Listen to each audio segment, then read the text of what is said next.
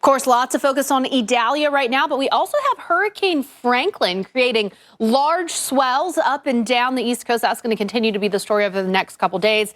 And then a very close brush with Bermuda with Hurricane Franklin. As we look at this map right now, Franklin looking much more impressive. That characteristic look of a strong hurricane moving through the Atlantic. Idalia looking a little disorganized, but that is misleading. This storm is getting its act together and will continue that trend as it moves into the Gulf. Story with both of these going to be creating those large swells, whether it's in the Gulf or the Atlantic. Florida, Dr. Knapp, getting hit from both sides in terms of tropical impacts, direct and indirect. Yeah, and Felicia, what's ironic about that image we just showed is that current intensity of Franklin is what Idalia is forecast to be in the northeastern Gulf of Mexico before it makes landfall. So this might be just a little bit of a flavor of the preview of what Idalia is going to look like when it gets in to the Gulf of Mexico, or after it intensifies over the Gulf of Mexico. Cat 2, 100 miles an hour. Thankfully, for the folks in the Bahamas and Florida, this is not doing this a little farther west, but this is not necessarily good news for Bermuda. In fact, the concern level is still high enough that you've got to watch this very closely because the previous tracks went farther north and west, and the track bending around and with the higher peak intensity at Cat 4, you've got to watch this in Bermuda for the possibility, if it takes the right-hand side of the cone, could you end up getting hurricane conditions? Got to really watch this closely. But we also know, even for hurricane, especially a major hurricane on the other side of Bermuda, we've had swells reach the east coast of the U.S. and take lives from high surf and rip currents. This is definitely going to do that. That is a big concern from this system. Look at how menacing this one looks now. And again, this is what is Idalia now, but this is what it might look like later on. And again, Bermuda is in play, and the east coast of the U.S. is going to be feeling the effects of this. The troughing up coming out of Canada is what's going to pick both of these systems up and go north. But look at all the fuel that Franklin has to tap into, and everybody's warmer than average, but Idalia has the warmest waters in the basin. Now, even though we're pretty confident this is going to stay far off the east coast of the U.S., you can't rule out a direct impact in Bermuda, and regardless, this is going to produce some surf along the east coast. Watch how the wave field expands as this moves north and strengthens. The swells are going to reach the east coast tonight and tomorrow. So Monday and Tuesday, Felicia, will be very dangerous at the beaches along the east coast of the U.S. And then we only have a short break along the southeast coast before the effects of Idalia later in the week impact that zone. Certainly terrible timing with everyone trying to get in those last summer vacays. Thanks, Dr. Knapp. Well, take a look at this. Hurricane hunters have been flying missions into Franklin. This is what it looked like on board as they flew into Franklin on Thursday. Now, this is when it was still a tropical storm. They're also flying into Idalia, providing crucial information to the National Hurricane Center. You know, a good forecast that's communicated clearly can mean the difference between life-saving information. But what also makes a big difference is good data in for a good forecast out, Dr. Knapp, and the hurricane hunters play such a big part of that. Yeah, and in this kind of scenario with a tropical storm forecast to become a strengthening hurricane in the eastern Gulf and affecting the U.S., we're going to throw everything we got at this. And fortunately for us, we have a lot of resources. Now, the first thing that's going to happen, and is already happening right now, is we need to figure out what's going to happen with this upper level low. What's the environment going to be like as Idalia moves north? Well, look at this lawnmower pattern of this aircraft mission that's going on right now. They took off from Lakeland. This is a NOAA plane. But you might be thinking, Felicia, well, why are they doing that? Why aren't they flying into the storm? But this is the NOAA G4 jet. This is a synoptic surveillance mission at 40,000 feet, and they're dropping a bunch of dropsondes along the way. Those data are going to go into the models to help improve the track forecast primarily that we'll see overnight tonight. And you know, Dr. Knapp, if you are just for the first time ever kind of tuning in with us and hearing all these things for the first time, what we're basically saying is the hurricane hunters go out there and they collect the data that we might not be getting otherwise, and then we can feed that into the models for a better forecast, because right now We need a better forecast. You can see the ensemble tracks of the Euro here still very spread out in terms of where this storm might travel. Yeah, a lot of these tracks are inside the cone. Some of these tracks are outside the cone. We would like to narrow that one way or the other. We want it to be as right as possible, that G4 jet data. Hopefully we'll get this to narrow up a little bit to make the track forecast more accurate, because we got tracks all the way from Panama City down to Fort Myers. But then the other thing is we got to have the planes that fly into the storm. We're going to have Biloxi, Keesler Air Force Base, Air Force planes coming down. We're going to have the NOAA P-3s coming down and flying through this hurricane, because we don't have the data over water that we do over land. We got to get something in there and take the temperature. So here's the plan, Felicia. This is about as busy as they're ever going to get. Air Force plane going in tonight, another G4 jet going around it overnight, and then at the same time, Air Force and NOAA planes going in tomorrow morning. Yeah, Dr. Knapp going to be busy, going to get us that data that we need. And of course, we have crews out live in the field. You see it here from Tampa to Cedar Key and Apalachicola. We've got your live coverage from the field.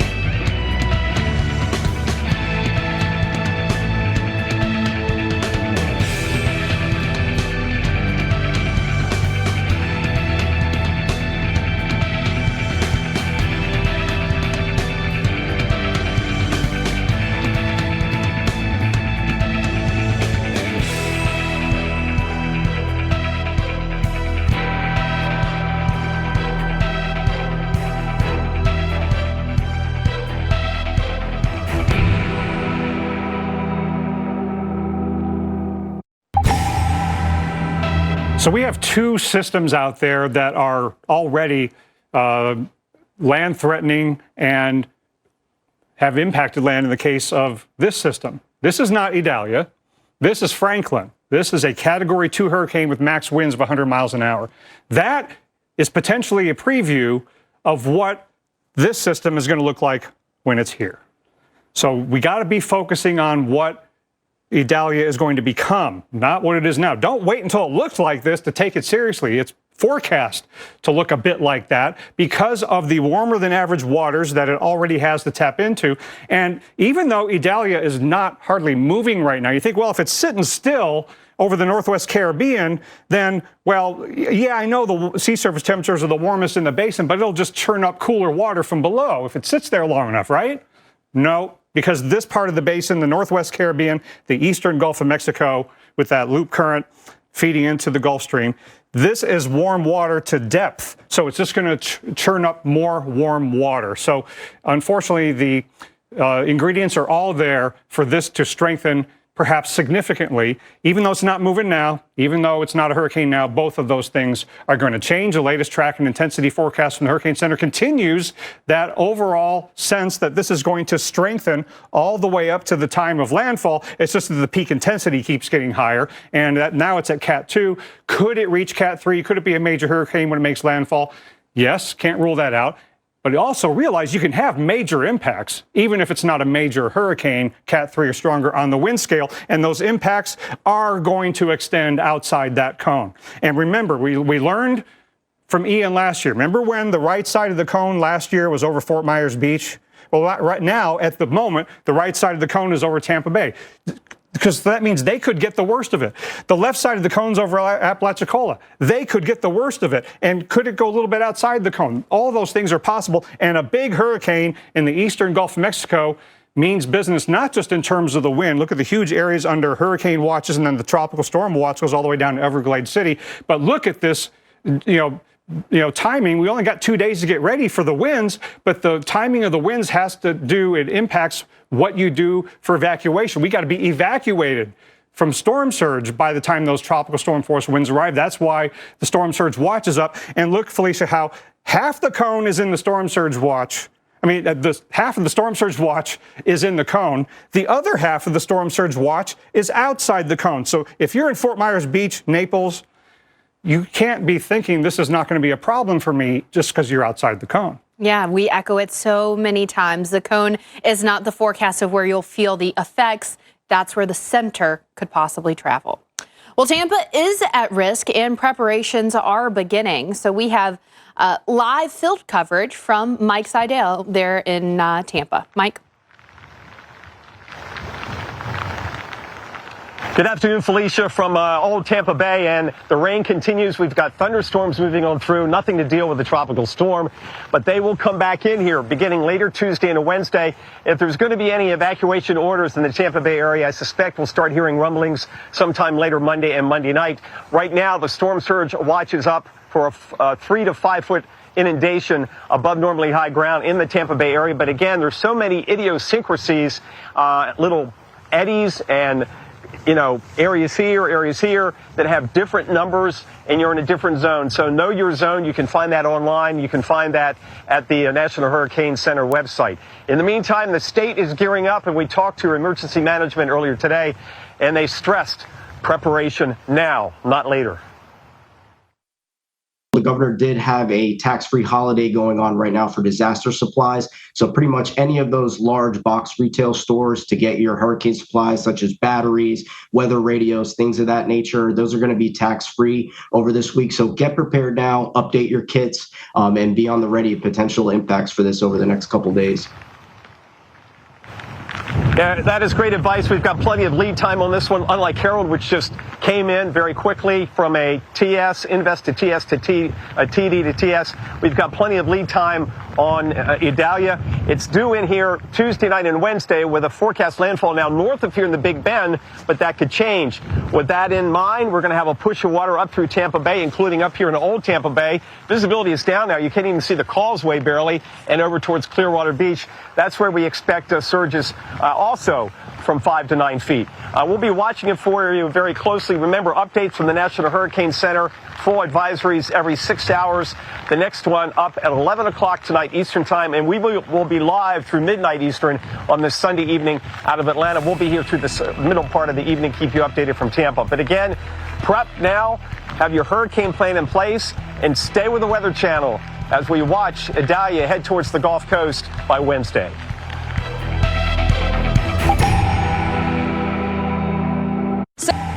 Welcome to our special live coverage of the tropical threat, Tropical Storm Idalia. I'm meteorologist Felicia Combs. And good evening, everyone. I'm Dr. Rick Knapp. There is now a hurricane watch along Florida's Gulf Coast, tropical storm watch south of Englewood, Florida, and we have storm surge watches along the coast in all of those areas. That's right, Dr. Knapp. And of course, with this latest advisory that we have out here, that forecast for intensity keeps going up. So we're watching it closely. Those who should be paying attention goes from Cozumel to Cedar Key, Florida, and up into Jacksonville, even inland places like Charlotte, North Carolina. And as we always say, tropical storms and hurricanes are not just coastal events, Felicia. That's right, Dr. Knapp. So, of course, whenever you're talking about a tropical system, several different concerns that we are that are at the forefront of our mind. And you made such a fantastic point as we look at this storm surge watch. We just showed you the cone so that you will see that there are areas along the west coast of Florida that are having a storm surge watch that are not inside that cone. Yeah, and even the storm surge watch is not just, strictly speaking, a beachfront problem.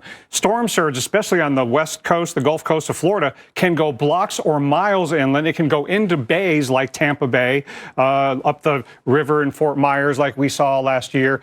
So this is not just a problem for people on the beach. That's right, Dr. Knapp. Of course, the storm surge is one issue that we're going to be keeping an eye on, but also that possibility for fresh water flooding, rain flooding. You can see we're starting that tomorrow along the west coast of Florida with rounds of rain, and then we see that area expanding as we head through Tuesday into Wednesday into Thursday, and as Idalia approaches the coast. Yeah, and I think those risk levels will go up as we get a finer forecast on where the heaviest rain is going to fall, because even at this point, 3 days out from the southeast U.S., there's differences in like the Euro versus the GFS model on who could get the heaviest rainfall. But I really do worry, Felicia, that somebody in an inland location could get some devastating rain-induced flooding.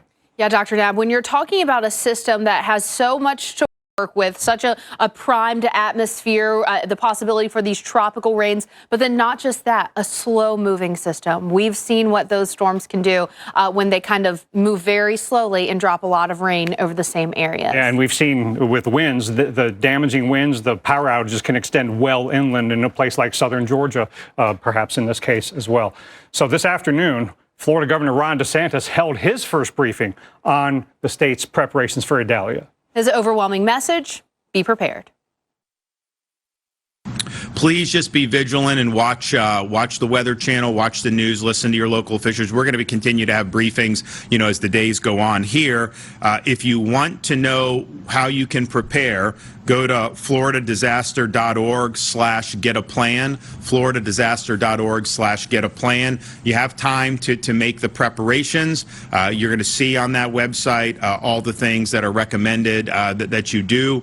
But I would say again, if you are in the path of this storm, expect to lose power for a certain amount of time. Yeah, such an important point that tropical storms are not just about getting through the storm itself, but for the potentially lengthy aftermath. Here's a live look at Cozumel, Mexico, where the tropical storm warnings are up. Again, the water seems to be always beautiful there, but the thunderstorms are kind of surrounding Cozumel right now. They got some that are actually in between that island and Playa del Carmen, which is on the mainland of Yucatan. And then there's the storm itself offshore. So they're catching a break momentarily because the structure of Idalia is not as concentrated with the convection as it will be. So there's Cozumel right there, that island. But they got thunderstorms kind of all around them, and the center of the storm is out here. Northeast at 3 miles an hour. Now, on one level, that is good news, because, for the continental U.S., not good news for Cuba and Mexico. They want the storm to get out of there, no doubt about it. But the fact that the storm isn't moving right now buys us a little more time in Florida and the southeast U.S. to get ready. But there's a huge flip side negative to that. It buys the storm more time over very warm waters to get its act together and be stronger once it reaches Florida and other states. And the concentration of the convection is on the increase. You might be thinking, well, hey, Nab, stationary storm, isn't that going to churn up some cool water from below and maybe it'll struggle to strengthen? Not over the Northwest Caribbean. There's deep, warm water below as reservoirs. It's like fuel injection for storms and hurricanes. So even while it's stationary, essentially, it has the potential to strengthen. So by the time it gets barely into the southeastern Gulf of Mexico, hurricanes forecasting it's already going to be a hurricane. So it's going to spend most of its time, maybe all of its time, over the eastern Gulf of Mexico as a hurricane. But how strong? Well, the intensity trend in the forecast all the way up to landfall, even starting with the first advisory from the Hurricane Center yesterday, was strengthening all the way up to landfall.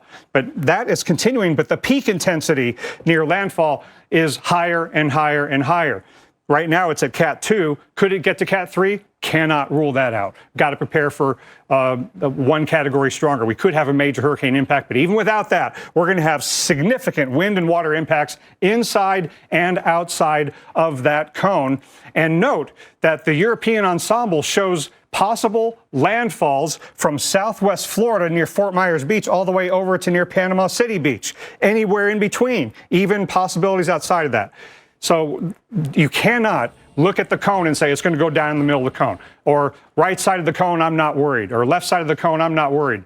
Anywhere in there. We learned our lesson last year with Ian that something on the right-hand side of the cone can take the brunt of the storm. Same thing can happen on the left side. So because of those uncertainties in track and intensity, the hurricane watches go all the way from west of Apalachicola down to near Punta Gorda, and then the tropical storm watch south of there. And look, they go inland as well. Not just going to be a coastal concern, but then the timing is we only got a couple days to get ready. That's why the watches are up. So tonight, tomorrow, and early Tuesday is when to get ready. But Felicia, we keep saying it. The cone is like here, but half of the storm surge watch is outside the cone. So we could have life-threatening storm surge that might necessitate evacuations from local officials, even if you're not inside the cone. And Dr. Nab, we've both seen it. We've both seen how storm surge can happen well away from the center of the storm because it's all about the direction of that wind, the duration of the wind. So certainly something that you're going to have to watch even outside of that cone, especially there on the what would be the left side of the storm. Well, here's a live look along the eastern seaboard where it's shaping up to be a wet week for some areas. Cities like Cedar Key, Florida, and Raleigh, North Carolina are on alert for Idalia as it inches closer to the state. So let's talk about it. I know we're focusing a lot on the cone, and we've said it once, and we're going to say it over and over again because I can't tell you how many people will look at this cone and they will picture the center of the storm going right through the middle of the cone, and the cone impacts fitting right inside the cone, and that, or the storm impacts fitting right inside the cone, and that will not be the case. Again, the cone is representative of the forecast on where that center of the storm could travel, and that means we're going to have impacts outside of the cone. So Atlanta, if it ends up traveling farther north and west, maybe more impacts for you. Places like Charleston, Wilmington, you want to keep a close eye on this forecast as we're heading into early and mid next week. Now, still, when we're talking about those impacts, one thing that we have to consider is the rainfall with any tropical system. This is a European model, and you'll notice that it is not nearly as bullish. 5 to 8 inches along the Big Bend area of Florida is where it's going right now. Now, the American model, two of our models that we use to forecast here, let's get a different color. You can see that the American model is way more bullish with its totals, taking maybe 8 to 12 inches up through the Carolinas, across portions of southern Georgia, there around Tallahassee as well. So the forecast for the rain and how much is going to fall, still a broad brush forecast, but locally higher amounts definitely possible as well. We start to see that risk for flash flooding popping up from Tampa down through Naples by tomorrow. We're seeing that area expanding Tuesday into Wednesday. Now, right now, it says possible. That is the forecast for flash flooding. We'll likely see this upped as we have a better idea of how fast Idalia is going to move, exactly where the storm goes, and how much rain we're talking about for these different areas. Severe storms certainly possible Tuesday as we're seeing that storm get closer and closer to the coast. You've got that possibility for severe storms, gusty winds, maybe storms with some rotation for cities like Tallahassee, even inland into Gainesville. Watch what happens with our broad brush future radar forecast. You can see the rain filling in Tuesday night, certainly into Wednesday. We're seeing that spread up through Georgia, the Carolinas, into portions of southern Virginia as we're heading through Thursday and into Friday. Now, where we see the most rain, how long this rain sticks around, going to be largely track dependent, obviously. So you're going to have to keep tuning in to see where that forecast is taking aim. Forecast right now, 4 to 5 inches along that I-10 corridor from around Lake City toward Tallahassee. As we know, especially urban areas, when you're talking about that much rain coming down in a short period of time, it's going to cause some issues. Looking up through Georgia into the Carolinas, 3 to 4 inches for places like Statesboro, Orangeburg. You're included in that. But guys, I'm going to keep saying it. This forecast is going to change. This is a broad brush in terms of rainfall forecast, and this is going to be refined as we move through early next week. Tampa right now, a few inches, St. Petersburg as well. But Dr. Nab, as we know, the impacts outside of the rain and outside of the storm surge include that possibility for power outages with maybe tropical storm hurricane force winds. Yeah, so all the more important to get the supplies you need to get through the storm itself, but the potentially long and unpleasant aftermath. If you are isolated without power and responders can't come, you want to have the ability to take care of yourself with first aid kit and other important food, water, and medicines. Now, with a track and intensity forecast like this, we got to get ready to deal with very significant life-threatening wind and storm surge. And again, the intensity could end up being higher than what this is forecast to be, and the timing of when tropical storm force winds are going to arrive is not just relevant for getting ready for the wind, you know, having outdoor items brought inside, having shutters up, or getting out of a mobile home, but it's also relevant for getting out for storm surge, because you got to have your evacuations done before the winds are too dangerous to be out on the road. So now is the time. It's not too early to be talking about evacuation, even if you haven't been told to evacuate yet. You want to find out if you live in an evacuation zone and where you go and how you'd get there if told to go. And anywhere in the storm surge watch area, your local officials might have some things to say about when and where people might need to evacuate. And again, half of the storm surge watch area is outside of the cone. And the Hurricane Center's initial broad general forecast of storm surge flooding above normally dry ground has the expectation that the highest storm surge flooding would occur here in the Big Bend area, 7 to 11 feet, somewhere in there. And you might be thinking, well, everywhere in this 3 to 5 and 2 to 4 foot zone, I'm not nearly as concerned. But remember, number one, you're under a storm surge watch. That is the potential for life-threatening storm surge. You get to about 3 feet, we're talking about life-threatening saltwater flooding. But these numbers could change. If that track forecast trends farther to the right, if the track ends up on the right-hand side of the cone, near Tampa, their numbers could go up. And anything that trends farther to the right and or stronger could make all of these numbers go up. So again, you don't have to be inside the cone. You don't have to be in the area right now of highest expected storm surge to be planning preliminarily for evacuation, because this European model run shows it. Felicia, there's going to be onshore flow all across the right-hand side of this, no matter exactly what the track forecast is. Yeah, Dr. Nabin, it's not always about just getting through the storm. It's about what you have to deal with after the storm, with the flooding ramifications and possibly the power outages. Something to think about there, too. There's a storm surge watch for Tampa Bay as well as a hurricane watch. We've got meteorologist Mike Seidel. He's there in Tampa, where people are gearing up, Mike, as we're watching Idalia closely. Yes, and they're trying to buy gas today. We've seen the gas lines. People are worried about this, even though it's not going to get here till Tuesday night and Wednesday. So, if you face a long gas line, maybe try later this evening or tomorrow morning, because once everybody gets filled up, the line should shorten down.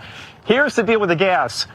Unfortunately, there was some human error at the port of Tampa, and after 10 a.m. Saturday, if you bought gas at several stations, more than several stations on the west coast of Florida, between about Naples and Chiefland, including the Tampa Bay area, it may be cross-contaminated with diesel.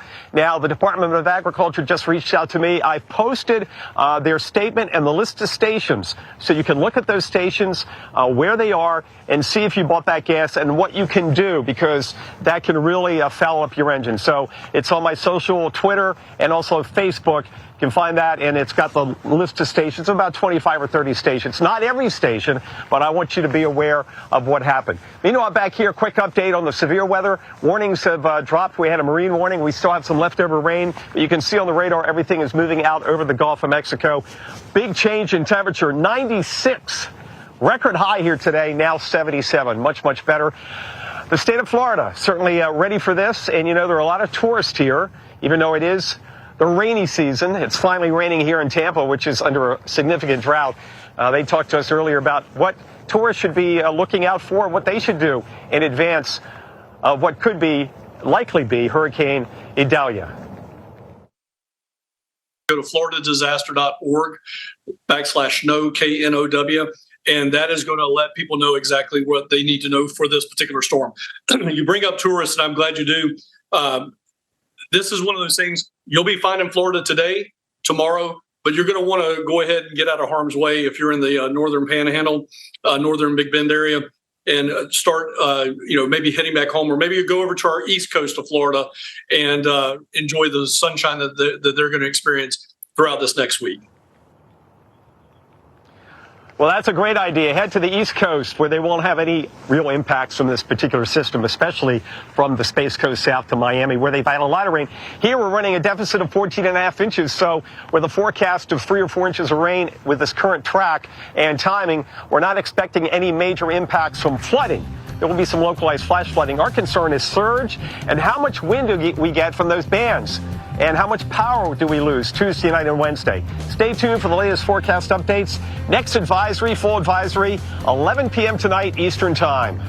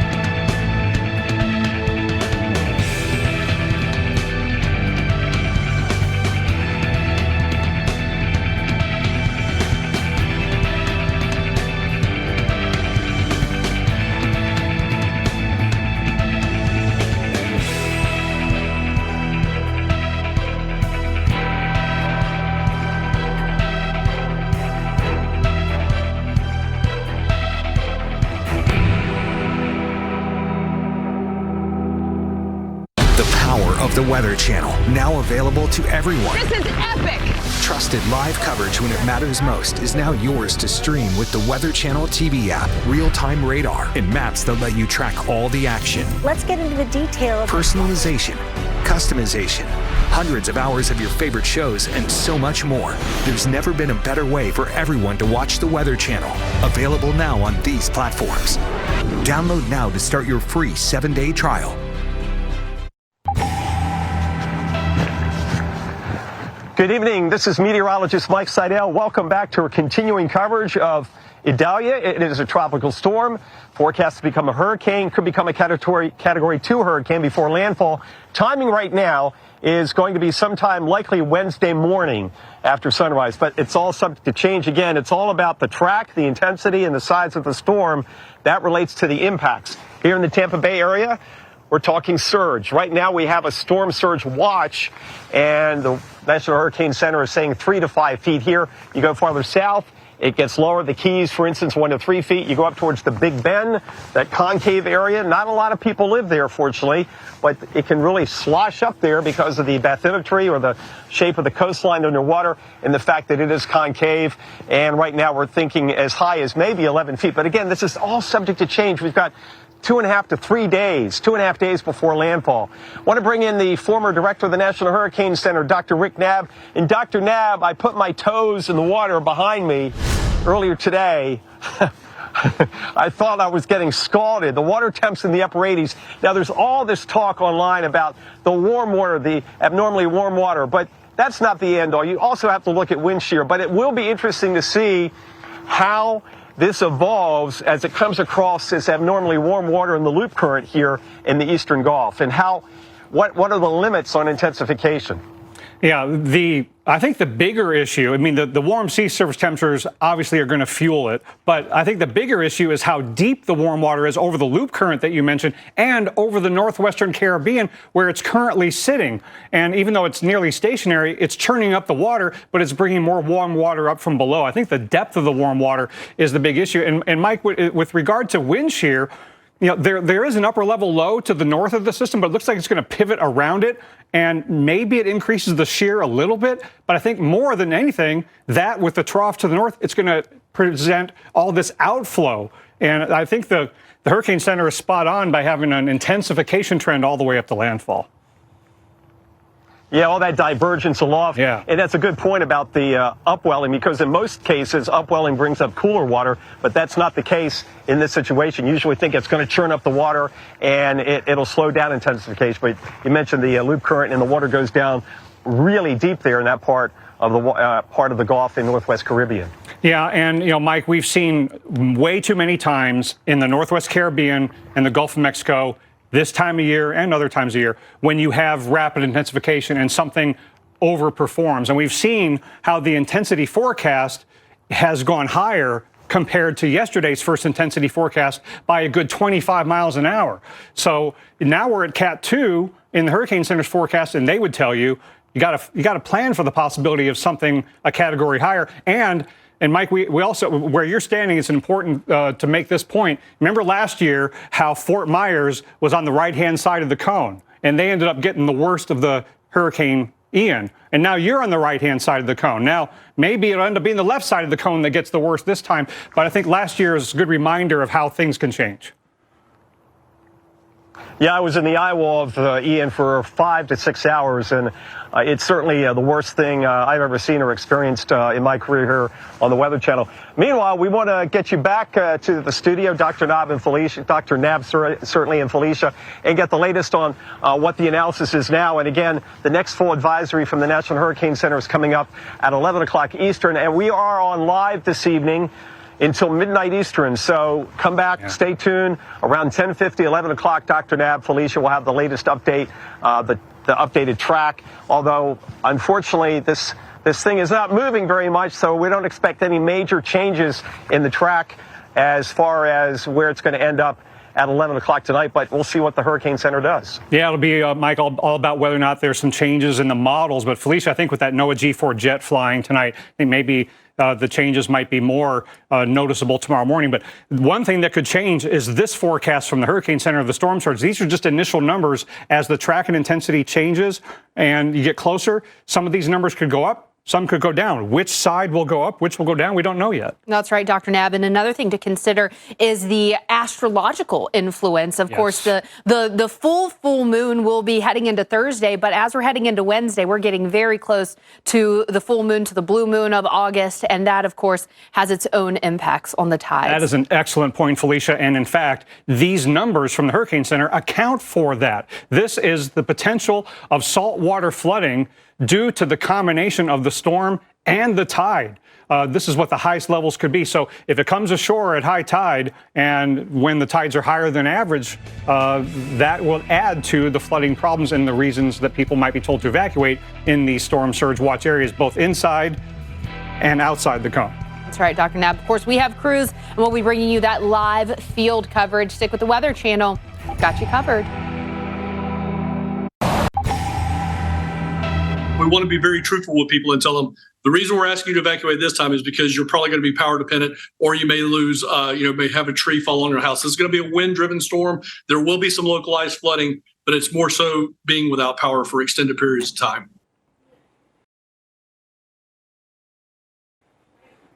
And welcome back to our special live coverage of tropical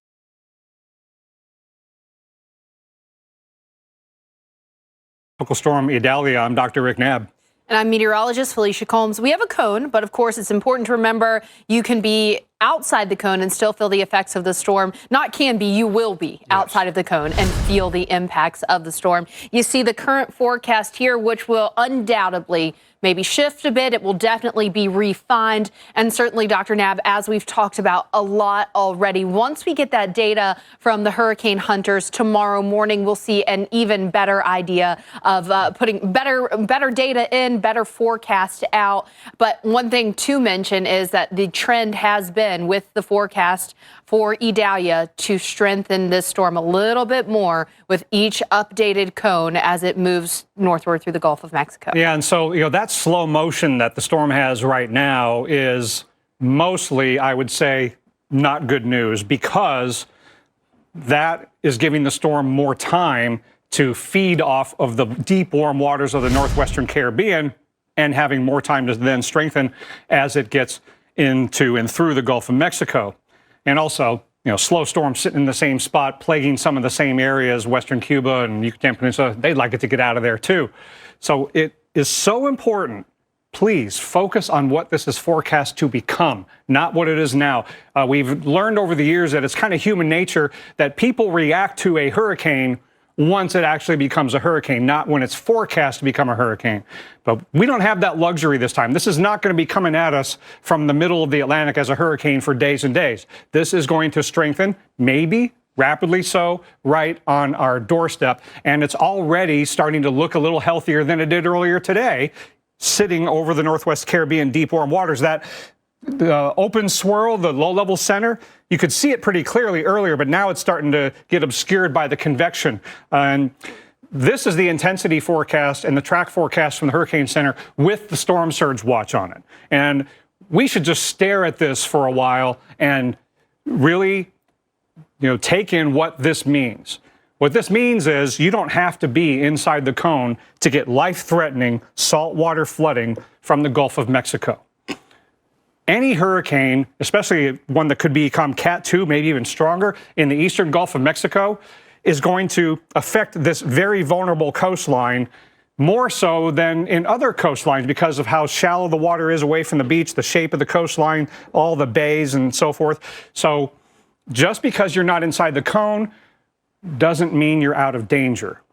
You've got to be taking this seriously. And remember last year, the storm came ashore in Fort Myers when they were on the right-hand side of the cone. Could that happen in Tampa? Could it go outside the cone? Could it make landfall in Apalachicola? This is just where the center's going to go. But any track in anywhere near this cone is going to produce storm surge on the right-hand side outside the cone. So really concerned about that freshwater flooding, that saltwater flooding, in addition to the freshwater flooding, Felicia, that we could get inland. And then we're going to have impacts from at least a tropical storm on the east coast of northern Florida and along the Atlantic coast from Georgia through the Carolinas. We got a lot of folks that got to get ready for this, and we only got a couple of days before those winds of tropical storm force arrive. Got tonight, tomorrow, early Tuesday to get ready. You know, Dr. Nab, and sometimes it's all relative. All it takes is getting that specific area of flooding in maybe your neighborhood, and a storm that didn't seem so bad 10 miles away from you is the storm that completely just ruined your day, your month for you. So you want to be prepared for the worst. All right, well, we do have our own Mike Seidel. We want to check back in with him. He's live in Tampa with the details on what we can expect through the area this week. Mike, you were talking about just how warm those waters are of the Gulf are, and we know that's a big component in the forecasted intensity of this storm. Yes, indeed. We're going to see how fast it strengthens as it gets closer to us. That's the big concern: intensity, size, and track. Meanwhile, the folks over at the Tampa General Hospital are getting ready. They have staged what they call their aquafence. Take a look at this. Now, this is video from last year when they put it up during Ian. Remember that last September? Who can forget Ian? So what they do is they put it up, they protect it against storm surge, and that keeps the hospital open and operational, so they have it staged and ready to install if needed. And I suspect they'll eventually put that up probably sometime tomorrow around the hospital, Tampa General. Meanwhile, the sun is back out. The storms have moved out as we head into a warm, humid evening here in the Tampa Bay area. Storm surge watch, 3 to 5 feet in the Bay Area. Also a hurricane watch. The worst of the weather arriving later Tuesday and Tuesday night. We will keep you updated here at the Weather Channel, so stay with us. Why did we? And the tropics are continuing to heat up. Thanks for sticking with us here on the Weather Channel. Special tropical coverage going on right now. Now, if you were just looking at this, you might think that the special tropical coverage was for Hurricane Franklin, because it's looking pretty impressive there. Definitely your characteristic strong hurricane moving through the Atlantic. What we're watching, though, also Tropical Storm Idalia, which you might think looks a little disorganized right now. You wouldn't be completely wrong about that. Not telling the whole picture there. That storm is going to move into the eastern Gulf of Mexico and taking aim at the state of Florida, eventually across the southeast U.S. as well. Both storms, though, will be causing direct and indirect impacts. Franklin causing indirect impacts for the U.S. in terms of swells, which is terrible timing as a lot of people are trying to get their last beach visits in before that Labor Day weekend close. Big swells mean dangerous conditions at beaches. Tropical Storm Idalia also going to be increasing those waves there in the Gulf of Mexico and bringing threats all of its own, Dr. Nab. So, sometimes when the storm is far away and it's not a direct impact like Franklin, people let their guards down at the beach a little bit, and you can't do that because a storm like that is going to churn up those waves. Yeah, too many times in past years, we've lost a lot of lives on the east coast of the U.S. from high surf and rip currents from distant hurricanes, even some on the other side of Bermuda. So this is going to be a little bit closer than that. That's right. So, Dr. Nab, the forecast is taking Franklin pretty close to Bermuda as well. Yeah, closer than in previous advisories. So let's take a look at, here's Bermuda and here's Franklin. And oh, by the way, as Felicia was just showing you, this is, in some ways, a preview of what Idalia could look like when it's over the northeastern Gulf of Mexico. Franklin is at the intensity right now that Idalia is forecast to be before it makes landfall in Florida. So just keep that in mind. Don't focus on what this is looking like now. Focus on what it's going to be. And it's going to be looking a lot like Franklin. And both of them are generally moving north around high pressure to the east and will get picked up eventually by troughing coming across Canada. But right now, weak wind shear over both of them. And look at all the fuel that Franklin has to tap into. It's not going to hit the north wall of the Gulf Stream until it gets north of Bermuda. But how far north of Bermuda? And even after that, it's got warmer than average waters. So it's a Cat 2, 100-mile-an-hour winds right now. But look at that track. The right-hand side of the cone is still dangerously close to Bermuda, and this is forecast to be a lot stronger than in previous days, almost certain to become a major hurricane. So the closer it gets to Bermuda, the more direct impacts they could receive, so they've got to keep tabs on that. But this system will be on this side of Bermuda, definitely close enough, even though we're not going to have any tracks possibilities anywhere near the coast of the U.S. We're going to have those swells coming toward the east coast of the U.S. as this hangs a right. But as it is in this zone, it generates ocean swells. So watch how the wave field is going to increase from tonight into tomorrow. So tomorrow and Tuesday, Felicia, look at all these swells bringing the dangerous, life-threatening surf and rip currents to the east coast of the U.S. We get a short break before the effects on the southeast coast of Idalia come through. So a dangerous time at the coastline there on the east coast. Definitely going to have some beach erosion issues before all is said and done with these two storms. Thanks, Dr. Nab. Well, hurricane hunters have been flying missions into Franklin. This is what it looked like on board as they flew into Franklin on Thursday when it was a tropical storm. Now they're also flying into Idalia, providing crucial information to the National Hurricane Center. Man, that looks like a scene out of a scary movie, right? But trained to do this, and such an important part of the forecast that we get from hurricane season. We are going to have such a better idea of the forecast and what is going on with Idalia by tomorrow morning from the recon from those hurricane hunters, Dr. Nab. Yeah, so they're doing double duty, literally, because there's another Air Force plane headed into Franklin now, and then they've got all kinds of aircraft that are starting to fly into and around Idalia. So we've got Air Force plane going into Franklin now. Now, look at this lawnmower-shaped track of this aircraft that took off from Lakeland a little while ago.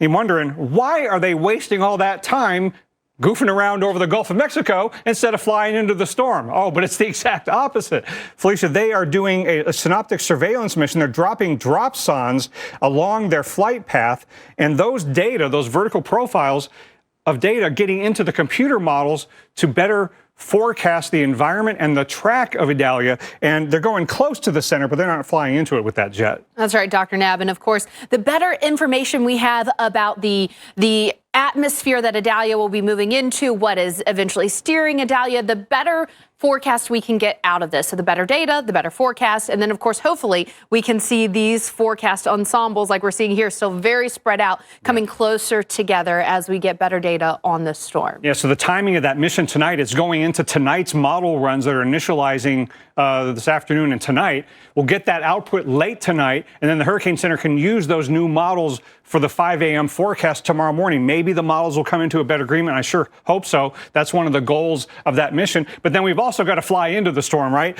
From Keesler Air Force Base in Biloxi and from Lakeland, the NOAA planes. The Air Force and the NOAA planes are going to be flying into Idalia, starting with the 11 o'clock Air Force mission tonight. And then look at this. Tomorrow morning, Felicia, both a NOAA plane and Air Force plane flying in at the same time, just at slightly different altitudes. When my doctor gave me Breztri for my COPD, things changed.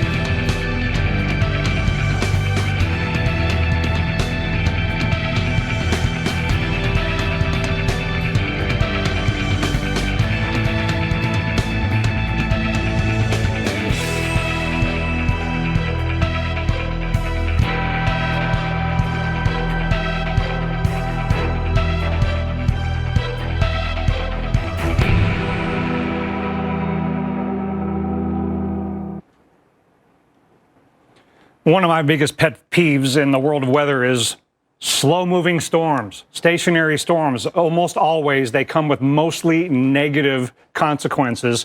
And I would say, in general, it's bad news that this is barely moving. The only benefit is it's giving us in Florida and the southeast U.S. more time to get ready, but it's giving the storm more time to get ready to deal us more impacts from wind and water. And also, I'm sure the folks in Mexico and Cuba would like to get this up on out of here, but it's going to be a lot stronger and moving a lot faster as it goes through the Gulf of Mexico, but not all that fast. So these systems that don't move much over the Northwest Caribbean, the storm itself has more of an advantage in that it's not churning up colder water from below. It's sitting over really, really warm water that's not only above average at the surface And not only the surface temperatures that are the warmest in the Atlantic basin in this zone, but they are warm to a significant depth. So all this is doing is churning up more warm water as it churns up the Gulf of Mexico. So it's got plenty of fuel to intensify all the way up to the time of landfall, as generally the Hurricane Center has been forecasting. It's just that the peak intensity keeps going up. And looking at the models here, the colors of the low-level spin, these traveling white lines are the upper-level pattern, and there is an upper level low over the northern Gulf Coast. You might think, well, okay, upper level high pressure down here. Once it hits that upper low, shear will increase, and that will lessen the intensification. But the problem is that upper level low is mostly going to kind of get out of the way, and it might mostly enhance the upper level outflow from the storm. So I don't think shear is going to save us from a strengthening hurricane as it crosses Florida and then gets into the southeastern U.S. and near the east coast of the U.S. And I don't even want to talk about how this could affect Bermuda after Franklin does.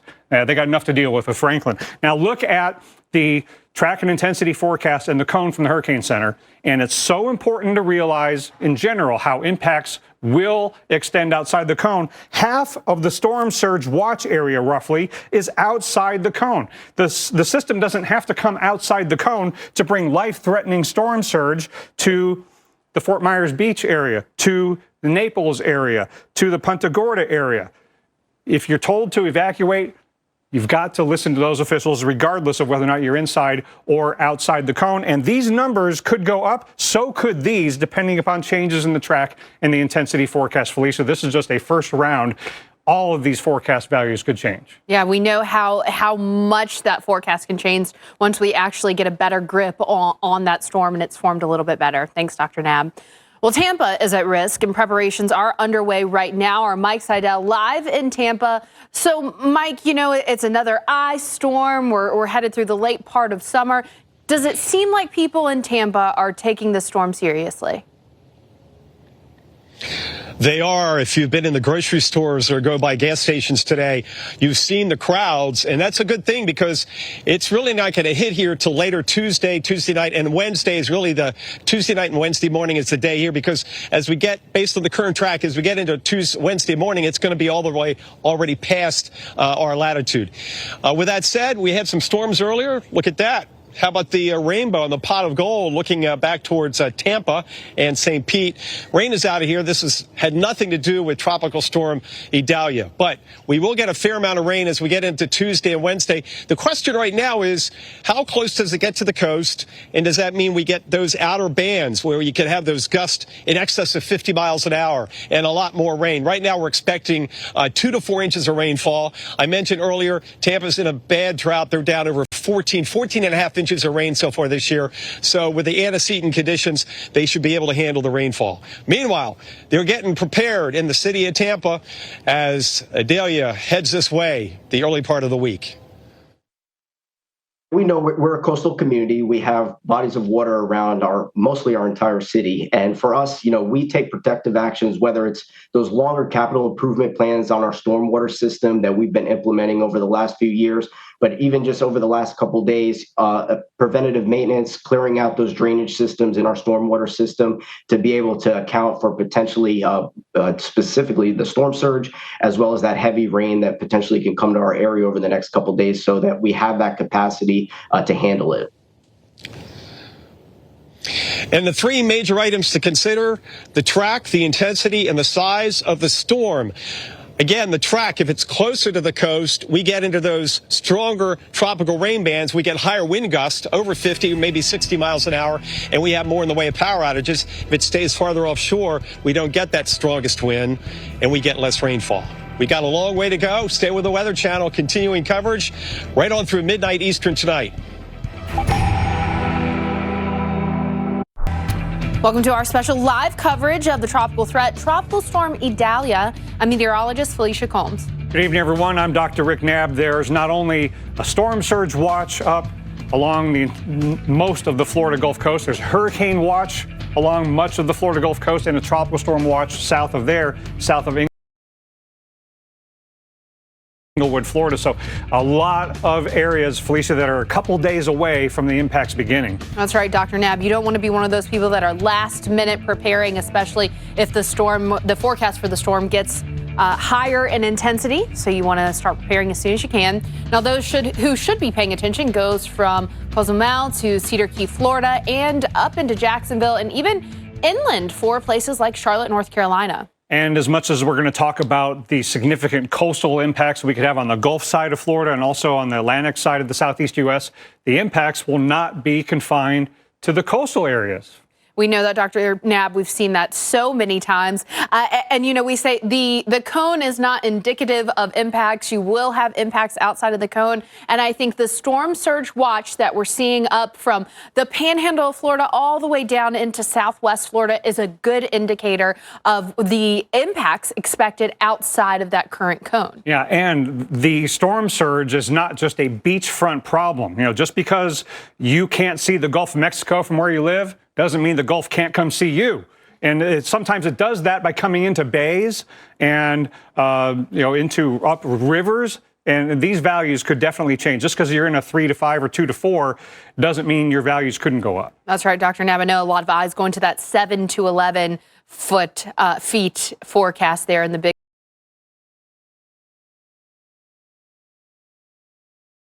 Bend area. Of course, it's not just the saltwater flooding that we've got to take into consideration with this storm. It's also the freshwater, the rain flooding. You can see the forecast here. The European model not currently as bullish as, say, the American model. The American model bringing a large swath of 8 to 12 inches. But Dr. Nab, as we know, we are still a couple days out, so this forecast will be refined, and you will certainly see locally higher amounts. Yeah, and there could be some areas near the coast or near bays and rivers that get a combination of storm surge flooding and rain-induced freshwater flooding because the rainwater can't drain out into the Gulf because the storm is pushing things back toward the coastline. So this afternoon, given all of these hazards that the state of Florida is facing, Governor Ron DeSantis held his first briefing on the state's preparations for Idalia. That's right. His overwhelming message, be prepared. If you are in the path of this storm, you should expect power outages. So please prepare for that, particularly if you have one. If this storm ends up coming in the Tallahassee region, there's a lot of trees that are going to get knocked down. The power lines are going to get knocked down. That is just going to happen. So just be prepared for that and be able to do what you need to do. If you are power dependent, particularly people who are elderly or who have medical needs, please plan on going to a shelter. So important to be talking about the coastal impacts and the inland impacts, both wind and water. Now, where the storm is now is the northwestern Caribbean. And the island, Cozumel, Mexico, is at the moment catching a break because there are some burgeoning storms offshore near the center of circulation. There's some storms over land, over mainland Yucatan, but Cozumel's catching a little bit of a break. But that is only because of the relative disorganization of the storm compared to what it is going to be later on. And so it's really important to be thinking about what you're going to do when wind and water come to your zone. And what if it's an evacuation zone that you live in? It's not too early to be talking about and planning for evacuation, even if you haven't been given an evacuation instruction yet, because you want to do that thinking and planning before it's time to go. And so, especially if you need assistance getting out, some people will be told to evacuate and will go. Some people will choose not to go, but some people can't go without help. So if you need help, transportation, you got health concerns, call or contact the state, your local emergency manager, so that when evacuation instructions are given, you can be taken care of. Let's get everybody out, right? And let's focus not just on what the storm looks like now. In fact, let's focus more on what it is forecast to become. And as it strengthens, we're going to get more information from the hurricane hunters. The next flight going into Idalia is going to take off from Keesler Air Force Base in Biloxi, Mississippi at 11 o'clock tonight, and more of the cavalry coming overnight into tomorrow.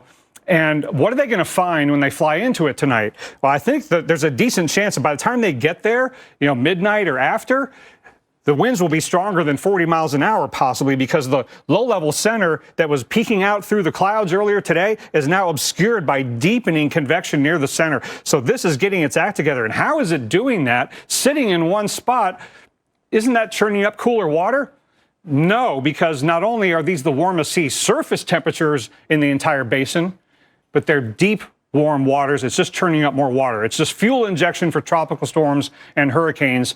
And because the wind shear is not expected to be a hindrance to intensification, the Hurricane Center continues to forecast intensification all the way up to the time of landfall. Problem is, the more organized it looks over the Northwest Caribbean, and the more time it has before landfall, the more that intensity forecast before landfall keeps going up. It's up to 100 miles an hour now, and we're down to a couple of days before the winds of Tropical Storm 4 start arriving. So we've got tonight, tomorrow, and part of Tuesday to get ready for this, and that's whether you find shelter after evacuating, or you get those shutters up, or bring everything inside, get your supplies. Everything's got to be done in the next couple of days. That's why the watches are up, and the storm surge watch is inside the entire cone where it crosses the coastline, but the other half of the storm surge watch is outside of the cone, and the highest storm surge flooding values, yes, they're up here in the Big Bend area, but that is just assuming the forecast holds.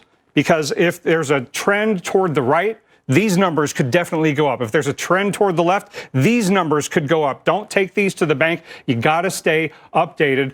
But regardless, Felicia, one thing you got to remember down in Naples, Fort Myers, Punta Gorda, even if the storm stays inside the cone, you can still have life-threatening storm surge. You don't have to have an Ian direct landfall to get nasty storm surge down to the south. But this could be really bad for Tampa Bay if this were to verify. But what about Apalachicola? A track over here could bring really bad storm surge to St. George Island and Apalachicola. Lots of possibilities. There's still so many possibilities, Dr. Nab, and what that tells me is that a lot of people still need to keep their eye on this forecast and go ahead and get prepared. The least club that you want to be in hurricane season is the club of people that are all rushing to get gas, to get water, to get batteries, because that's not fun for anyone. Get ahead of the game and keep tuning in to changes. That's right. Well, here's a live look along the eastern seaboard where it's shaping up to be a wet week for some areas.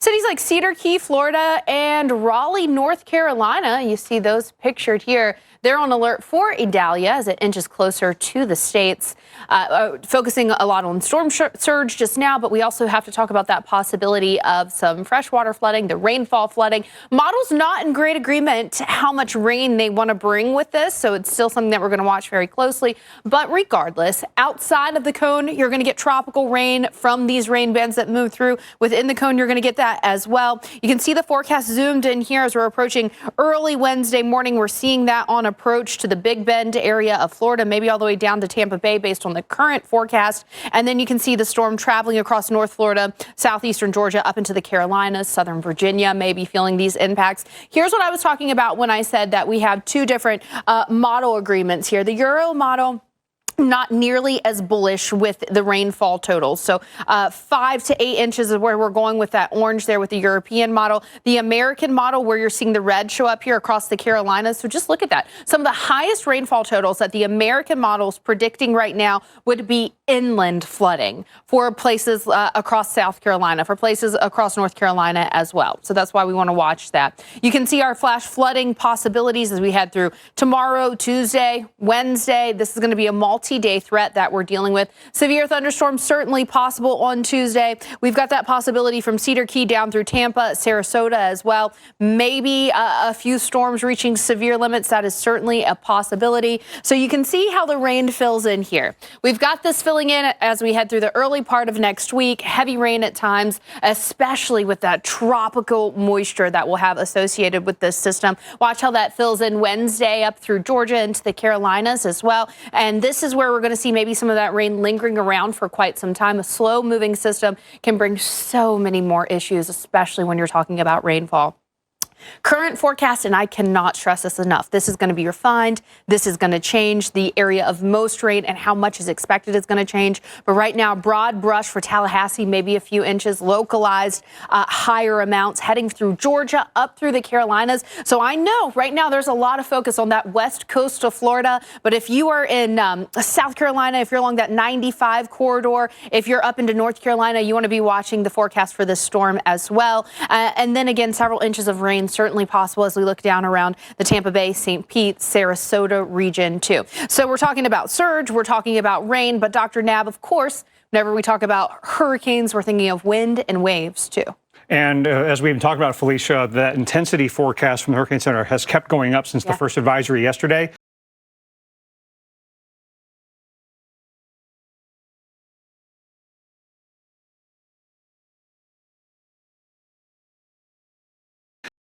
Going to be a Cat 2 at landfall in this location right down the middle of the cone. The track and intensity forecast could absolutely change. You got to be ready to pivot, be ready to react even more than you thought you might have to.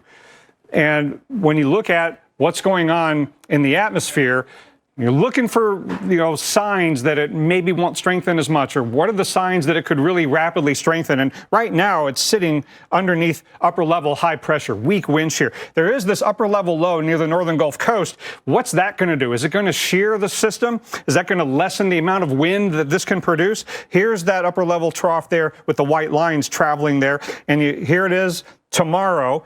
And then when we get to Tuesday, it looks like troughing sets up to the west of the system, but not close enough to impart a lot of wind shear on the system. And by that time, the system will have its own outflow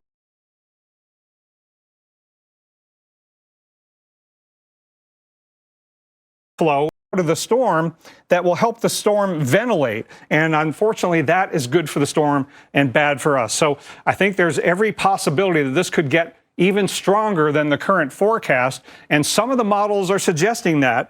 Some of the models are getting close to major hurricane strength. There's one that's already there, and the trend has been for it to be stronger. So a lot of uncertainty in the intensity. And so when you talk about the areas that are under the hurricane watch, you at least have to allow for the possibility that we're not just talking about Cat 2, the exact forecast. Could there be major hurricane conditions? That's possible.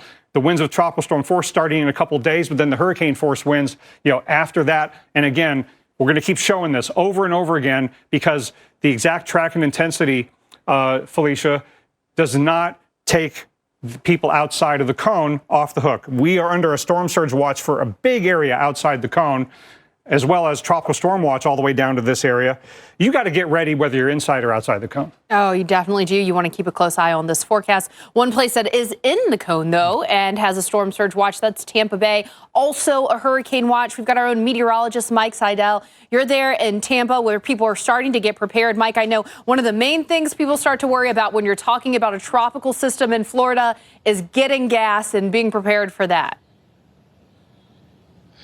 Yeah, so one of the issues today has been the fact that we found out that, unfortunately, there was a human error at the Tampa port, and diesel gasoline has now made it into the unleaded tanks of gas stations across parts of western Florida, from Chiefland down to Naples, including the Tampa Bay area. So it's been contaminated, and the Department of Agriculture is all over this. In fact, I posted their statement and the list of stations on my Twitter and Facebook on social media. If you can't find it online, I've got it there. It lists all the stations. This is occurring after 10 a.m. Saturday. So if you got gas at these stations or anywhere before Saturday morning at 10 a.m., you're okay. Otherwise, you could be in trouble, and they list what you can do moving forward. This is not good news at a time when we're heading towards what could be a hurricane, maybe not a direct hit here, but certainly getting close enough to cause significant impacts. We are under a storm surge watch right now. The forecast is 3 to 5 feet above normally high ground in the Tampa Bay area, and that means different things to different locations. You have to check online, check your hurricane evacuation zone, because if there are going to be evacuations, we're going to start hearing about them sometime later on Monday. Meantime, they're concerned and they're getting ready here across the state of Florida. Moving forward, we'll be working on the things that we normally do, which is prepare for evacuations, prepare for feeding if we need to do that, prepare for the debris removal.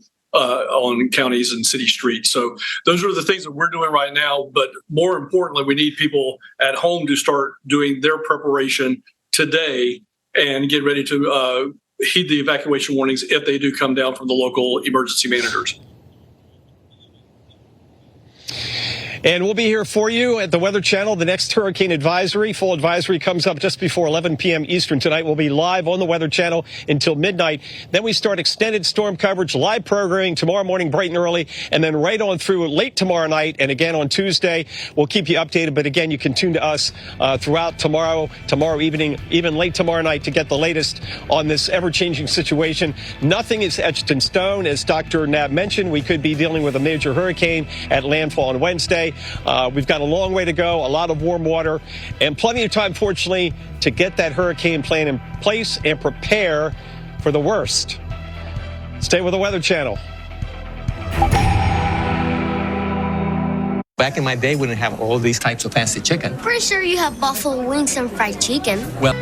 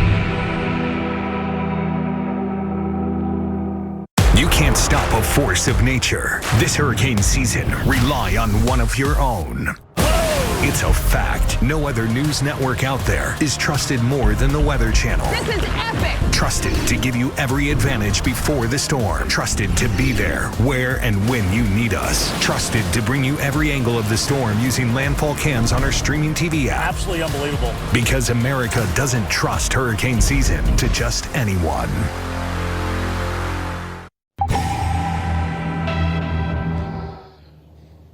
Once again, we're back live here on Tampa Bay, Old Tampa Bay, and the water is nice and glassy now after we had some earlier thunderstorms. There's the causeway to Clearwater Beach, and there are going to be a whole litany of issues coming up later Tuesday and Wednesday. The storm surge watch, we have the hurricane watch, and Dr. Knabb, a lot of folks here at the restaurant asking me, what are we going to see here? And I'm saying, well, we're going to have wind and rain, but it's really a function of how close and how strong and how large. So we have three factors.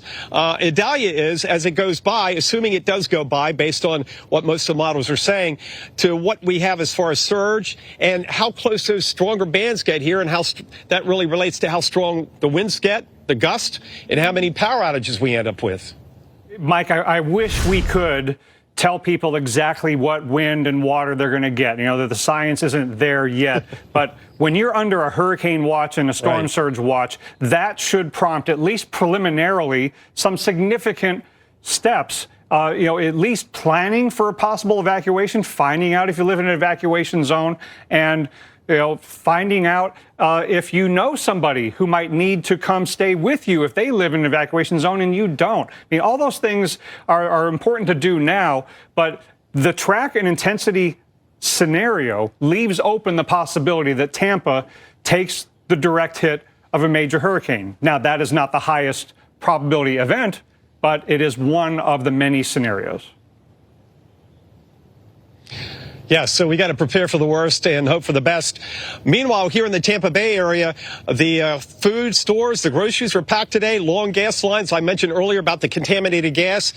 You can go online and search from my Twitter and Facebook. It lists the stations that got this diesel contamination in the gas tanks after 10 a.m. Saturday. So if you pumped your gas before 10 a.m. Saturday, you're fine. And the list of stations is not that long, but you'll see where they are anywhere between here down towards Naples and up towards Chiefland.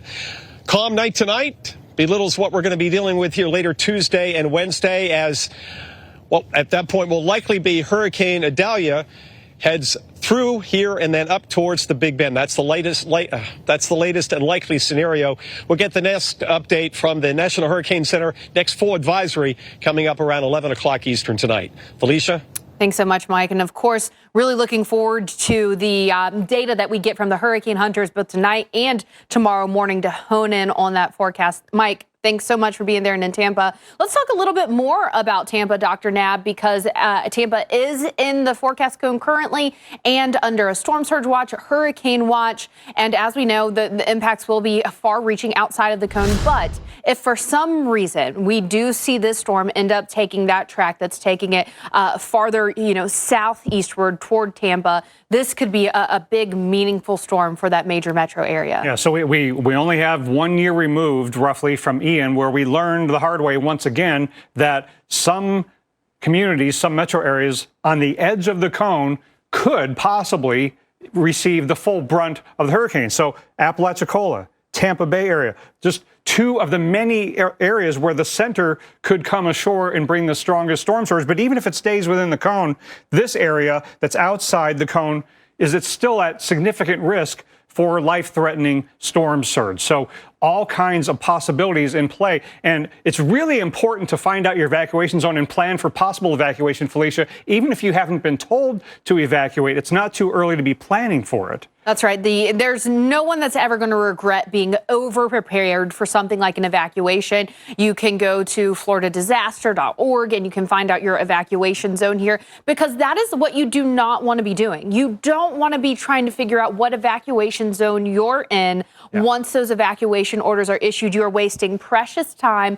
And also, you want to make sure you have that plan in place ahead of time. When you're talking about a storm moving across the state like this, Dr. Nab, the place that you might have evacuated to might be looking at its own threats like freshwater flooding or power outages. Yeah, so you want to evacuate to some place that's out of a flood-prone area and is safe from winds.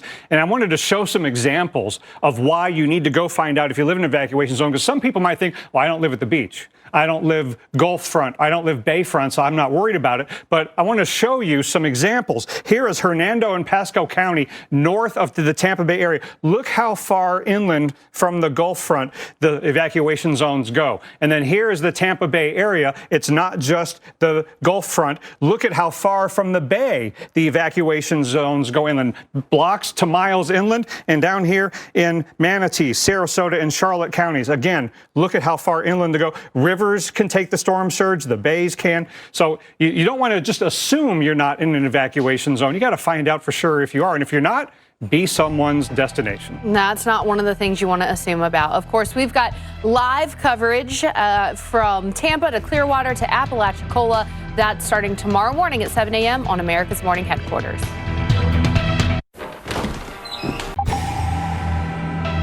We want to be very truthful with people and tell them the reason we're asking you to evacuate this time is because you're probably going to be power dependent, or you may lose, may have a tree fall on your house. It's going to be a wind-driven storm. There will be some localized flooding, but it's more so being without power for extended periods of time. And to be clear, there's going to be all kinds of reasons that people might need to evacuate, and wind might be just one of them. Welcome back to our special coverage of Tropical Storm Idalia.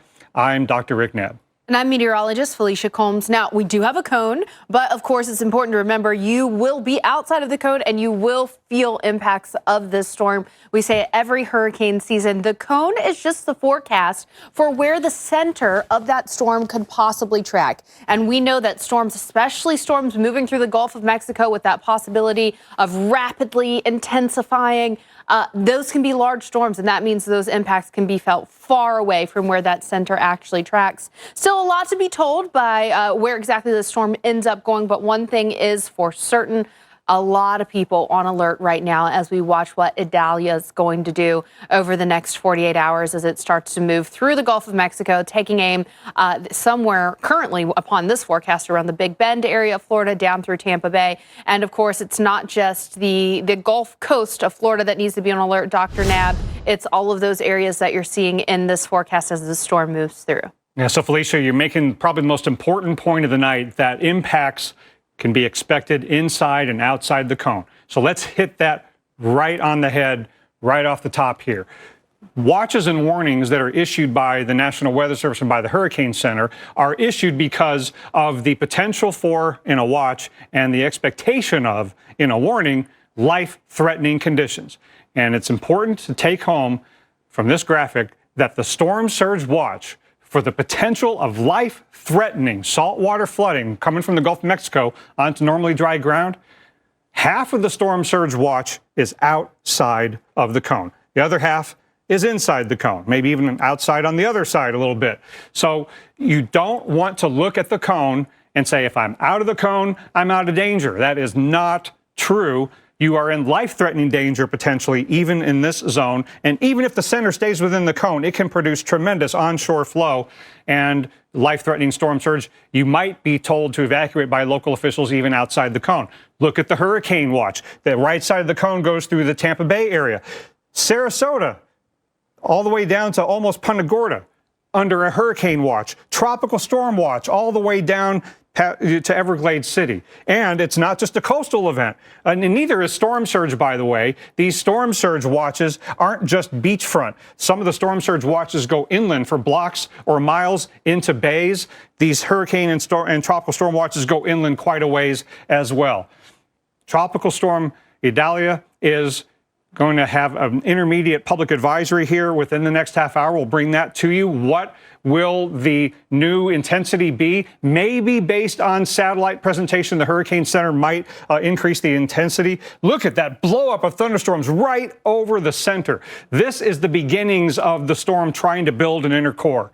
You're not going to have Hurricane Hunter aircraft in there during this part of the evening. It'll take off from Keesler Air Force Base in Biloxi, Mississippi, from the northern Gulf Coast.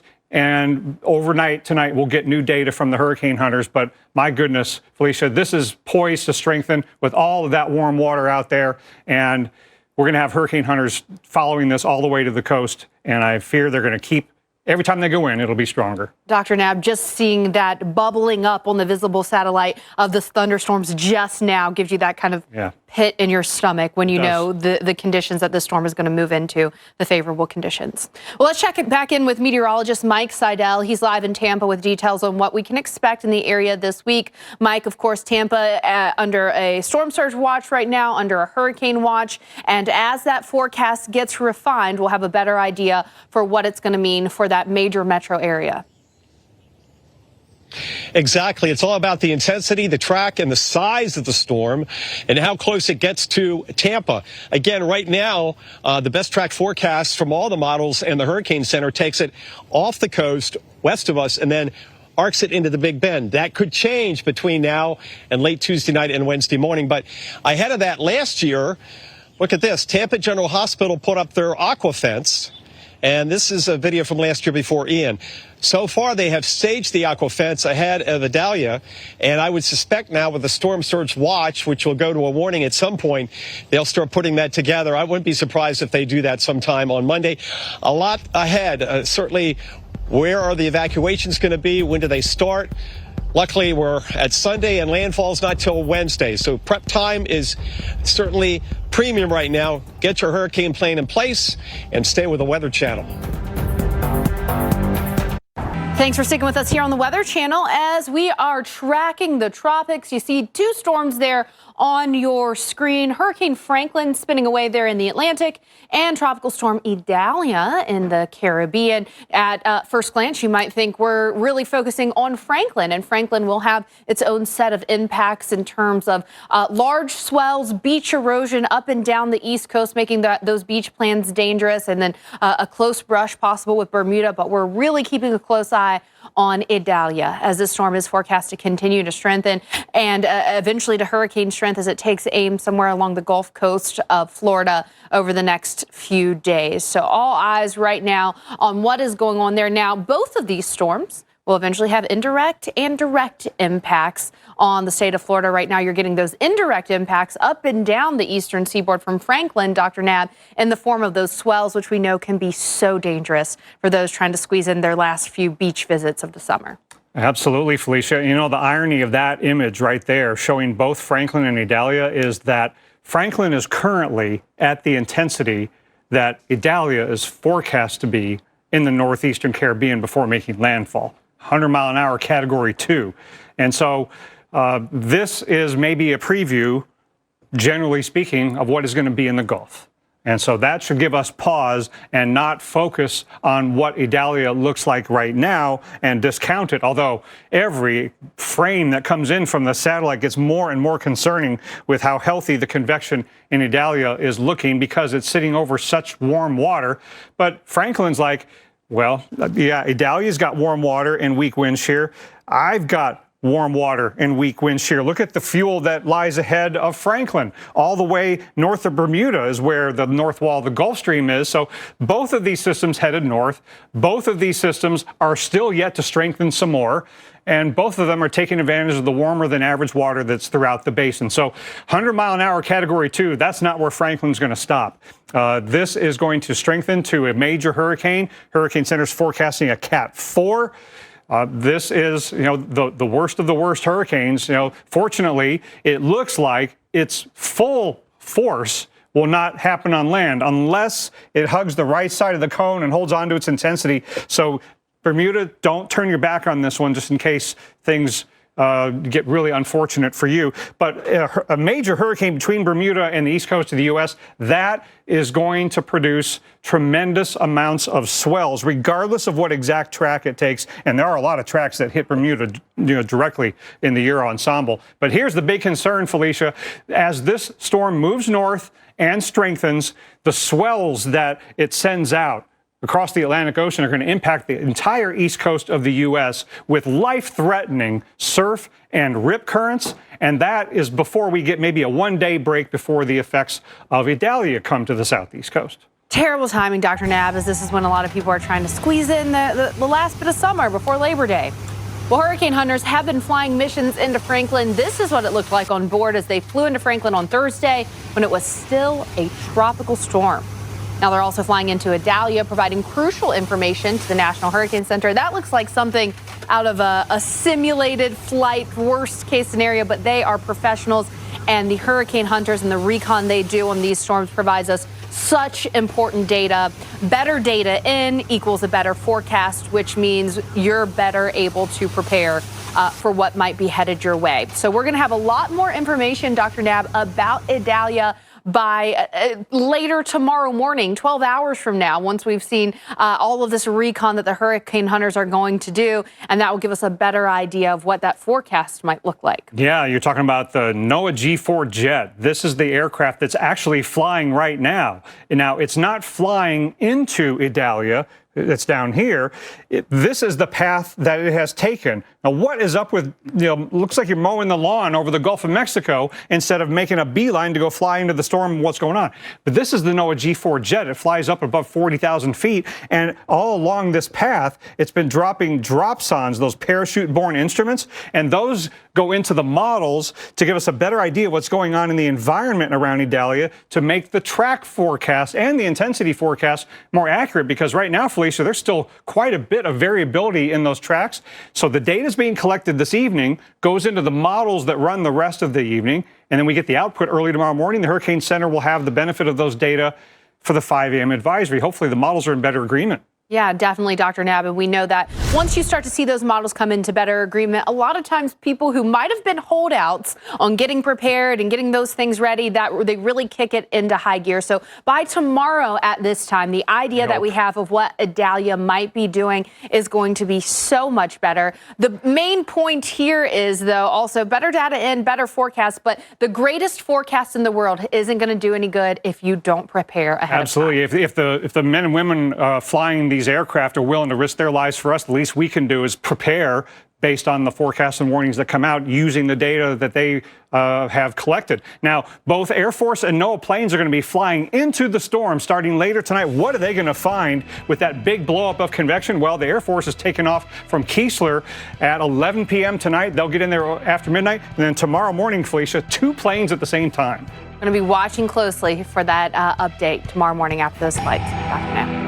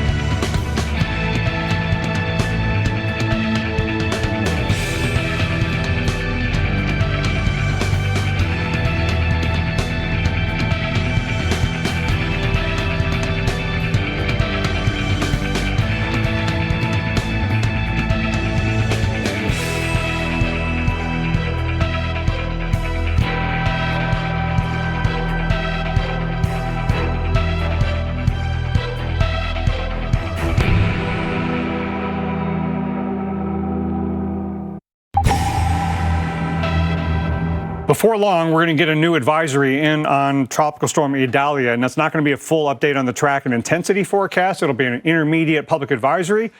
And what's happening right now, in all likelihood, is the hurricane specialist on duty at the Hurricane Center is feverishly typing away, finishing up the public advisory, and when they hit send, it'll quickly get disseminated and it'll update on the screen right there. I don't know exactly when they're going to do that, but that's what's going to happen now. Without a new track and intensity forecast coming out, what might change on this advisory? And without a hurricane hunter plane inside Idalia right now, what's going to change? Well, I don't think it's going to be much in terms of the forward motion. And I don't think they're going to change the pressure a lot because they don't have recon out there to measure it. But what would the forecaster do with the maximum sustained winds given this blow up of convection but no recon in there to tell you what's going on? That is the challenge here on this particular advisory. Now, even if they hold it at 40 miles an hour, which might be the case, so let's just wait for the recon to tell us what's changed.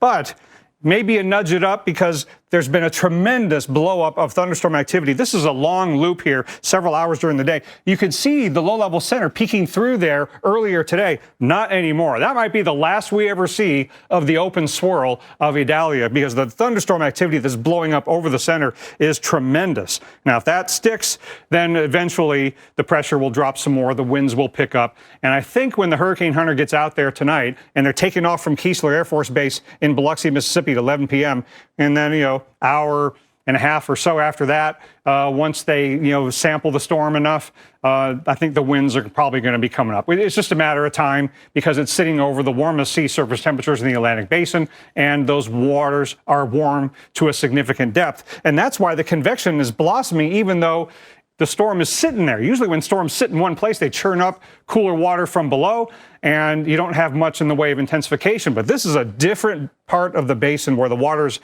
are just warm when you churn them up from below. And so it could easily intensify in place before it starts intensifying as it moves northward. We're not going to get an update on this track and intensity forecast here on this advisory, but at 11 p.m. tonight we will. And will this number, the highest intensity right before landfall, will that go up again? The trend has been for that number to keep going up. But in essence, this is just going to strengthen up until landfall. And the storm surge and wind impacts of what could end up being a major hurricane if it gets one category stronger could be very significant. We got to take this very seriously, whether you live inside or outside the cone. Half the storm surge watch is outside of the cone, and a good portion of the hurricane watch and nearly all the tropical storm watch is also outside the cone, and a lot of that is inland, not just at the coast. So, Felicia, I fear that there will be some changes in terms of what reality plays out over the next few days that are different from what this track and intensity forecast shows. For some of us, that will end up being good news. For some of us, that will end up being very bad news. We got to be ready to pivot and react to changes in the forecast. And as you're making your preparations, you want to make those preparations as if those changes might be bad news for you. Exactly. It's better to be prepared. Thanks, Dr. Nab. Well, Tampa's at risk and preparations are underway right now. That's where we have our own Mike Seidel. He's live in Tampa. And Mike, you've been talking to us about this, people getting gas, people getting prepared. Does the sense seem to be there of some urgency to prepare for this storm? Oh, certainly. I was in the restaurant here just a moment ago, and they saw my Weather Channel logo. Of course, they didn't know who I was, but they said, "Hey, Weather Channel guy, what's the deal?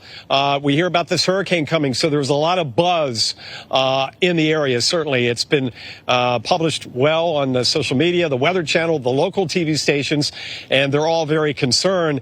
But there is an advantage the next couple of weeks in Florida. It's called the tax-free holiday, and this is the one set aside for disasters. Here's more.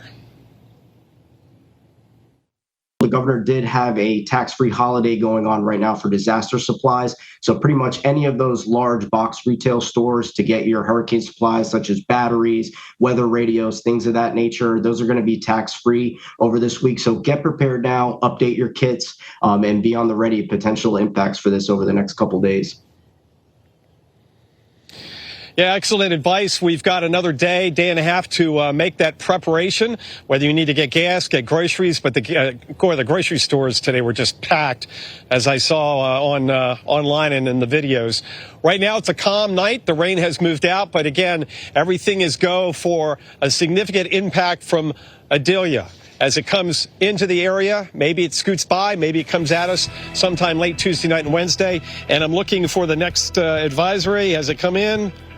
Yes, the winds have been increased to 45 miles an hour, up to 45. A complete update on this advisory coming up in a few minutes at the top of the hour. Hurricane watches have been issued for Florida's Gulf Coast from Englewood to Indian Pass, including the Tampa Bay metro. Nearly 7 million people under some kind of tropical alert tonight. Tropical storm Idalia continues to strengthen over what are very warm waters in the Caribbean. With the watches up, it means the clock is ticking. So get ready before tropical storm force winds arrive in the next 48 hours. Want to welcome to the special coverage. Welcome you to the special coverage. Tropical storm Idalia. I'm meteorologist Chris Warren with storm specialist Carl Parker. We are here this evening in the lab. And right now, let's take a live look at Cozumel, Mexico. Look at an area where nearby, it's a little bit of sunshine right now, not too far away. This warm location here in Mexico, where Idalia has formed now into a tropical storm. The storm will again continue to strengthen, and it will also get back on track. I want to show you what I mean by that. You can see where it has gone, kind of doing one of these and coming around, sort of meandering around the Yucatan here in the Caribbean, in the Western Caribbean. But the latest update, 45-mile-per-hour tropical storm. It's moving to the east-northeast here at 3 miles an hour, so it's barely moving. And eventually, that is going to change. And we're seeing on the water vapor, we're seeing a lot more clouds getting up higher into the atmosphere, so we're getting more thunderstorm activity. Franklin's over here spinning and getting stronger as well. It's possible this could eventually look like that as this goes up here and likely to strengthen here in the coming days. This is a look at the forecast here from the National Hurricane Center. Forecast taking it up here, but the center of the storm could go anywhere within the red, and even about a third of the time goes outside of the red. That's where the center would be. So the track still does matter. It matters a lot for a lot of people. As far as the intensity goes, expected by at least Tuesday, maybe late tomorrow or into early Tuesday, to become a hurricane category 2. Can't rule out something stronger. And then does it stay inland or go back offshore? A lot still that needs to be and will be worked out here in the coming days. Hurricane watches, tropical storm watches also extending inland. And this is also another one of the big threats with that storm surge. Certainly going to be a possibility here with this storm. Expected to arrive Tuesday into Wednesday for some, depending on where you are, but tropical storm force winds, you can expect those. So be ready by Tuesday evening, maybe even a little bit earlier if it takes more of an easterly or southerly route here. Carl, I want to go to storm specialist Carl Parker right now with a closer look at what's going on, kind of everything that's going into this right now, because a lot's going to happen here in the next, day and a half. We're going to know a lot more. Yeah, and it's really tricky because, there's so much energy in the Gulf of Mexico right now. There's so much warmth in those waters right now. And so some of the modeling has been indicating that this thing really could intensify very quickly. And in fact, Tuesday is going to be an important day for figuring that out. Right now, as we're looking at the satellite picture, we're seeing some bursting of thunderstorms that are very near that center of circulation. So it does appear to be getting more organized. What's also interesting here is that not only is there plenty of warm water, there's also a great depth to that warm water. So even as the storm is sitting in the same area and churning up the water, it's bringing up a limitless supply of fuel to keep those storms powered. Taking a look at the watches here, hurricane watches up along the west coast of Florida. So that includes Sarasota and Bradenton, Tampa Bay, and then farther north and up into Cedar Key. I want to show you the forecast track and intensities overlaid with the storm surge watch. And as Chris mentioned, about a third of the time, the center can actually be outside outside of the cone. And we've said this many, many times. This is not an impacts cone. This is not showing you where we think the impact is going to be. Rather, it's showing you where the center is likely to be, where it looks like it's going to be at this point. But keep in mind that a storm is not a point. Impacts lie well outside of the system and often more to the right than to the left of that center. So you see how the storm surge watch is well outside of that cone and down into those areas that were affected by Ian last year. So just keep in mind that it is entirely possible that we see significant surge farther down the coast in areas that are not within the cone right now. So you need to be equally prepared all along the coast. It is vitally important that you listen to local officials, and if they tell you to evacuate, you've got to evacuate. This is an incredibly surge vulnerable section of coastline here. If you go to Tampa Bay or surrounding beaches and you walk out into the water, you can be on your feet for 200 yards. It's very, very shallow, and so it's a lot easier to pile up the water. So right now the forecast calling for 3 to 5 feet of surge around Tampa Bay and then down towards Fort Myers and into Naples as well. Those values are absolutely subject to change depending on the intensity of the storm, depending on the exact track of the storm. You see higher values here up into the Big Bend area of Florida. That's an extremely surge vulnerable section of coast there. And I want to also show you a wind model forecast. May not happen exactly like this, but if that center were to go in near Cedar Key, Wednesday morning is when you would see that flow driving right into Tampa Bay, and so that would bring in the maximum impact there into Tampa Bay early on Wednesday morning. And Chris, we were, very worried about this with Ian, of course, and we saw a lot of shifting with the forecast track with Ian. And so, there's certainly potential here for a major impact in Tampa Bay with this storm. Yeah, and with that, we want to get an update on some of the ongoing preparations in Southwest Florida. For that, we turn to meteorologist Mike Seidel, who is live in Tampa, where, Mike, yes, storm surge, heavy rain, strong winds, all possible this week. What are you seeing? What are you hearing? Yeah, that's the big question, though, is the magnitude of these items, these impacts. How strong will the winds be? Will they be gusting 60, 70 miles an hour, knocking out power? How about the surge? Right now, we've got the storm surge watch for Tampa Bay, 3 to 5 feet. Will it be higher or lower? It's all determined by the intensity of the storm and the exact track, certainly, and the size of it. But as we've been talking about, until we get into later tomorrow and tomorrow night, we're not going to really know because it's not moving now. We'll see how the models do with it. But again, some of the hurricane intensity models, a couple of them do bring it up to a minimal Cat 3, which is a major hurricane. The other thing on people's minds, what about evacuations up and down the coast?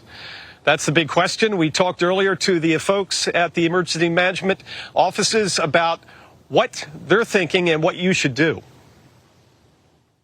Moving forward, we'll be working on the things that we normally do, which is prepare for evacuations, prepare for feeding if we need to do that, prepare for the debris removal on counties and city streets. So those are the things that we're doing right now. But more importantly, we need people at home to start doing their preparation today and get ready to heed the evacuation warnings if they do come down from the local emergency managers.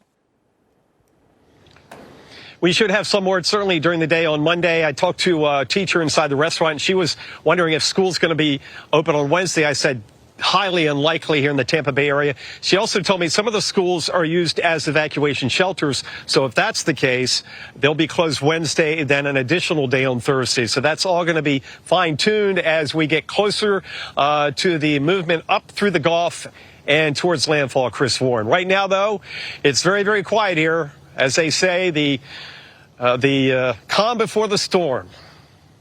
Right now here in Tampa Bay, but a lot ahead and a lot to watch in the next day or so. All right, meteorologist Mike Seidel, we'll get back to you in a moment. Appreciate that. Let's talk about one of the big impacts, where, as Mike mentioned, the magnitude of some of the impacts still remains to be seen. Talking rain, though, as we look at some sunshine here in Tallahassee, it is 86 degrees right now. And Tallahassee, you are absolutely in line for the potential. You're a candidate to get some very heavy rain out of this. So right now we can take a look at what is expected in terms of the rainfall and what are some of the possibilities, because that's something else. Is where the system goes is going to mean a big thing for some, and for others it's going to be a near miss or a near hit, depending on how you want to look at it. But heavy rain certainly will be something that is anticipated with this. So whether the storm goes over here, the center of the storm, anywhere through here, the shift of the heaviest of rain is likely to move. So here are a couple possibilities. The European forecast, the GFS model here. Here's Tallahassee. And with the European forecast, it takes it just to the east of Tallahassee, but with the GFS right into Tallahassee. And the GFS model also keeps the system inland quite a bit more. And again, we're still in the if stages, right? So if that were to happen, then right here, the center likely going up here, the heaviest of rain will be inland. You're looking at Columbia, South Carolina, into perhaps even Raleigh, into North Carolina, Augusta, Georgia, perhaps. A lot of the panhandle here, more of a Big Bend scenario over here in Florida for the European forecast model. And then if the European ends up being correct, Savannah, Charleston, Wilmington, even potentially into the Outer Banks. So again, the track will absolutely matter. The flash flood threat is this. Here's tomorrow morning through Tuesday morning initially, as we could start to see some of the moisture out ahead of it start to move into some of these locations. Much more widespread, encompassing a much larger area by Tuesday morning into Wednesday. And then you can kind of see how the system shifts up more into the southeast. So you get some areas getting out of it, with more areas getting into the risk zone for flash flooding. This is one possibility of the way things could work out in terms of rainfall.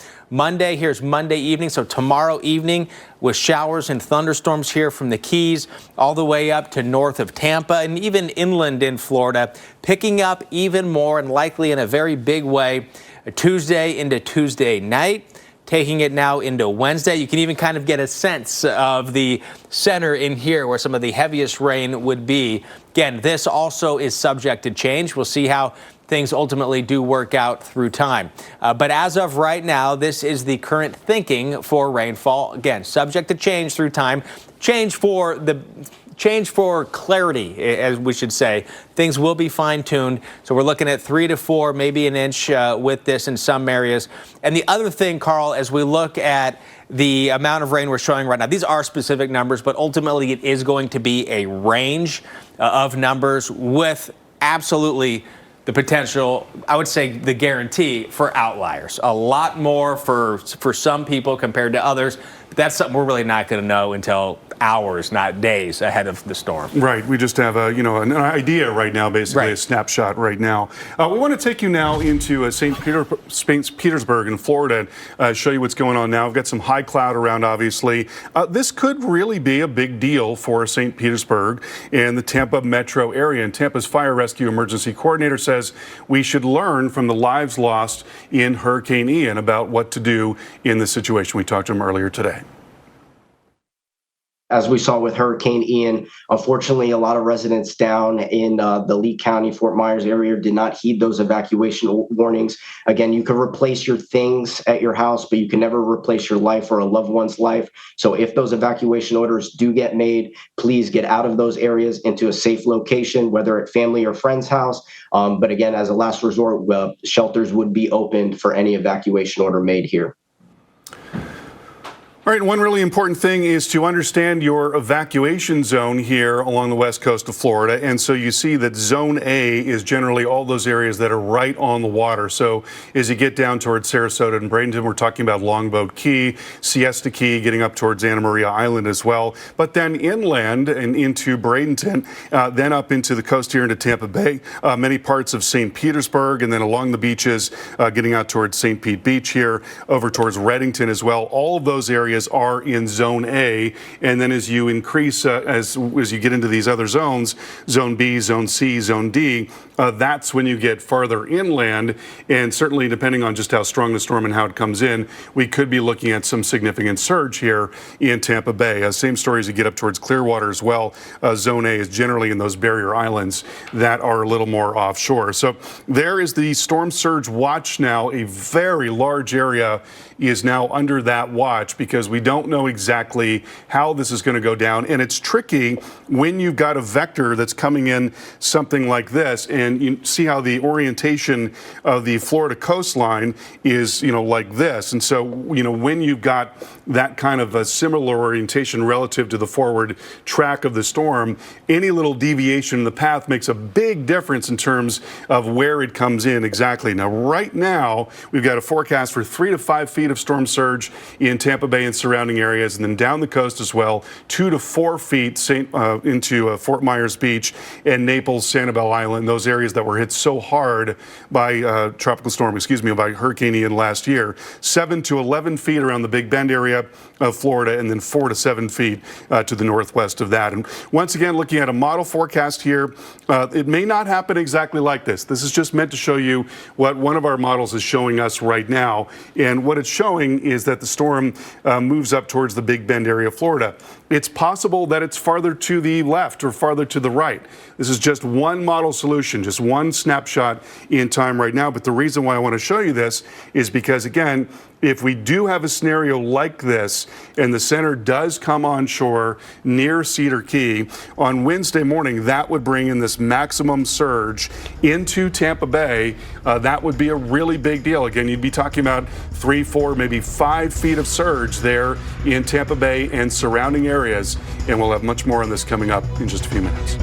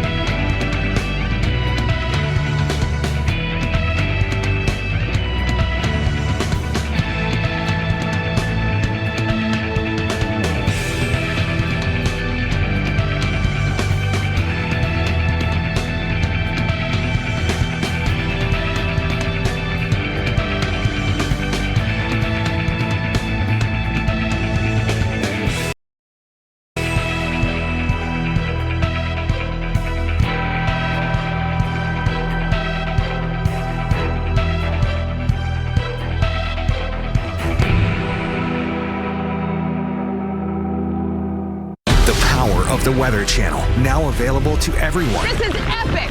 Trusted live coverage when it matters most is now yours to stream with the Weather Channel TV app, real-time radar, and maps that let you track all the action. Let's get into the details. Personalization, customization, hundreds of hours of your favorite shows, and so much more. There's never been a better way for everyone to watch the Weather Channel.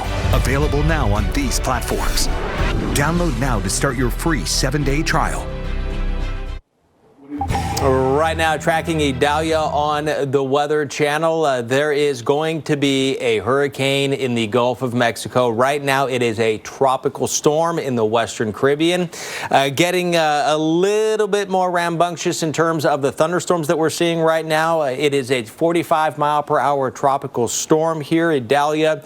It is barely moving, but where it is moving, it's moving to the east-northeast from its current location, which is about 100 miles east-southeast of Cozumel, Mexico, as of the 7 o'clock Central Time update. Here is where it is going. The center of the system likely going somewhere within the red or just outside of the red, and the impacts will be well away from just a single line. But the forecast here by tomorrow afternoon has it getting up into about a 20-mile-per-hour stronger tropical storm, and then to a hurricane at the latest, I should say, by Tuesday morning. With that, in Mexico and Cuba, tropical storm watches, tropical storm warnings, tropical storm conditions are expected or are possible, I should say, for now. But by anywhere from Tuesday into Wednesday, you see the time frame right here. Here's a lot of the different forecast models. and you see the potential does take it up to a 3. And Carl, as we look at this, all of them take it up to a hurricane, and a lot of them bring it up to a 2. And the way things are looking, the models, as warm as the water is, as it's been going today, it looks more likely that it would be on the stronger side if it was to go outside of the forecast as opposed to on the weaker side. Yeah, there's just so much energy in the Gulf of Mexico right now, all along that path. Water temperatures are in the upper 80s right now, and there's a depth to that warmth as well. That's also very important because even though the storm's not going to be moving very quickly early on, even as it's churning up the water, it's just churning up more and more warm water. So it's got plenty of energy feeding into the system. And so that's why there is this higher potential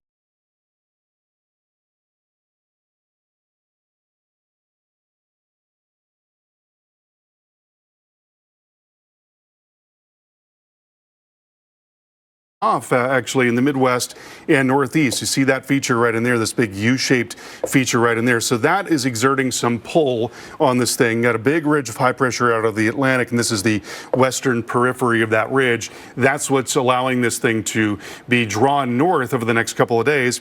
Then it does get caught up by that trough and taken out here towards the northeast, and that takes it along the coast. So when we look at the ensemble members of the European model, each of these are perturbed slightly to account for errors getting into that model. You see the spread there, and there's still a pretty wide spread extending from southwest Florida all the way up through the northern part of the Panhandle. So certainly a lot to watch here. Now, here you see that what's going on with the water vapor imagery. There's our storm right there. Notice that there is an upper level low that's right in that position. So there is some stronger wind associated with that. What's interesting about that is it appears that that feature is actually going to be backing away as the storm moves to the north. So that's probably not going to present that much of a problem in terms of wind shear. What's also interesting is that as the storm gets farther north and as that trough that we talked about comes down into the southeast part of the U.S., we see very strong winds associated with that in the upper levels. Now, the reason why that's interesting is because if you've got really strong winds right over a tropical cyclone, that will interfere with the circulation and it will generally make it weaker. But if you've got very strong winds near, but not right over the circulation, what it does is it evacuates mass. It increases the outflow or the exhaust of the storm. So that's probably what this is going to do as this trough comes down. It's probably going to be evacuating mass, therefore enabling the system to realize even more potential in terms of intensity. So you've got a couple of things here, Chris, that are working for the system, I think, as it gets farther north. One, obviously, is the exceptionally warm water, but the other is that you may have an upper level environment that is actually more conducive for strengthening, especially getting towards Tuesday. Carl, that last graphic you just had, when we talk about the cone, you've already mentioned it, is that the impacts will be well outside of the center. So that the graphic you were just showing us, you see that little round, the innermost circle. Yes. Right, and you can think there's a line that's following. But then all the tight lines show you how wide it is going to be. Exactly, right. So you're looking at the pressure field here in the European model. So, this is the area, of potential influence of the storm. So yes, when you're looking at all those lines, we're following the center, we're following the core of the storm. And obviously that eye wall is where you've got the very strongest winds, but you've got a large area of winds outside of that, and you've got this onshore flow that is coming up right in here, especially off to the right of that center. So, yes, there's always worry about what's going to happen outside of that cone. And, that's why, and I'll go back to this other map, Chris, that's why there's this really interesting juxtaposition of both the forecast cone and the storm surge watches, which are much farther south and east. And yes, absolutely. So it's just really important to not think of the cone as an impacts cone or think I'm in the cone or I'm not in the cone, and that should dictate what I do. All right, stay with us. Tracking Idalia here on the Weather Channel. All eyes on Florida's tropical storm Idalia heads toward the United States. So this a live look right now as the sun has gone down here in Cross City, Florida, and Tampa, where temperatures right now are in the 80s, and these areas under watches. The hurricane watches and tropical storm watches stretching from Everglades City all the way up to and around the Big Bend into Apalachicola. St. George Island, of course, would be in with that. Cedar Key, Tampa, a lot of areas, Carl, with the potential. Now, this is a very large area. In the coming days, these are still watches where it's possible we could see hurricane conditions. But eventually, there will be warnings, right? Because we are going to expect hurricane warnings, hurricane conditions, and tropical storm conditions. So things will be fine-tuned. No question. And, you know, the big question is just exactly how strong is this thing going to get? It certainly does have a lot of potential to become a very strong storm. The Gulf is just boiling right now. There's very warm water in the Gulf of Mexico. The upper level environment's probably going to be mostly favorable for this thing. And so it could very well be even better than a Category 2 as it's nearing the coast. It's forecast now to become a Category 2. There you see the current status of the storm, 45-mile-per-hour storm. We've seen this big blow-up of thunderstorms near the center of the circulation here, just east of Cancun over the last several hours. So it does appear to be getting more organized. And what's interesting is that there's a great depth to the warmth as well. So even as the storm is sitting over the same area, it's not churning up cooler water. It's just churning up warmer water. That'll continue to be the case as it moves up into the Gulf. Looking at the hurricane intensity models here, you see that a great many of them are in this Category 1 to 2 range. 1 is even above that. This is a model that does tend to be a little more aggressive in general. But, you know, certainly we can't rule that out, because you do have so much warmth in the Gulf and because the upper level environment could very well be conducive to a strengthening, especially going into Tuesday.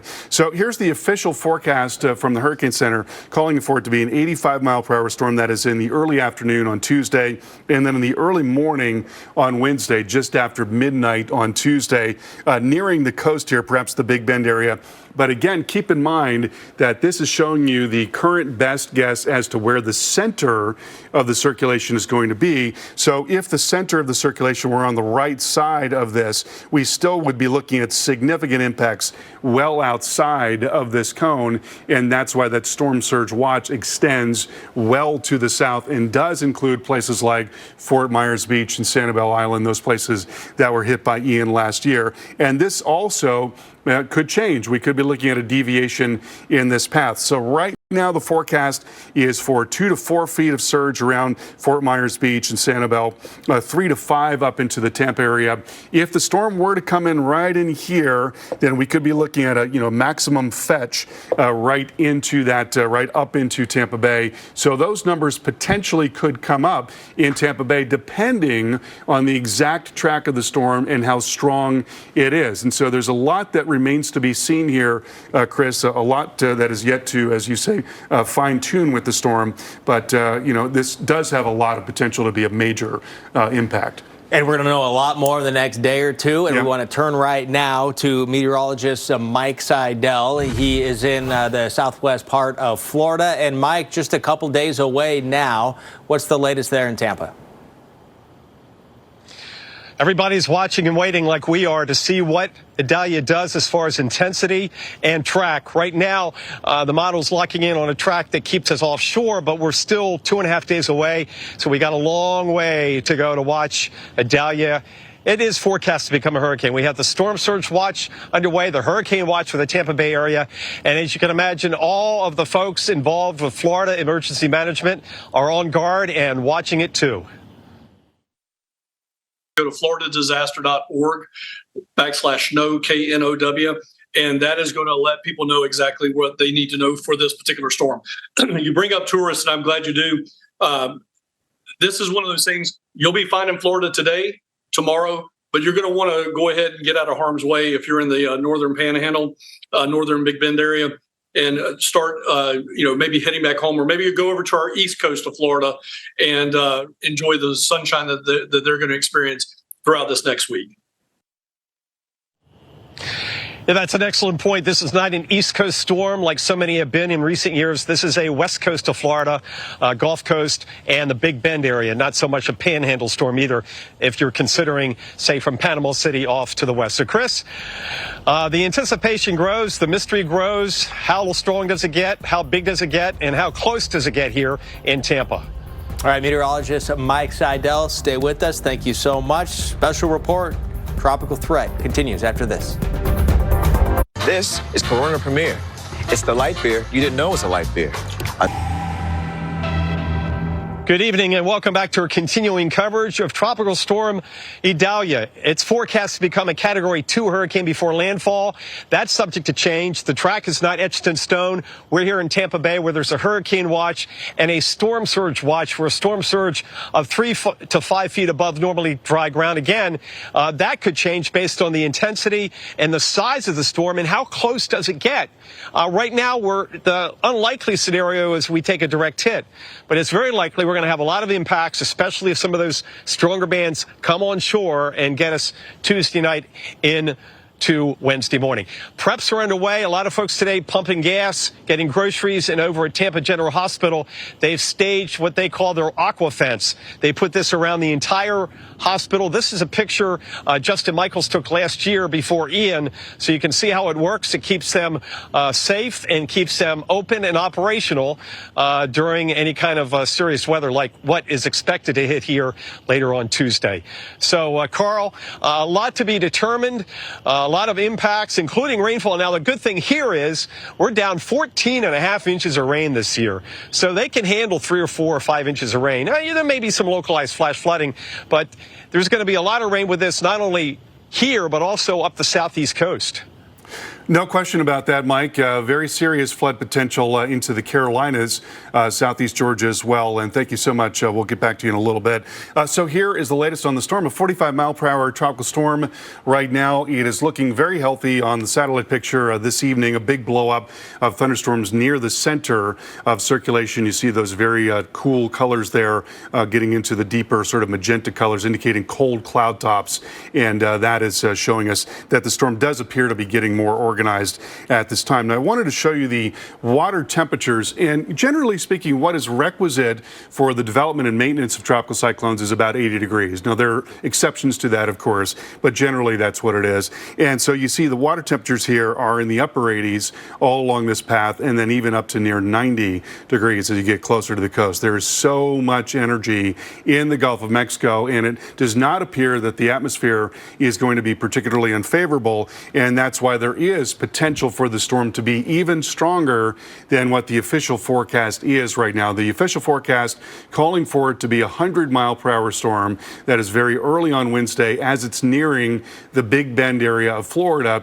That's a Category 2 hurricane, but again, it might be stronger than that, and there is so much energy in the Gulf of Mexico. And as we've been pointing out for a while now, this forecast track is showing you where it's thought the center of the storm is likely to be at this time based on the available model guidance. So that's where it appears it's going to be right now. That could still change, but notice that the storm surge watch extends well outside of that cone. The cone is not an impacts cone. It's very important for you to not think I'm in the cone or I'm not in the cone.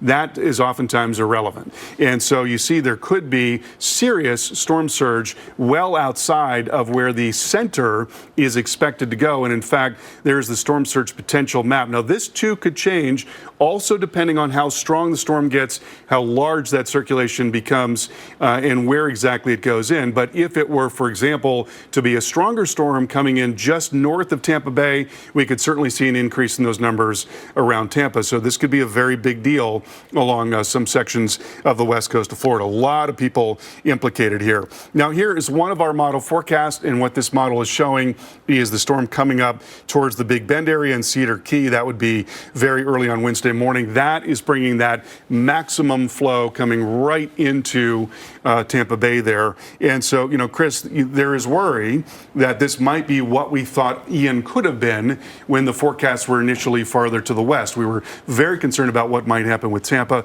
because you've got so many people who live in that area, and, you know, a lot of them are in very vulnerable positions. Yeah, and so let's take a closer look here at what is possible. Again, still possible here for Tampa and the potential impacts with that. So we'll start off with a look at the wave forecast going forward. The darker blue eventually getting to purple would be the higher waves, the larger surf here, and Tampa getting very close to that by late Tuesday into early Wednesday, and then eventually that moves off the eastern seaboard if that's the way things work out. But again, Tampa extremely vulnerable. If you've ever been in around here, you know one of the big reasons, of course, is it is low elevation. Also, heavy rain can run off very quickly. Tampa Bay, of course, is extremely vulnerable to hurricanes. Meteorologist Alex Wilson explains why. Tampa, Florida is very vulnerable to hurricanes. Many counties in the region are surrounded by water on up to 3 sides. The Gulf is relatively shallow. During a storm, the surge is pushed higher and higher. Once the water moves into Tampa Bay, it gets stuck. It has nowhere to go but up and over the land. An 1848 storm was believed to have only been a Category 1. If that happened again, let alone a Category 3 or 4, the water would be over a person's head and the damage would be staggering. An evacuation in this area could be a nightmare. The population here has grown by 600% since 1950. That's a lot of people that have to get to high ground on relatively few highways. Timing in an evacuation is very critical. If people do not respond quickly, roads become backed up and leaving becomes difficult. Most of the 3 million residents have never seen a hurricane in this area and may not understand the threat. Officials urge for residents to take threats seriously and move quickly when they say you need to go. Routes headed north and east out of Tampa will be jammed in any hurricane evacuation, and any hurricane making landfall near here will likely be going north and east as well. And remember, it is important to know your evacuation zone. Tropical storm Idalia, we're tracking it for you. How can you sleep on such...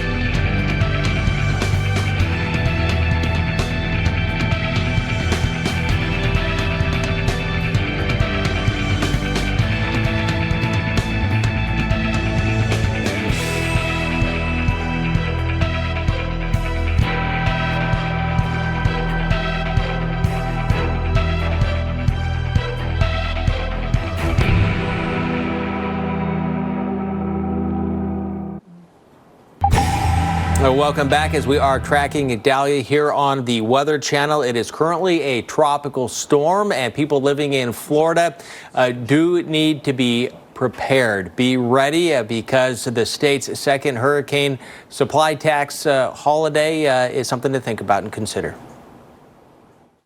So we're right in the middle of our second iteration of the sales tax holiday for hurricane preparedness goods and items. So there is a laundry list of things that is also on our website. You can click through to a link that will show you everything that is tax-free, everything from generators up to $1,000 to food, water, paper goods. So we just, those are the things that we would encourage people to do and get out there and take advantage of the sales tax holiday. I want to get you caught up with what we know right now here about this tropical storm, what it is expected to be, what is possible going forward. So what we know right now, we'll also get into what we don't know and when we will know what we don't know. So first, a look at the enhanced satellite, where some of the bigger clouds are, some of the taller, colder clouds, bottom line, where the thunderstorms are.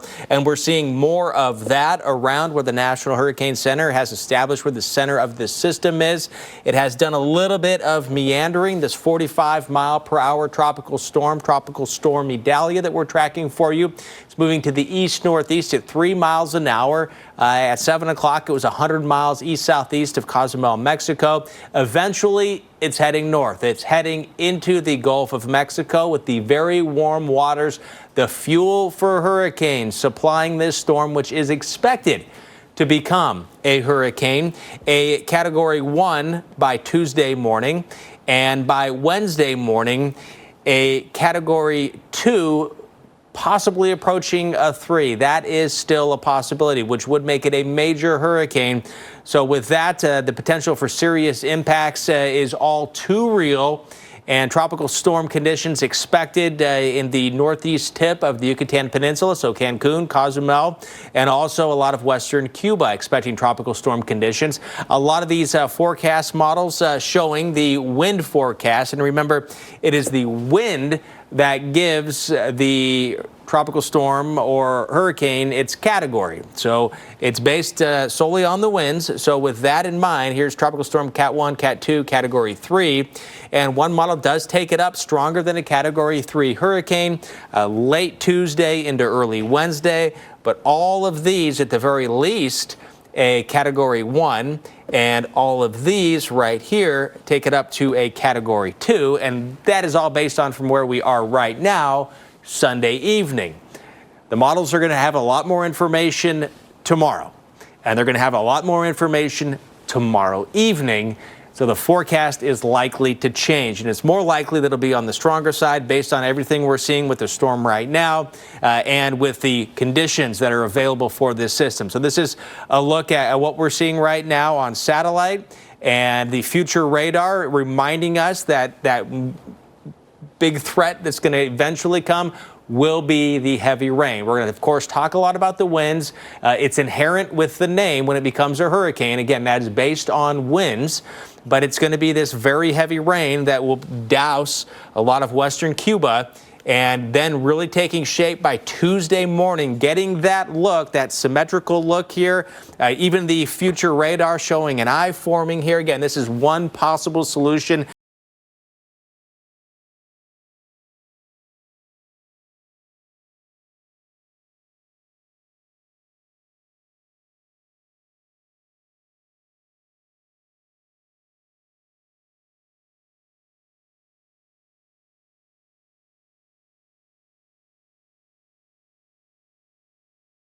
Gulf, and indeed there is. And one of the big concerns that we have along the west coast of Florida is storm surge. It's a very, very surge vulnerable part of the coastline because of the nature of the seafloor. It's really shallow. If you've been to the beaches here, you may know you can walk out for a long, long way. You might be able to get 100 yards offshore and still be on your feet because there's a very shallow seafloor for a long distance, and that adds to that surge concern.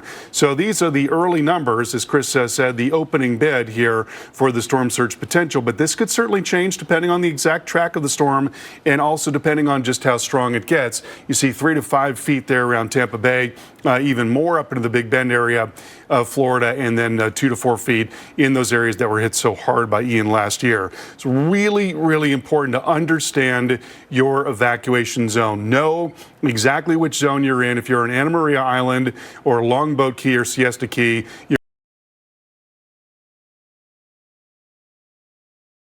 we're in Zone A. That's going to be the first zone to be evacuated. Here you see Apollo Beach, Gibsonton, Ruskin, also in that Zone A in red. Same story here for the east side of St. Petersburg and then St. Pete Beach, getting up into Madeira Beach and Reddington Beach. And all of those areas, all those barrier islands are low-lying areas. And so a storm surge of 3 to 4 to 5 feet absolutely could trigger some evacuation. So that's what we're going to be looking for here as the storm gets stronger and closer. And we'll have much more on this coming up in just a few minutes. Hurricane watches have been issued for Florida's Gulf Coast from Inglewood to Indian Pass, including the Tampa Bay Metro. Nearly 7 million people under some kind of tropical alert this evening as Tropical Storm Idalia continues to strengthen over the very warm waters of the Caribbean. With those watches up, it means the clock is ticking now to get everything before the tropical storm force winds arrive, possibly within the next 48 hours. Welcome back to our special report here, tracking this tropical threat that is Tropical Storm Idalia. I'm meteorologist Chris Warren.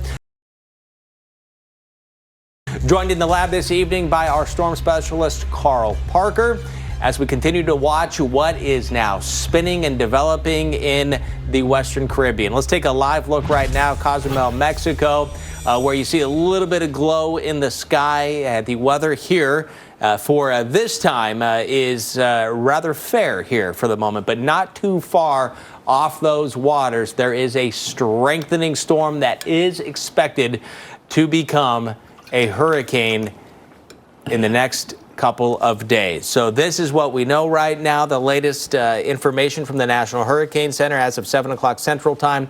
45-mile-per-hour tropical storm. It's moving to the east-northeast at 3 miles an hour, 995 millibars. And we see, in contrast to Franklin over here, this has a much more symmetrical looks, better organized, but you just see that the big area here of disturbed weather and thunderstorms. Eventually, this may end up looking like this when it's over here or up here. So a lot is going to happen here in the next couple of days, and this is evidence of that. The forecast here does take it somewhere into Florida.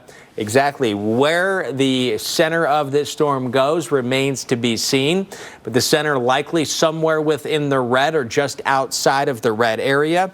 As far as how strong it's going to be when it gets there, well, it's going to be strengthening by Tuesday morning into a hurricane, possibly as early as late tomorrow, and then staying a hurricane through the majority of the day on Tuesday, getting up to a Category 2, possibly a 3 before landfall, again, somewhere in Florida. But with that in mind, hurricane watches, so hurricane conditions are certainly possible here in the next couple of days. Tropical storm watches also posted, and notice a lot of that is going inland as well, because even as the system comes on shore, it will weaken, but not weaken fast enough that you're going to see the winds come down inland. So power outages, Carl, certainly something to think about. Of course, at the immediate coast, but even well inland, along with the rain threats as well.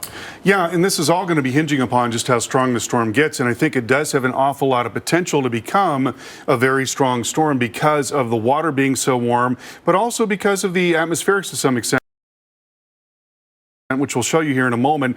And when you look at the satellite presentation tonight, I mean, this thing is just really starting to take off here. Very, very well-defined area of convection or thunderstorms now firing near the center of circulation. Those darker colors indicating the very cold cloud tops that are developing right now. The upper level environment is favorable, sans a little bit of restriction on the north side. And so really, I think it does appear to be getting its act together. Would not be at all surprised to see a stronger storm by tomorrow morning. Now, as it continues up towards the north, it's going to be over this exceptionally warm water. Remember, 80 degrees is generally what is requisite for the maintenance and development of tropical cyclones. So we're well above that. So there's all kinds of potential energy here. But also another thing that's happening is when we look at the storm getting close to the coast, right in that position, we see very strong winds aloft here to the north side. And when you've got strong winds that are right over a system, that can interfere with circulation, but when they're near the system, they can actually evacuate mass or exhaust mass that comes up through the middle of the storm and then comes out and make it even stronger than it would have been otherwise. That could be what happens here as the storm is nearing the coast. And so when you look at the model intensity guidance, so much of it is in that Category 1 to 2 range, but there are some models that get a little bit above that, and it's certainly possible that it could be even stronger than that. It is possible that we could be talking about a major hurricane coming towards the coast, and so that is something that we'll need to watch for. Now, when you look at the forecast track here from the National Hurricane Center, they're calling for it to be a Category 2 storm. This is showing you where the center of the storm is likely to be. The storm, of course, is not a point. This is not an impacts cone. There could be impacts, and it probably will be impacts well outside of this cone here. And that's why the storm surge watch has been extended so far down to the south. There's a huge area that's being implicated for a potential storm surge along the west coast of Florida. Very surge vulnerable section of coastline from the Big Bend area down through Tampa Bay and then right down into southwest Florida, those very areas that were hit so hard last year. So in all of these areas, you need to be on your guard here.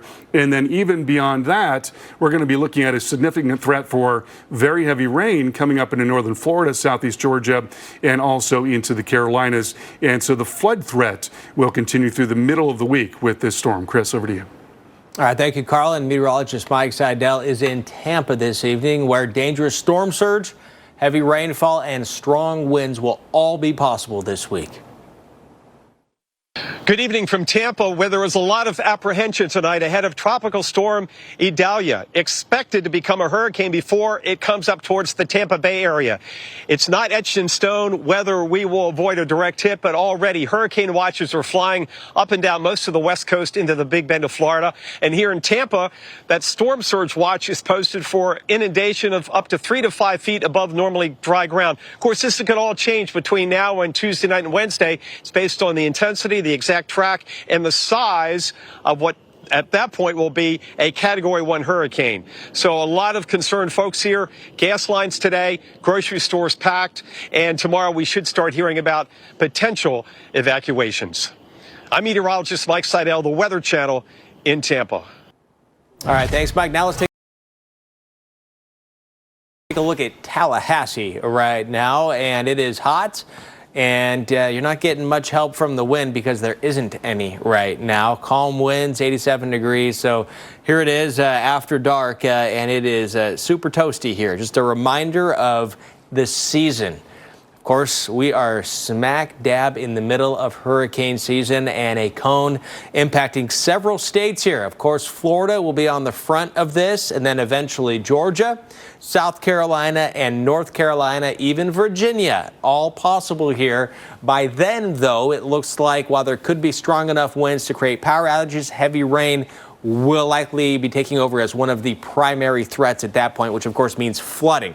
But again, a closer look at what we're expecting out of this tonight, what we're expecting out of this tomorrow night for Tuesday and Wednesday can change. And it could change even on the up, meaning the stronger side.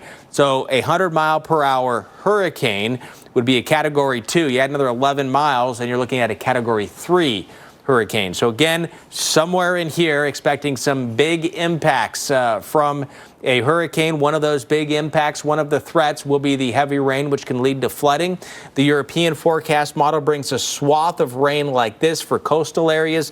The GFS takes it well inland here through a lot of Georgia, right through central South Carolina into a lot of North Carolina. So again, the fine details of the rain will be worked out. But what we know is that flash flooding will be a possibility, and I believe eventually it will be a likelihood. We're going to start to see some yellow on this map, which would be likely on any of these maps, and then eventually could even see some red, which would be a high risk. So that all increases the closer we get to getting a final look at what we think is ultimately going to happen once the forecast gets better. And of course, the best forecast is going to be 5 minutes from now as opposed to 5 days. So the closer you are in time, the better the forecast is going to be. So we do know there will, Carl, of course, likely be some very serious threats out of this, but we can't say exactly who's going to see the worst of it or exactly how bad it's going to be. But the possibilities are starting to ratchet up. And it's really tricky when the orientation of the coastline is not all that different from the track of the storm, because a little bit of a deviation can make a huge difference in terms of who gets what. That's exactly what we saw in the case of Ian. There wasn't a huge deviation in the track, but that little bit of a deviation brought it much farther south because of the way it was coming in relative to the coastline. And Tampa's Fire Rescue Emergency Coordinator says we should learn from the lives lost in Hurricane Ian. Earlier today, strongly urged residents to take evacuations more seriously this time around. As we saw with Hurricane Ian, unfortunately, a lot of residents down in the Lee County, Fort Myers area did not heed those evacuation warnings. Again, you can replace your things at your house, but you can never replace your life or a loved one's life. So if those evacuation orders do get made, please get out of those areas into a safe location, whether at family or friend's house. But again, as a last resort, shelters would be opened for any evacuation order made here. And once again, a very large area under storm surge watch right now. It's basically just about the entire west coast of Florida, all the way up to the Big Bend and even farther west. Wanted to talk a little bit about evacuation zones, and he was just mentioning that it's really important for you to understand what your zone is. And so, just as an example here, we're looking at the Sarasota, Bradenton area, and you see Zone A. That's going to be the first zone to be evacuated, and that includes Anna Maria Island down down into Longboat Key, and then in along the Manatee River here, downtown Bradenton, and also Palmetto as well. Those are the areas that would be evacuated if we do have this threat of a 3 to 4 to 5 foot surge. And then as you get up into St. Pete, there are several neighborhoods in the east part of St. Pete here, including Venetian Isles. Then you have St. Pete Beach, and then getting up to Madeira Beach and Reddington Shores as well. All of those areas are in Zone A. And then farther north, the same story for Indian Rocks Beach and into Clearwater, and then South High Point near the airport there in St.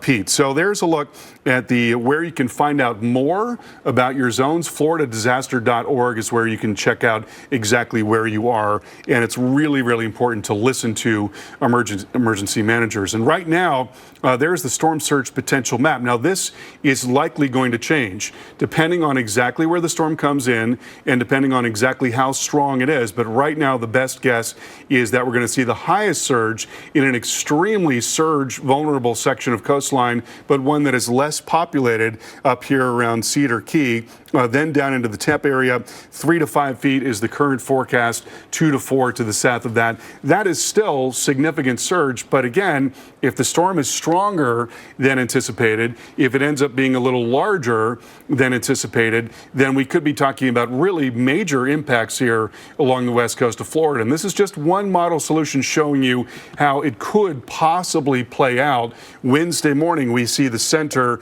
of circulation coming into northwest Florida around the Big Bend area, and that would bring an onshore flow right up through Tampa Bay and really maximize that surge on Wednesday morning there in Tampa Bay if it were to happen exactly like that. And again, that could change. We still have a wide array of possibilities in the modeling, Chris, and so we're still looking at a lot of different things that could happen here in the modeling. But we just know that this is a very surge vulnerable section of coastline, and that's why there's so much concern here for people to, get out if they are asked to do so by their emergency managers.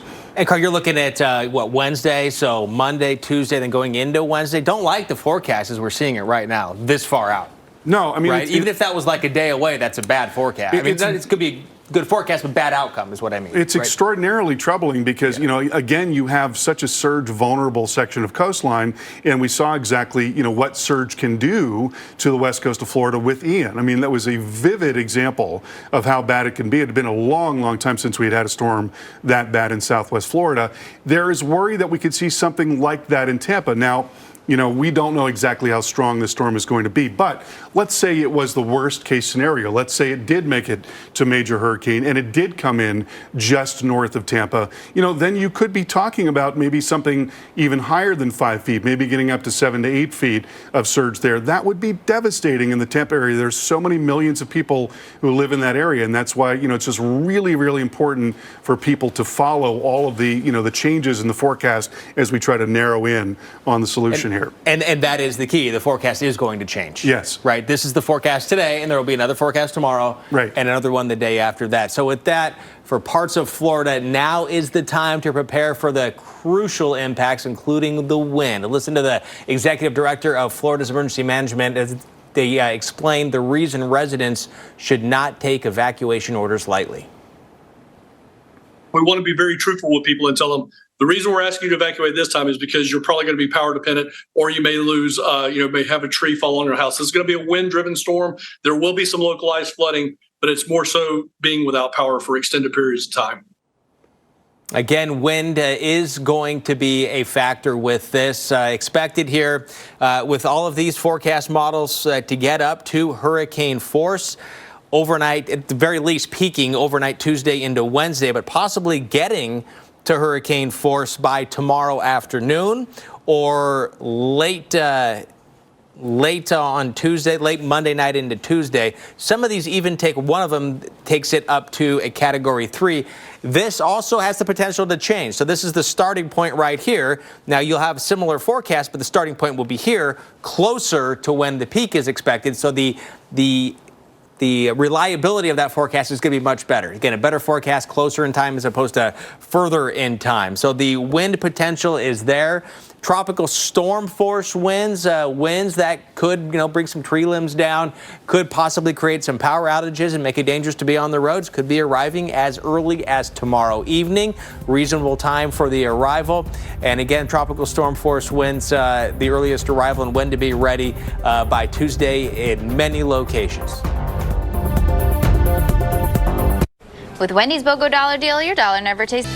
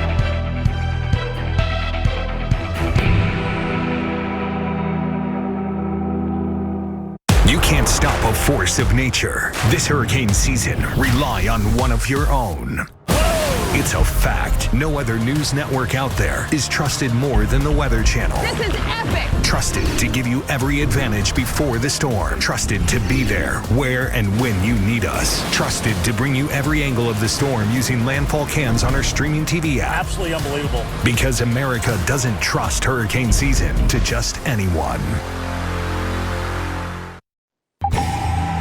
Tracking Idalia here on the Weather Channel. It is currently a 45-mile-per-hour tropical storm. It's moving to the east-northeast at 3 miles an hour. That will change and change as early as tomorrow, as this is expected to head north and become a hurricane Category 1 by early in the morning on Tuesday.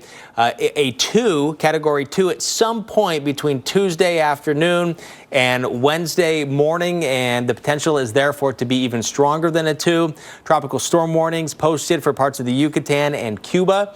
This storm, which is likely to become a hurricane, is expected to become a hurricane, is going over very warm waters. And of course, Carl, that is one of the big ingredients that will lend itself to making the storm stronger and better organized. Yeah, I mean, there are a lot of different things that go into making a hurricane, and they all have to line up, just right. But if you make all of those other things equal and you increase the warmth of the water, then you have more potential energy in hurricanes. And we actually have graphics that show that maximum potential intensity is what it's called. And so the maximum potential intensity with all that warmth in the Gulf is, off the charts. We could be talking about something incredibly strong if things were, optimal for that. Let's talk a little bit about steering here, and we're going to get some cooling in the Midwest and Northeast, and that's part of what is going to help to pull this thing north. So you've got a big ridge in the Atlantic right now, a big ridge in the southwestern part of the U.S. In between those two things, we start to see a trough diving here into the Northeast and Midwest, and that little bit of weakness creates a channel which is going to pull the storm to the north there. That's what's going to draw it to the north, and then eventually this trough is going to capture the storm, and then it's going to take it right along with it out to the north and to the east. And so, that's broadly what's going to happen, but where exactly it goes remains challenging. And this is a look at the ensemble forecast from the European model. What they do is they take the European model and then they perturb the model 51 separate times to account for possible errors getting into that model. Then they rerun the model and they get these slightly different solutions. And so you see there's still a pretty good spread there, which is what you'd expect at this time, being this far out. And so we see anywhere from the northwest part of Florida and the Panhandle all the way down into the southwest part of the state. That's where that spread is, with the preponderance of evidence more towards the Big Bend area, maybe just a little north of Tampa Bay, which would be very bad indeed for Tampa Bay in terms of surge if it were to happen like that. So still a lot of different possibilities at this point, still a lot to sort out in terms of the track forecast. How about intensity? Well, Well, we know that there is an upper level low off to the north right in there. There is some wind shear that is associated with that. It's probably not going to have a big impact on the system. It's going to move away as the storm is moving to the north. And in fact, here is a model forecast showing you the wind shear right in there. There's our developing low right here. And you see that kind of just fizzles as it moves off to the north here. Now, where it gets really interesting is you've got the trough coming down in the eastern part of the U.S., and so we're going to see some very strong wind developing in the upper levels of the atmosphere associated with that trough. If you get a very strong trough coming right over top of the circulation of a tropical cyclone or a hurricane, that will interfere with the circulation and inject drier air into the circulation and begin to blow the storms apart.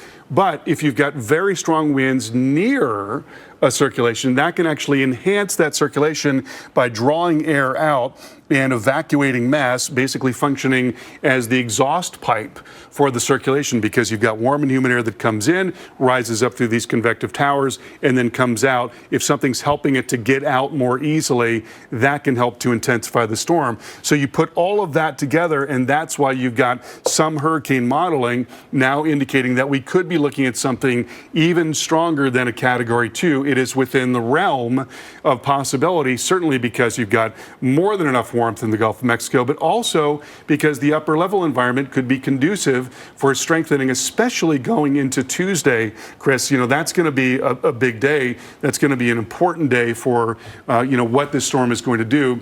We've got the warmth in place already, but that trough is going to be strengthening, dropping in at that time, and that's going to increase that outflow. And so that may help it to get even stronger right at the last minute, right before it comes on shore. So there's two big questions right here. Where's it going? How strong it's going to be there. Yep. Talking about where it's going, a lot of factors still that can play into where it goes. But just when you were showing us the spaghetti plots, right, the ensembles, the difference for some with one of those lines versus another line is a bad weather day and a life-changing weather day. Yes, absolutely. I mean, it's incredible, really, when you think about, how many different, scenarios you've got here. Because, yes, if it comes up here on this west side of the envelope, then maybe you're looking at a devastating windstorm for Tallahassee. So many trees in the Tallahassee metro area, and that could be, causing huge power problems. Something right down the middle is going to bring the maximum surge into the Big Bend area, and then a big windstorm into Jacksonville. And then obviously something that's farther south would be, just a terrible situation for Southwest Florida, because we could be looking at a repeat of what we saw last year. Maybe not as intense, but certainly we don't want to see any storm in that part of the country as they continue to recover. All right, stay with us. We'll be right back.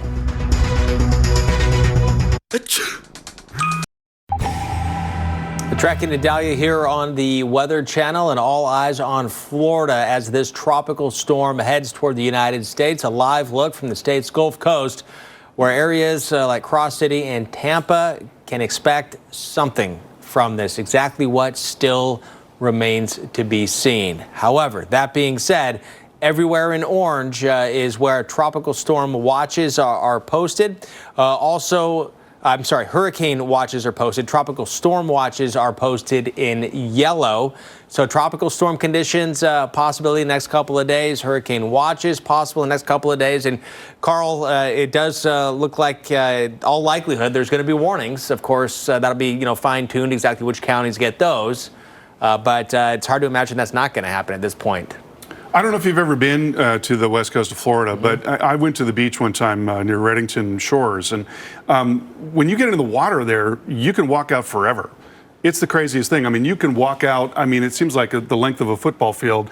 I don't think that's an exaggeration. And you're still on your feet. And so, the issue there is there's a very shallow continental shelf. And so it's a lot easier to pile the water up when storms come in. That's a big part of why we saw such a significant surge from Ian in Southwest Florida. So that's the case all along the west coast of Florida. That's why there's such a big worry for surge there. And some of when we look at the surge forecast as it is tonight, again, there'll be, the forecast likely to change.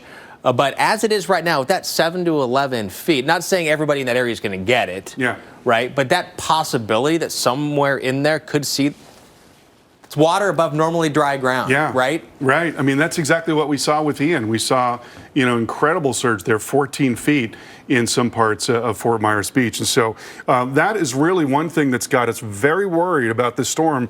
Just how bad is that surge going to be? Where is it going to be? How strong is the storm going to be? Right now, 45-mile-per-hour tropical storm. We've got a full advisory coming up at 11 p.m. Eastern time from the Hurricane Center. I'll tell you, there has been a very impressive burst of convection near the center of circulation. You see that big dark circle there.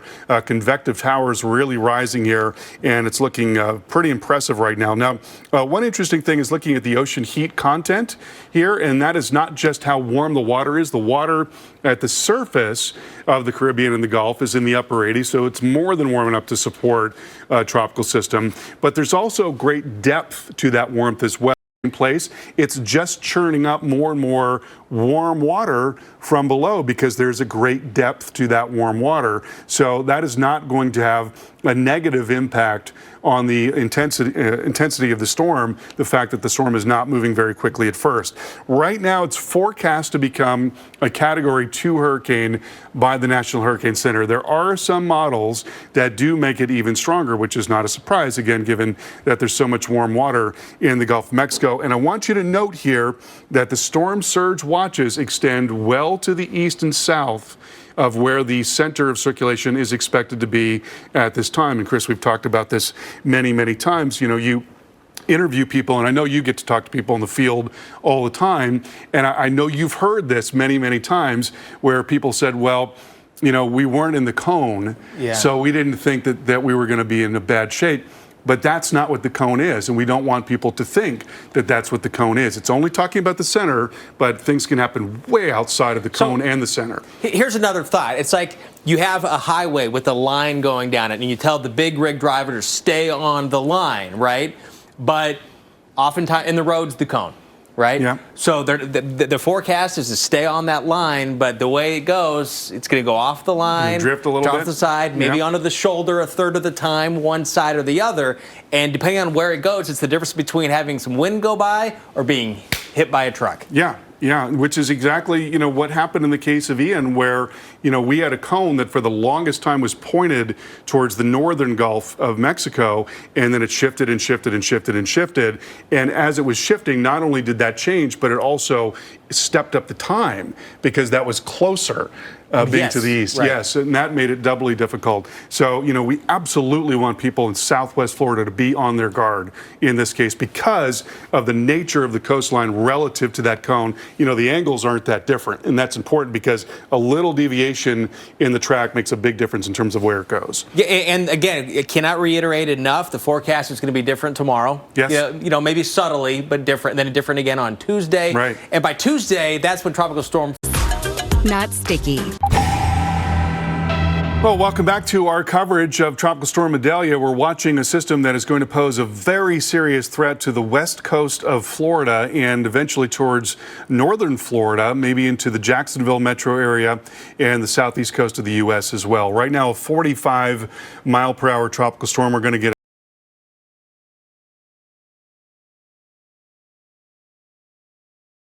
new update from the Hurricane Center in about an hour, maybe an hour and 15 minutes, somewhere in that vicinity. And you can see there's been a huge burst of convection or thunderstorms near the center of circulation. So this thing is definitely looking very healthy from a satellite perspective. A lot of deep, tall clouds there. Those darker colors indicate the tallness and the coldness of the cloud tops. And you see there's a large area that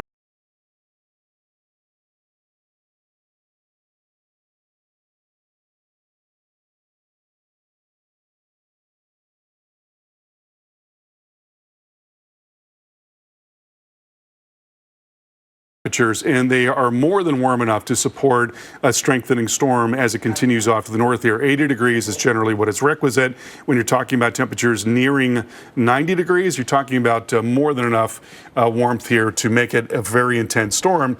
And there is the latest model intensity guidance. And you notice here, that several of these members are now up into Category 2 range, and a couple of them approaching or topping Category 3 range. So we certainly can't rule that out. It is possible that this thing becomes a major hurricane before it makes landfall, and this is going to be moving into a very surge vulnerable section of coastline. And we've been talking about this over and over again. When you look at the forecast cone here, this is not an impacts cone. It's not telling you where we think the worst of the weather is going to be and where it's not going to be. Rather, it's telling you where the center of the storm is likely to be, the range of possibilities for the center of the storm. The reason why it's got width is because that's the average forecast error at that time point. And then you see that the storm surge watch extends well to the south and to the east, because a third of the time the center is actually outside of the cone. And so, there is still a lot that we have to learn about the forecasting track and intensity. And so it's possible that it could be outside of that cone, but more than that, the impacts can definitely be outside of the cone, especially on the right side, that forward side. Right forward side, because imagine, if you will, that the center is coming up through here. Well, then the center would be very much in the cone, but you'd have a huge surge of wind and surge coming up here into the southwestern part of the state. So that could be very bad indeed there in the southwest part of the state, even if the center is farther north. And so, Chris, that is among the many things that we need to sort out over the next couple of days. And, the fact of the matter is that these things are enigmatic, and, you don't have perfect foresight, and we'll do the best that we can with the data that we get, but it's just going to take a little bit of time to sort this out. And we, of course, and the National Hurricane Center, we forecast the weather, right? But we can't forecast, we can't predict how the weather's going to interact with everything, whether it's the land, whether it's building, and whether it's people, right? We can't, the response. And one thing that I also think is important is that, Tampa has not had a serious storm since 1950. That's a long, long time. So much has changed. So many more people live there now. Millions of people live there. There's all kinds of infrastructure that has not been tested. You've got people that don't really have a lot of experience with a 5 or a 7 foot surge in that area. And so, this is one of those cases where you really do need to pay attention to local officials, understand where you are, situational awareness, know where you are relative to evacuation zones, which one that you're in, and then, really listen to them and get out, because we did hear that a lot. There were evacuations issued in Southwest Florida for Ian, and there were people who, just kind of said to themselves, well, we haven't had anything like that. But every storm is different. Right. Yeah. But talking about Tampa right now, and the fact that there could be a serious storm heading your way, Tampa is extremely vulnerable, and meteorologist Alex Wilson has a breakdown on the reasons why. Tampa, Florida is very vulnerable to hurricanes. Many counties in the region are surrounded by water on up to 3 sides. The Gulf is relatively shallow. During a storm, the surge is pushed higher and higher. Once the water moves into Tampa Bay, it gets stuck. It has nowhere to go but up and over the land. An 1848 storm was believed to have only been a Category 1. If that happened again, let alone a Category 3 or 4, the water would be over a person's head and the damage would be staggering. An evacuation in this area could be a nightmare. The population here has grown by 600% since 1950. That's a lot of people that have to get to high ground on relatively few highways. Timing in an evacuation is very critical. If people do not respond quickly, roads become backed up and leaving becomes difficult. Most of the 3 million residents have never seen a hurricane in this area and may not understand the threat. Officials urge for residents to take threats seriously and move quickly when they say you need to go. Routes headed north and east out of Tampa will be jammed in any hurricane evacuation, and any hurricane making landfall near here will likely be going north and east as well. So it is extremely important to know your evacuation zone, because when we start talking about storm surge, if it starts to become a thing, the storm surge maps are going to look pretty similar to this. The evacuation zones are closely tied to proximity, how close you are to water sources and elevation as well. So know your zone, floridadisaster.org. That's where you need to start. And of course, hopefully you have been making your preparations and expecting some big waves. And those waves and surf will translate into some coastal flooding and, of course, the potential for storm surge. A lot to figure out and a lot to learn in the next couple of days. We're here for you.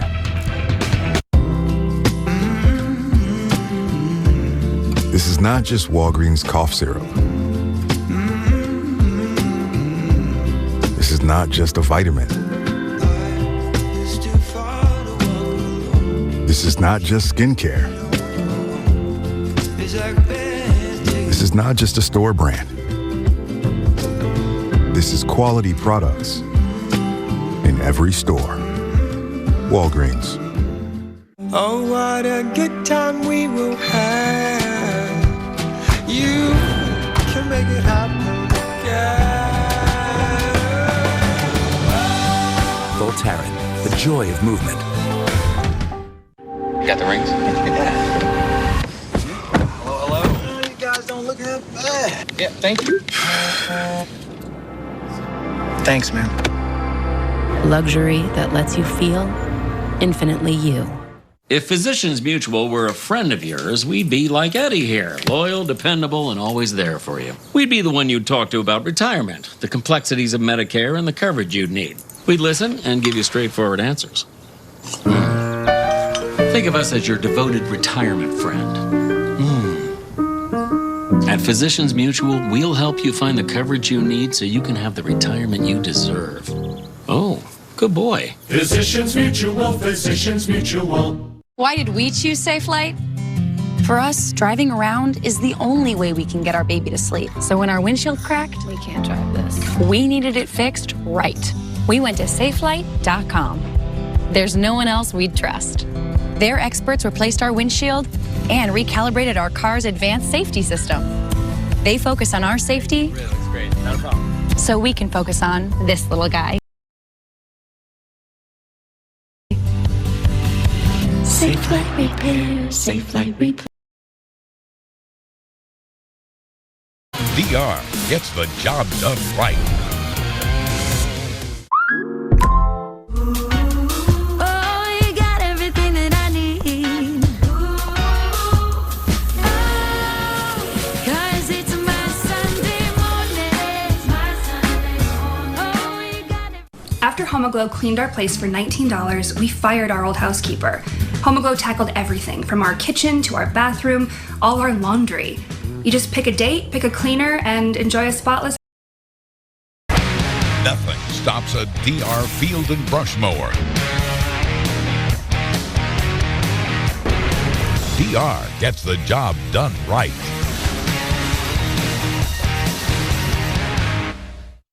It's a fact. No other news network out there is trusted more than the Weather Channel. This is epic! Trusted to be there, where and when you need us. Trusted to give you every advantage before the storm. Absolutely unbelievable. Because America doesn't trust hurricane season to just anyone.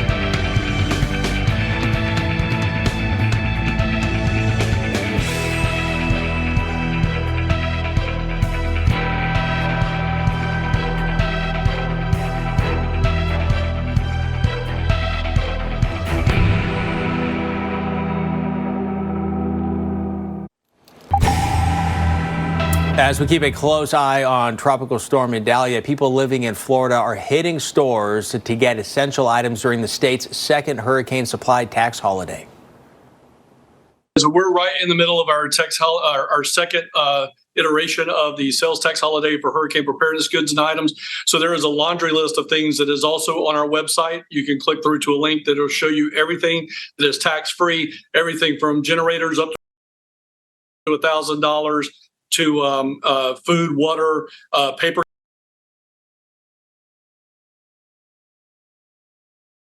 Goods. So we just, those are the things that we would encourage people to do and get out there and take advantage of the sales tax holiday.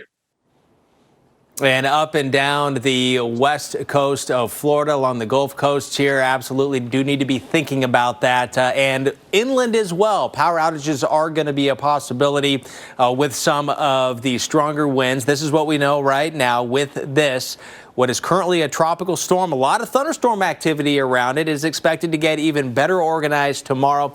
45-mile-per-hour tropical storm. It's moving east-northeast at 3 miles per hour, but then it is going to head north, head into the very warm waters of the Gulf of Mexico, and by Tuesday morning, a hurricane. Getting stronger Tuesday afternoon, Category 2 by Wednesday morning, and it is possible that it could be even stronger than a 2. A major hurricane still is possible. Tropical storm warnings, tropical storm conditions expected here. Parts of western Cuba and parts of the Yucatan, including Cancun. This is the threshold for a hurricane. All of these models take it up to hurricane force, and some of these do have it. Now it looks like there's a couple of them that take it to a Category 3, 111-mile-per-hour winds or stronger. But certainly there is also pretty good agreement with these models that it's going to be at least a 2. But again, it's possible still a major Category 3. This is a look at the enhanced satellite. So it's the infrared, which is measuring the temperature of the clouds, which corresponds to how tall they are. And the taller clouds here are also associated with some of the stronger thunderstorms, which we're seeing a lot of.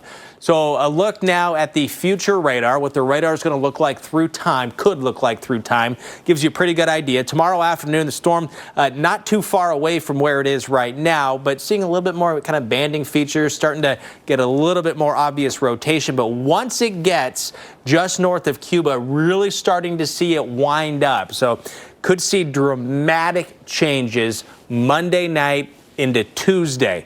And so what's going to be also important is where the center is. The models will start fixating on that. So you're going to have a much better, with a, kind of a, not a super organized storm right here, and it's farther away from land and from time, in time as well. So the forecast is pretty spread out. When it's closer and better organized, the forecast is going to be better, right? You're also closer in time. It's like you have a pretty good idea who's going to win the game in the fourth quarter as opposed to the first quarter, right? There's a lot that can happen in those quarters in between. So the time does make a huge difference in confidence, and a huge part of all of this is the diagnosis. You go see the doctor, checking you out. It's really important. Airplanes are to go check out the storm, diagnose it. Information goes into the computer models, better forecasts. Yeah, and they were actually going back and forth today along that path that the storm is going to take to sample the atmosphere to try to get a sense of what the atmosphere is like to the north of the storm, where it's headed, and they're going to feed that information into the models, and hopefully that'll make the models even better, because this is a real challenge of a forecast when you've got a storm that's coming in and the angle of approach is not radically different from the angle of the coastline. Well, a little bit of a deviation is going to make a big difference in terms of who gets what.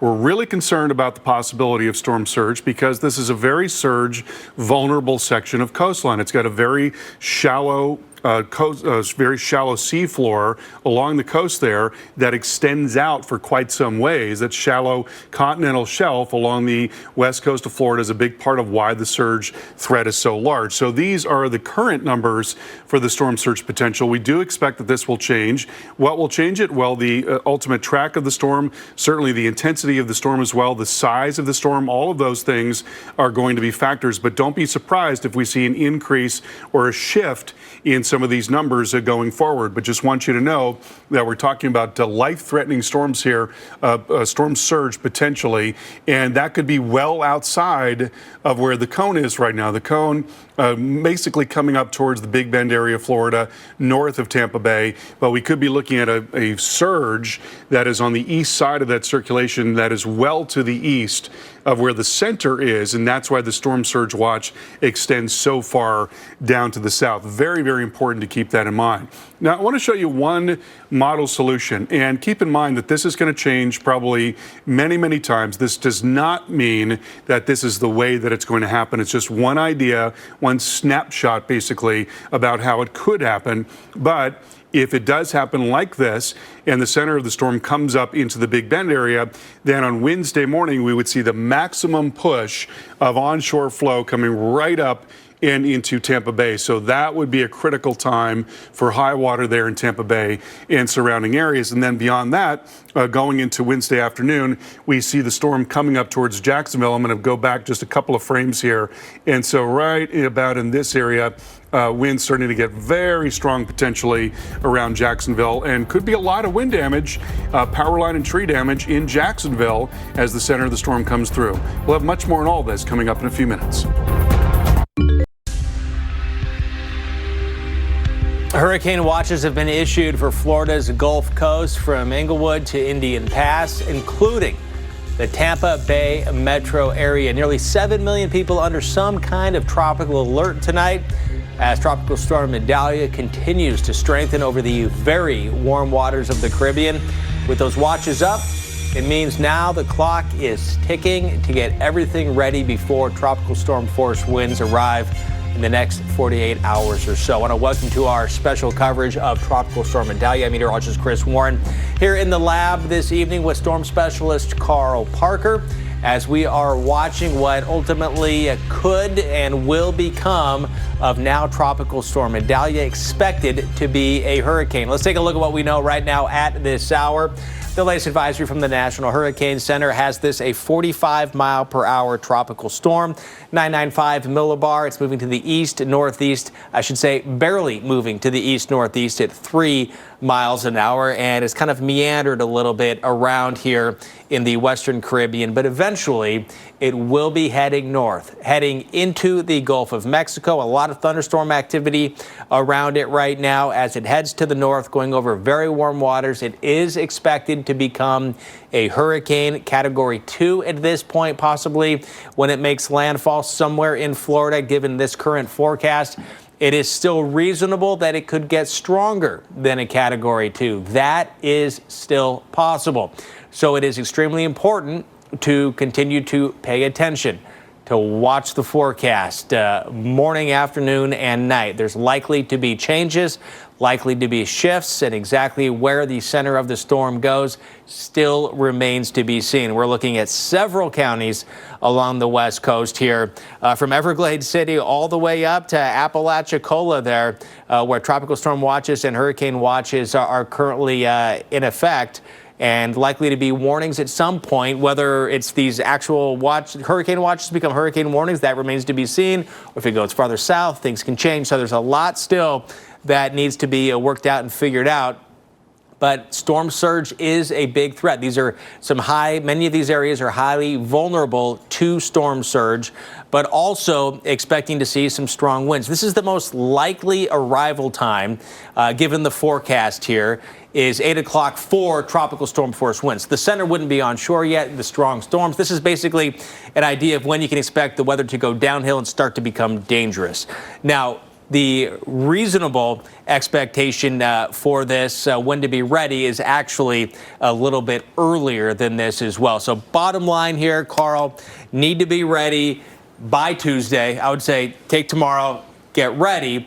Something also I think we need to figure out. Someone's asking me about, well, what do you think about Ocala, right? So, my parents live there, worried about them. They're inland a little bit, not too far, but you're still looking at tropical storm force winds possible, maybe stronger.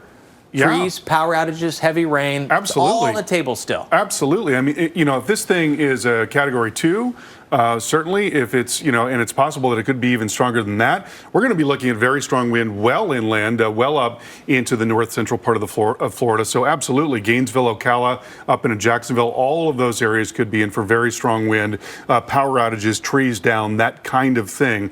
Right now, 45-mile-per-hour tropical storm. We're expecting a new update from the National Hurricane Center within this hour. It's going to be more towards the top of next hour. And then here you see what's happened on the satellite imagery over the last several hours. Big burst, a big convective burst here near the center of circulation. So it certainly does look like it's becoming more organized at this hour. Would not be at all surprised to see a stronger storm. Sometimes it takes a little time from the time that you get that organization and that bursting until you see lower pressures and stronger winds. But I would not be at all surprised to see later tonight or tomorrow morning that we have a stronger storm, maybe even at the next advisory. It definitely looks very healthy on the satellite picture. Now, looking at water temperatures, this is important because this means that there is a high maximum potential intensity of the storm. If everything else is optimal, when you've got water temperatures that are in the upper 80s, well above what is requisite for tropical cyclones to maintain themselves, then you've got a lot of potential energy. You've got a lot of availability here in terms of instability.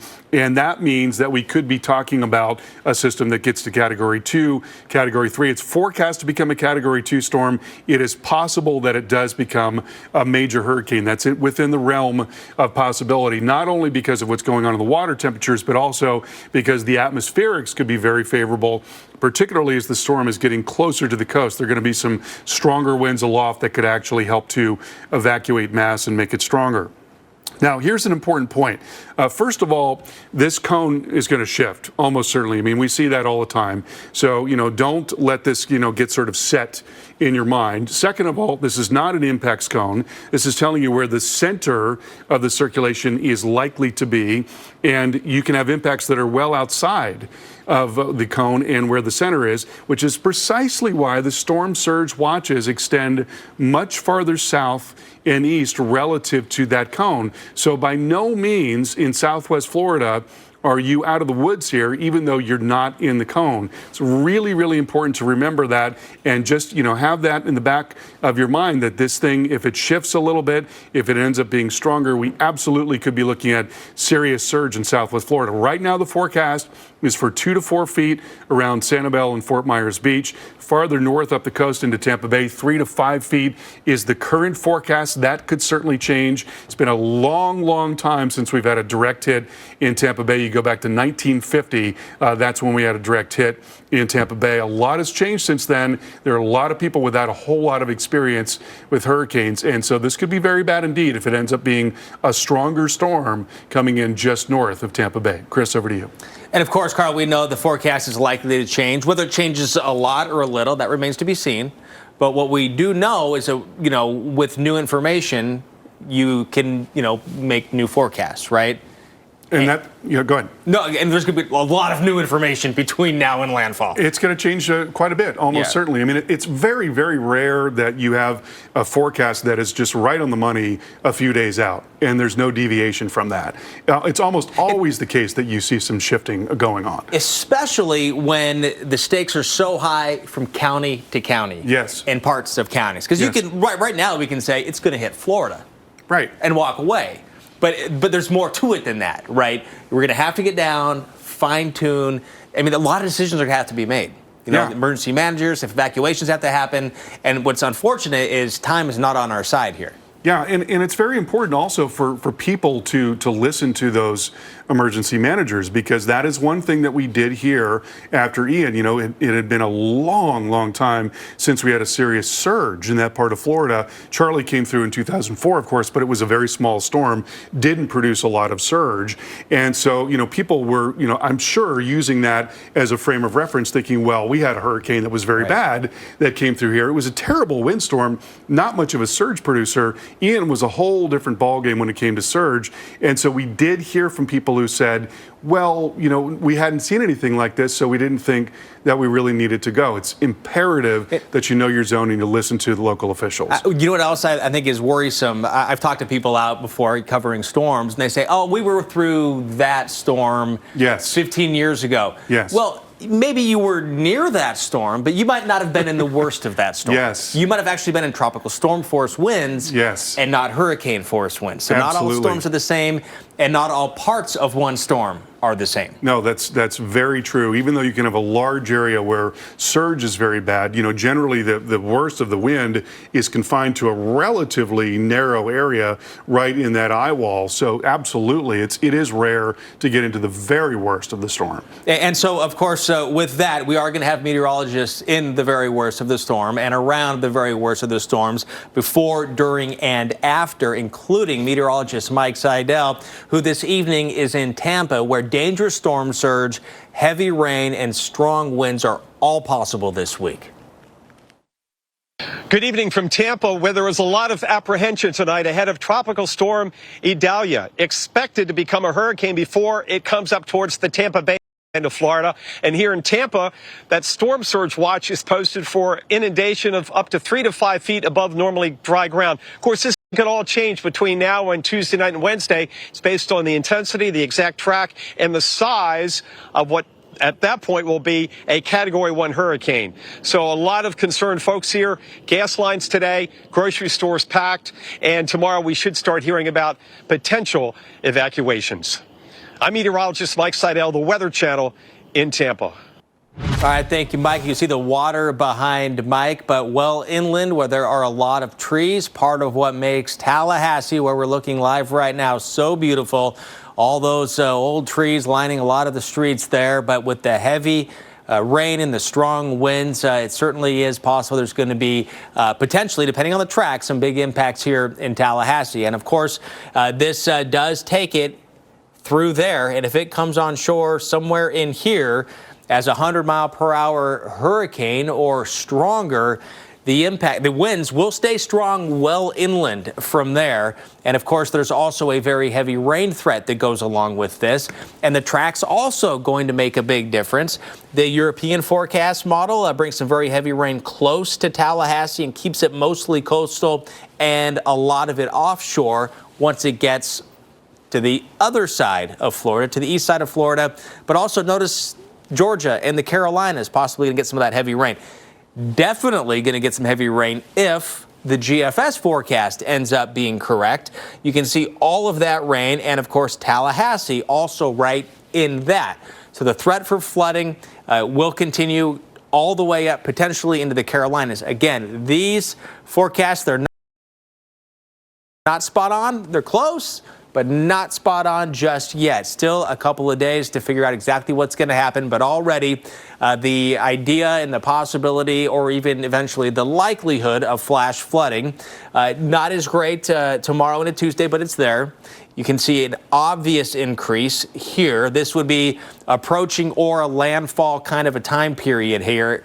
And then Wednesday into Thursday, the storm or hurricane working its way inland. And of course, Carl, by that time, we'll be looking at whatever it did at the coast and inland, but then following that heavy rain and serious flood threat. Yeah, this is going to go on right through the middle of the week. I mean, we're going to be looking at heavy rain on Wednesday and Thursday into the Carolinas, and that too is going to be a part of the story, on top of a very serious rip current threat from Franklin, which we'll touch on in this hour as well. Well, Tampa's Fire Rescue Emergency Coordinator says we should learn from the lives lost in Hurricane Ian, and earlier today strongly urged residents to take evacuations more seriously this time around. As we saw with Hurricane Ian, unfortunately, a lot of residents down in the Lee County, Fort Myers area did not heed those evacuation warnings. Again, you can replace your things at your house, but you can never replace your life or a loved one's life. So if those evacuation orders do get made, please get out of those areas into a safe location, whether at family or friend's house. But again, as a last resort, shelters would be open for any evacuation order made here.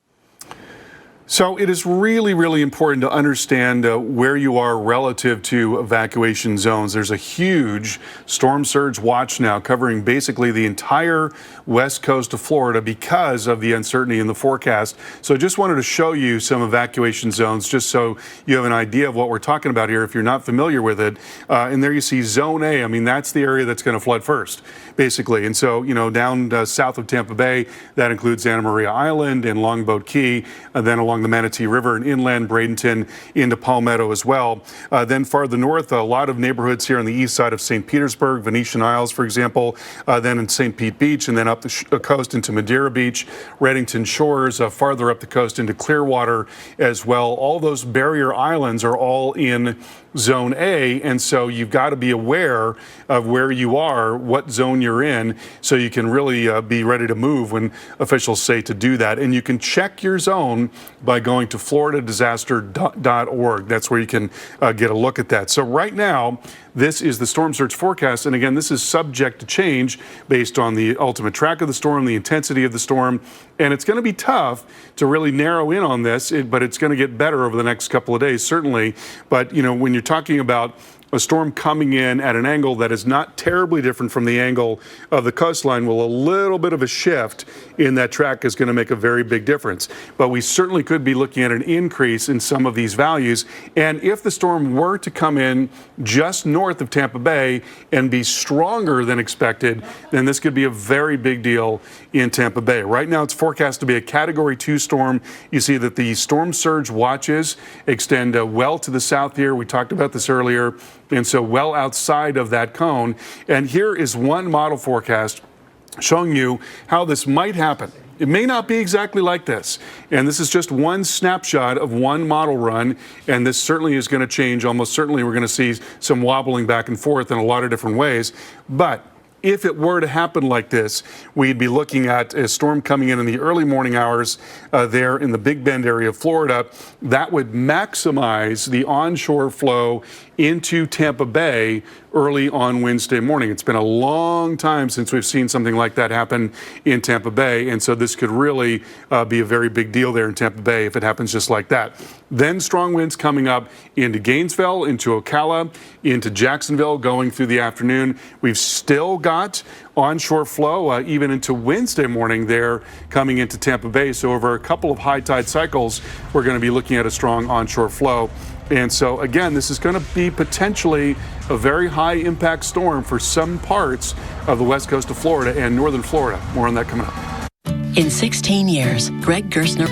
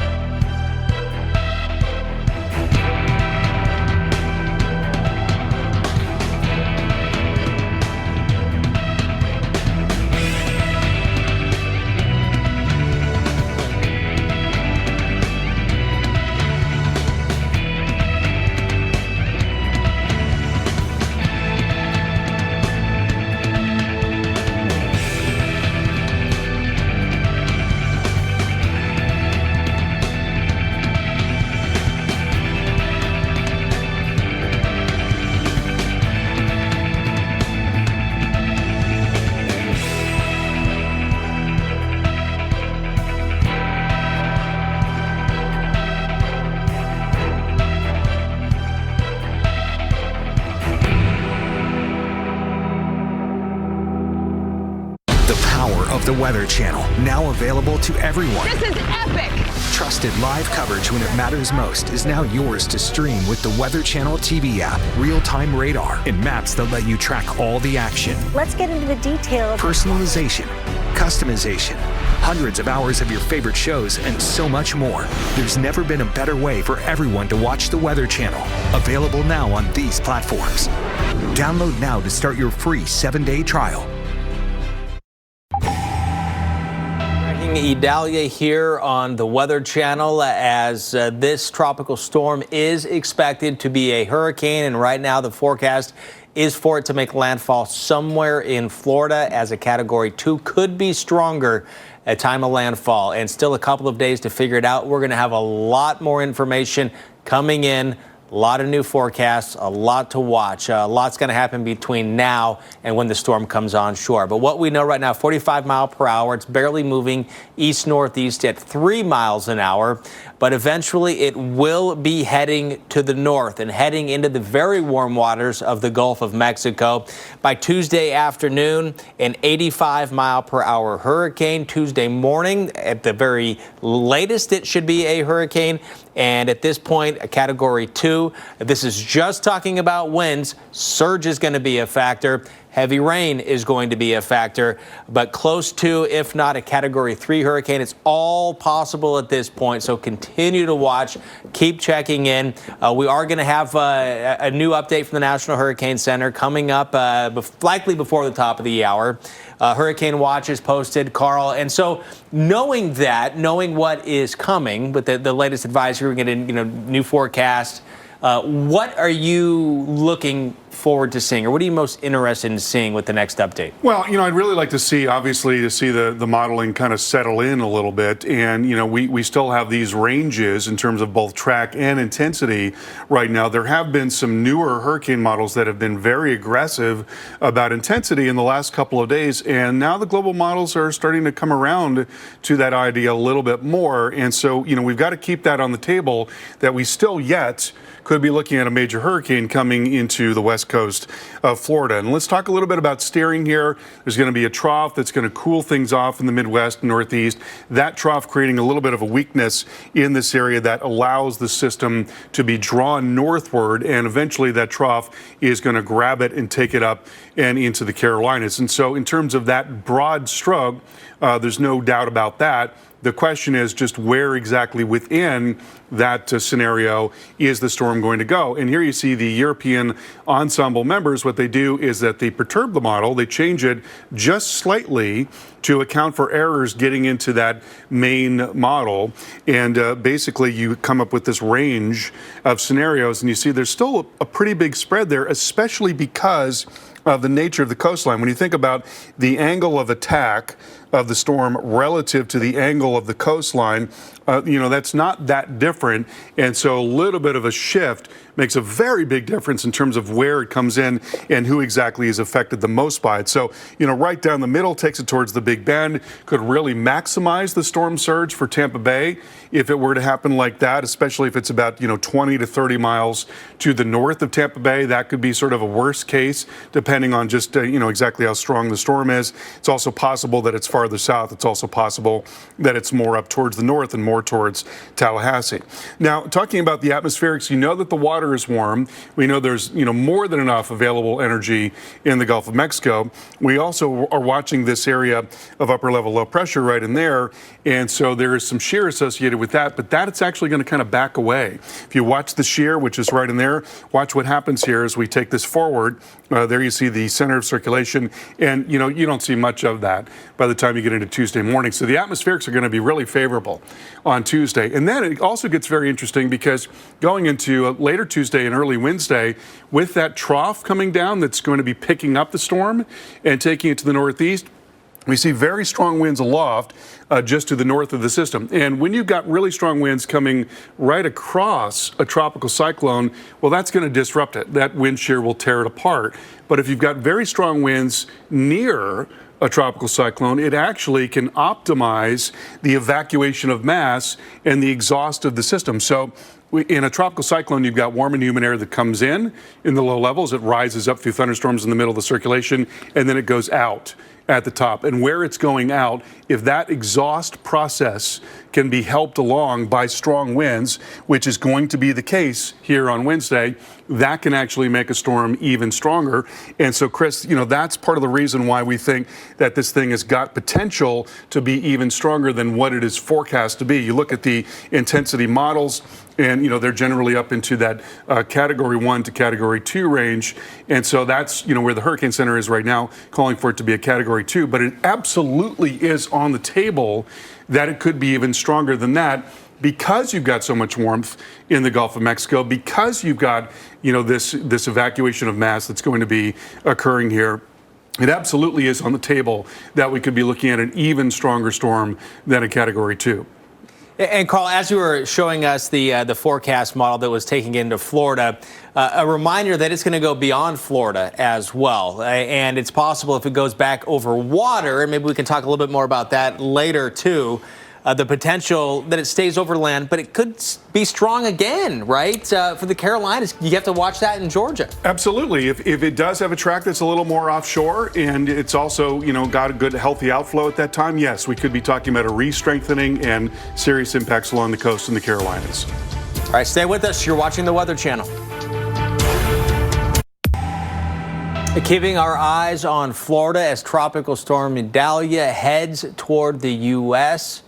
A live look now at the state's Gulf Coast, where areas like Cross City and Tampa could see some serious impacts. Hopefully people getting ready for the potential. What is possible? There are hurricane watches up right now. Hurricane conditions are possible in the next couple of days here. Tropical storm watches are also in effect, and you can see how those go inland as well. I mean, in some of these areas, you're a county away from the east coast of Florida.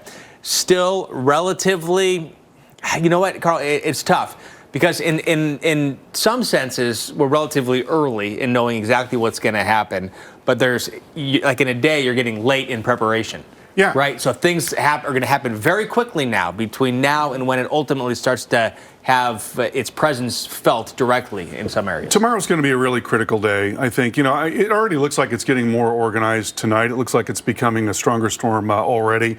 I think the models may settle in a little bit more once we have something a little beefier for them to lock in on. Right now, 45-mile-per-hour tropical storm. We've got a new advisory coming out probably within 20 to 30 minutes or so, and we'll see what they decide to do with it. But it absolutely does look healthier than it did earlier today. You've got a big burst of convection or thunderstorms that has occurred near the center of circulation. The outflow a little bit restricted on the north side, but otherwise looks very healthy. Water is plenty warm. It's not just warm, but there's a great depth to that warmth. So the fact that it's just sitting in the same spot doesn't really have an impact. So I would not be at all surprised if, tonight or into tomorrow morning, certainly if we're looking at a stronger storm than what we've got right now. It is expected to continue to strengthen over the next few days here on its way to becoming a Category 2 storm.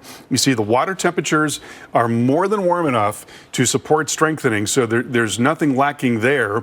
The atmospherics are probably also going to be supportive of a strengthening storm. And so when we look at a lot of the hurricane intensity guidance, we see that much of it is getting up here into Category 2 range, but then a couple of the models are near or above Category 3, which is a major hurricane. So it's absolutely on the table that we could be looking at a major hurricane coming up towards the west coast of Florida, and we just want you to be aware of that fact. Now here is the current forecast intensities and track from the Hurricane Center. Again, a new forecast package is going to be coming out probably about 25 or 30 minutes or so. And so we'll see what the Hurricane Center is going to do with the new model information that has come in. But basically, we've got this storm that's coming towards the Big Bend area of Florida. That's the way it looks right now. But there's a lot of wiggle room. The reason why the cone is as wide as it is because that's the average forecast error. And a third of the time, the center is actually outside of the cone. So the center could be wide relative to where that is. And that's not telling you where the impacts are going to be, which is precisely why you see the storm surge watches well to the south of where that cone is. So it's extremely important to not say, I'm in the cone or I'm not in the cone, and I'm going to base the decisions that I make on that, because that can be almost irrelevant in some cases. It's very, very important to not think about that in terms of where you are relative to the cone. So here's a look at the storm surge potential. And Chris, right now we're going for 3 to 5 feet there in the Tampa Bay area. As we've been pointing out here, you have to go back to 1950 to have a direct hit there in Tampa.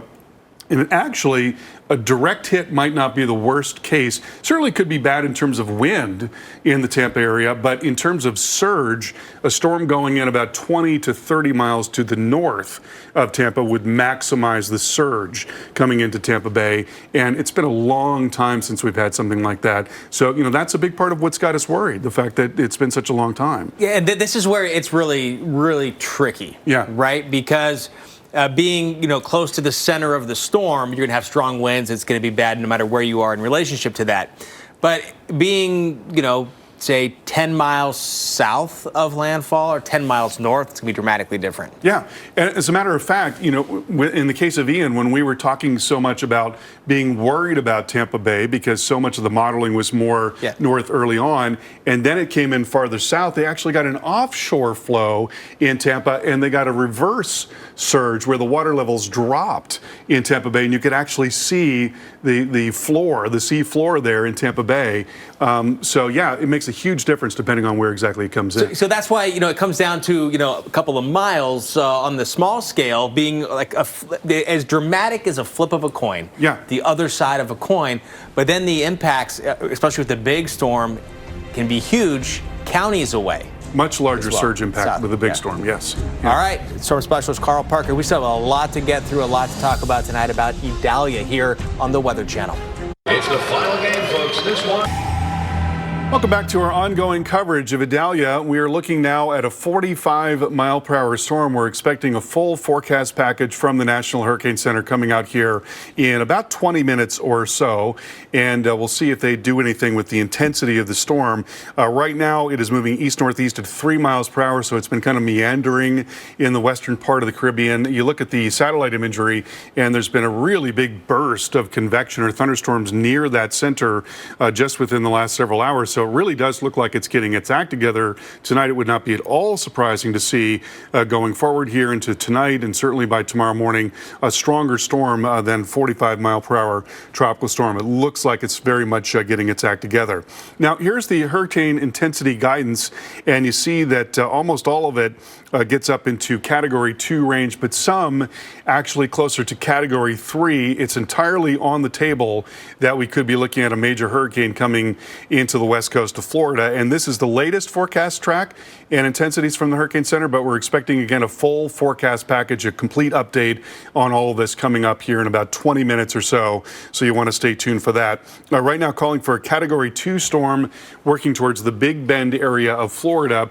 But important to remember that this is just talking about the center of the circulation, and impacts can be well outside of that center. And so that's why that storm surge watch extends well down to the south here. Right now, forecast for 2 to 4 feet of storm surge in those areas that were hit so hard by Ian last year, including Sanibel Island and Fort Myers Beach. Farther north, 3 to 5 feet of storm surge expected in Tampa. If we do have a very strong storm that comes in north of Tampa, that's going to bring that maximum surge in, most likely coming up on Wednesday morning. And if it is a fairly intense storm that's maybe 30 miles north of Tampa, that could really maximize that surge in Tampa Bay. And it's been a long, long time since we've seen anything like that.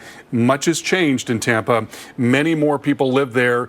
A lot of infrastructure has been built up in the decades since we've seen a major storm. Going back to 1950 really is probably the closest time that we would have to something really serious in Tampa. And, you know, this could be a big deal if it happens just the right way. Now, here's one model forecast showing you the center of the circulation coming up near Cedar Key and near the Big Bend area. Again, that would maximize the storm surge to the south coming into Tampa Bay Wednesday morning. But we would continue to see an onshore flow beyond that through the day on Wednesday and even into late Wednesday and early Thursday, while strong winds, Chris, coming up into north central Florida. So we don't want to forget about that. Gainesville, Ocala, Jacksonville, all of those areas. Tallahassee, if the storm's a little farther west, all of those areas could be under threat for significant power outages and tree loss, that kind of thing. All right, so we're looking, you were showing us that forecast of the winds going up close to the Big Bend, Cedar Key. Yep.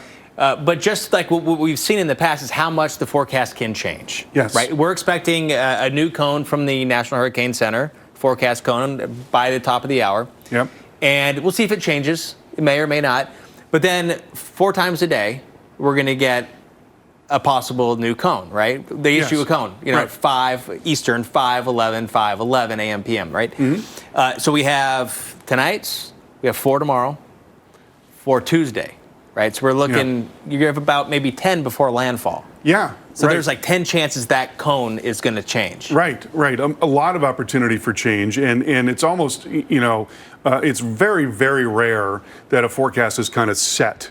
And, unfortunately, what some of the social science shows is that when people see, and this is what happened with Ian, by the way, when people see those initial cones, they kind of set that in their minds as this is what that's going to do. And it's really important to not do that because it's very, very rare that that holds. It's more likely that we do see some shifting, and particularly along the, the coastline being at, just a little bit of an angle relative to the angle of attack of the storm, a little bit of a shift makes a major difference. Right. There's certain biases that you have to be careful of. Yes. Right. And that's one of them, because it's like if it's Tuesday and you have a picnic planned on Saturday and you see that it's sunny, you fixate on that and you plan for it. By Friday, there's now a cloud and a lightning bolt in there. You might just remember the forecast from Monday. Exactly. And this is really, really important to be nimble in a case like this. And first of all, to understand, have situational awareness, understand where you are relative to the evacuation zones, and to listen to local officials. We heard that people don't always do that, and it's really, really important. It is, because at some point for somebody, again, we don't know exactly where it's going to be, which county, which cities, but the stakes are going to be high. Yeah. Right? The stakes have the potential for being very high here. Absolutely. Absolutely. Right. So again, as we take a look at what we have seen in the past, I want to show you something right here that Todd put together for us to look back at Hurricane Ian. It's not just academic. This is just to tell you how much can happen. We're not saying this is going to happen, but just imagine the center of the storm going like that. This was a couple of days before landfall, okay? So this would have the center of the storm right here. But remember, what does the forecast cone tell us is that the center can actually go anywhere within this and sometimes outside of it, right? So this was a couple days before actual landfall. Where was actual landfall? As we take a look at that down here, right? So in a couple of days, but notice also that right here where it made landfall, as we go back, was still within the cone. But the weather was, as Carl was just talking about a few moments ago, dramatically different for Tampa. Again, this was the forecast a couple days before landfall. Still, the forecast was correct. The center did go within the cone. It's what you would expect, but the difference between here and here made life-changing differences for some. Stay with us. This is the Weather Channel.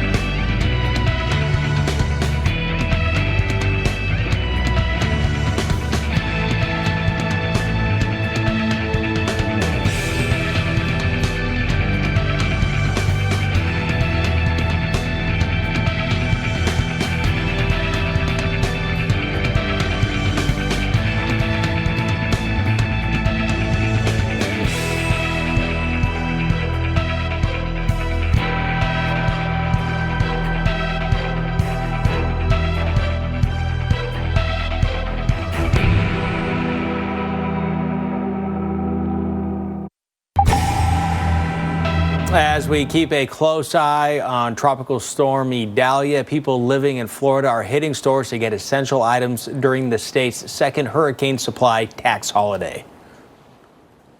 So we're right in the middle of our second iteration of the sales tax holiday for hurricane preparedness goods and items. So there is a laundry list of things that is also on our website. You can click through to a link that will show you everything that is tax-free, everything from generators up to $1,000 to food, water, paper goods. So we just, those are the things that we would encourage people to do and get out there and take advantage of the sales tax holiday. All right, so with that, let's take a look at what is going on right now and what is expected right now at this point, which can change. The storm is going to change from what it is right now. What it is right now is a meandering tropical storm that has a lot of thunderstorm activity with it. So it is appearing to get a little bit stronger. We're waiting any moment to hear from the National Hurricane Center and the latest advisory that's going to come in.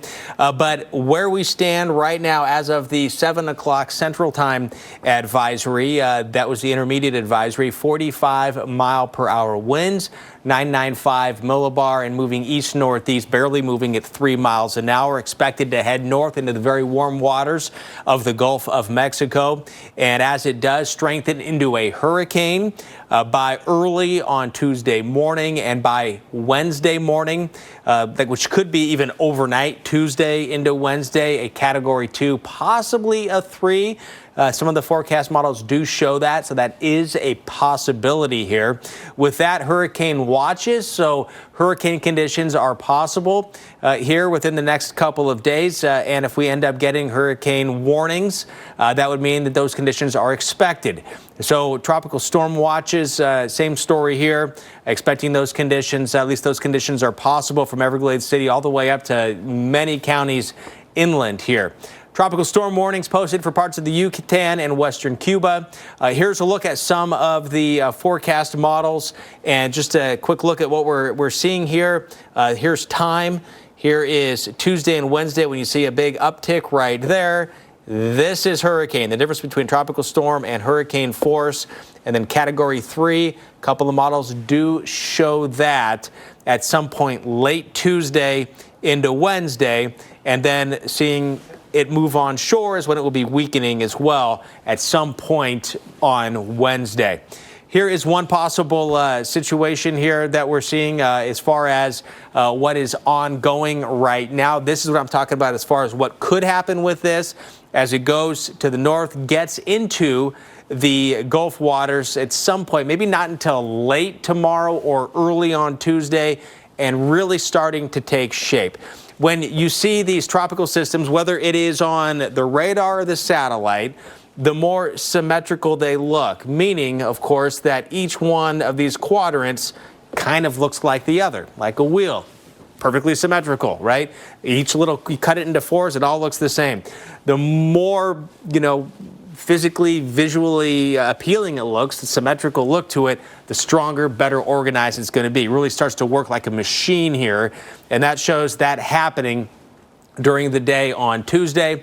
And of course, there's still a lot of information that needs to be learned here. Hurricane hunters will be out, NOAA, the Air Force here with flying into the storm, surrounding area, getting a lot of information of what the storm is, what the information is that's going to go into the computer model. So a lot of work that still needs to be done. A lot of forecasts are going to come in, Carl. Yeah, the NOAA plane was in there earlier, and they were not only sampling the storm, but actually sampling the area that was to the north of the storm, where it's headed, to get that information about the atmosphere into the models and hopefully have a better sense of how this thing is going to develop over the next couple of days. One of the big things that we're worried about with the storm coming into the west coast of Florida is storm surge. It's a very surge vulnerable part of the coastline, one of the most surge vulnerable parts of the coastline in the U.S. So the storm surge watch is over a huge area right now, from Apalachicola through the Big Bend down through Tampa Bay, down into Fort Myers and Sanibel, and then even farther to the south. So just having Tampa Bay as an example here, not suggesting that we're going to see evacuations, but just using this as an example, really, really important to understand where you are relative to the evacuation zones. What zone are you in? And obviously, the areas that are going to be right along the coast are the ones that are going to be flooded first, and generally speaking, unless you're, along a bluff or something like that. And so you see that here in Sarasota and Bradenton, that Anna Maria Island and Longboat Key, and then along the Manatee River here, Bradenton and into Palmetto, those areas are in Zone A. And so it's really, really important that you listen to local officials and, again, understand exactly where you are. You get farther north, there are some neighborhoods here in the eastern part of St. Petersburg.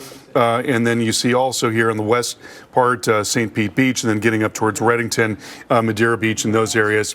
We are looking at Zone A all through there. So it's really, really important to know exactly where you are. We do have the new advisory from the National Hurricane Center And let's take a look here. And so not surprising at all, 60-mile-per-hour storm now. That is up considerably from the last time.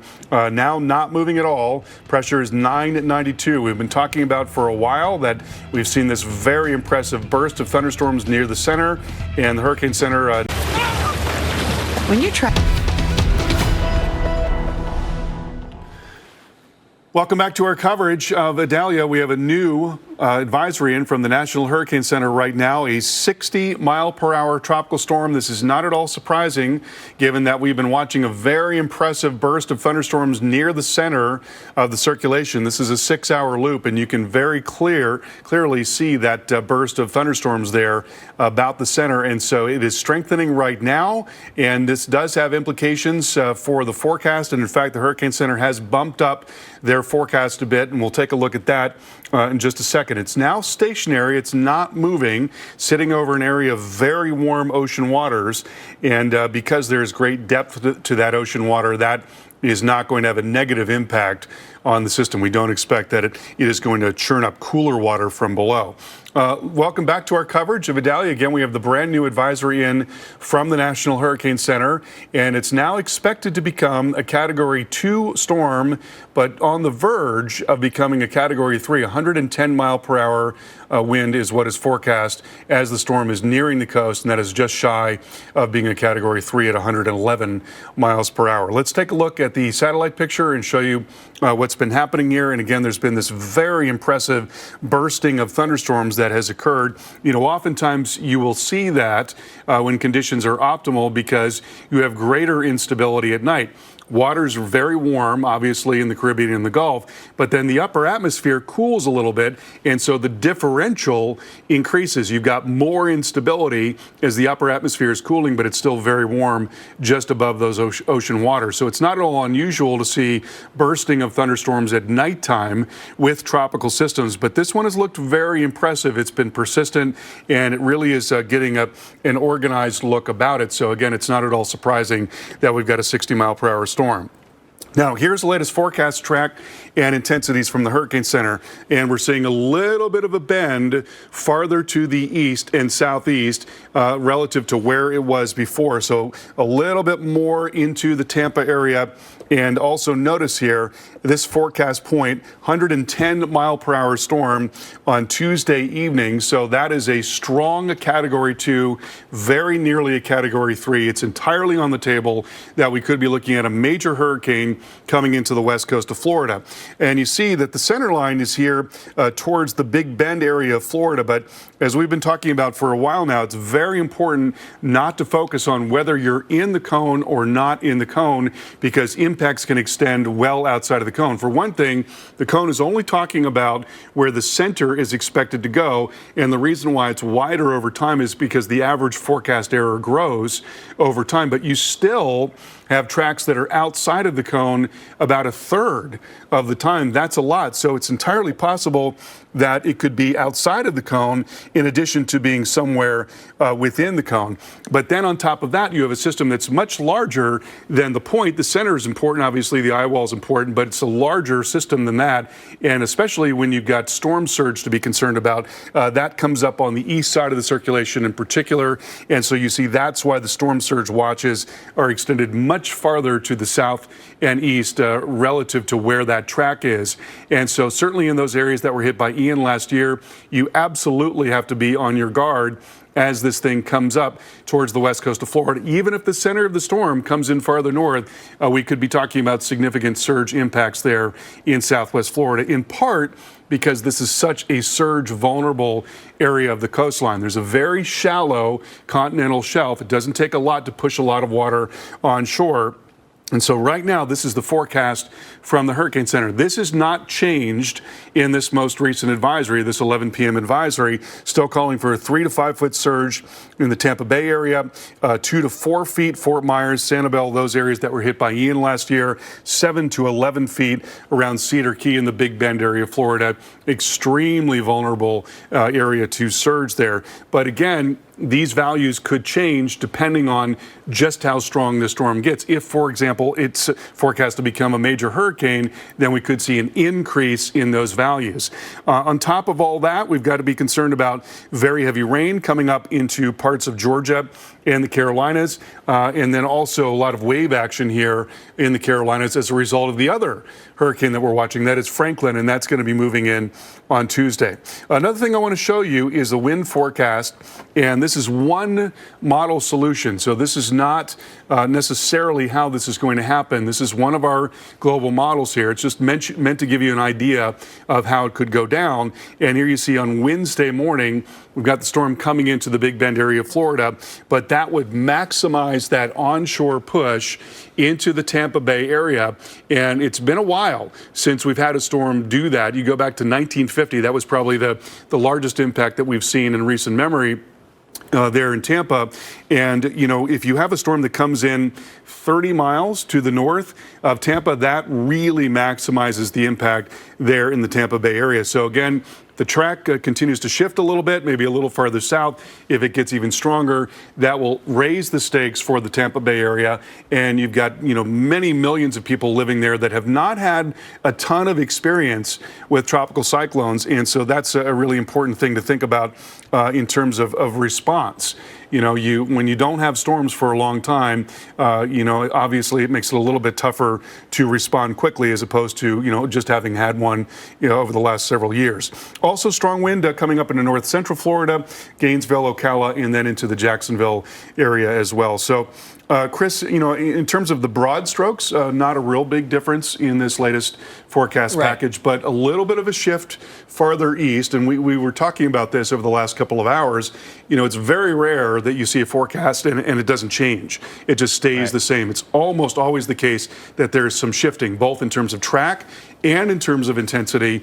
And so that is to be expected, really.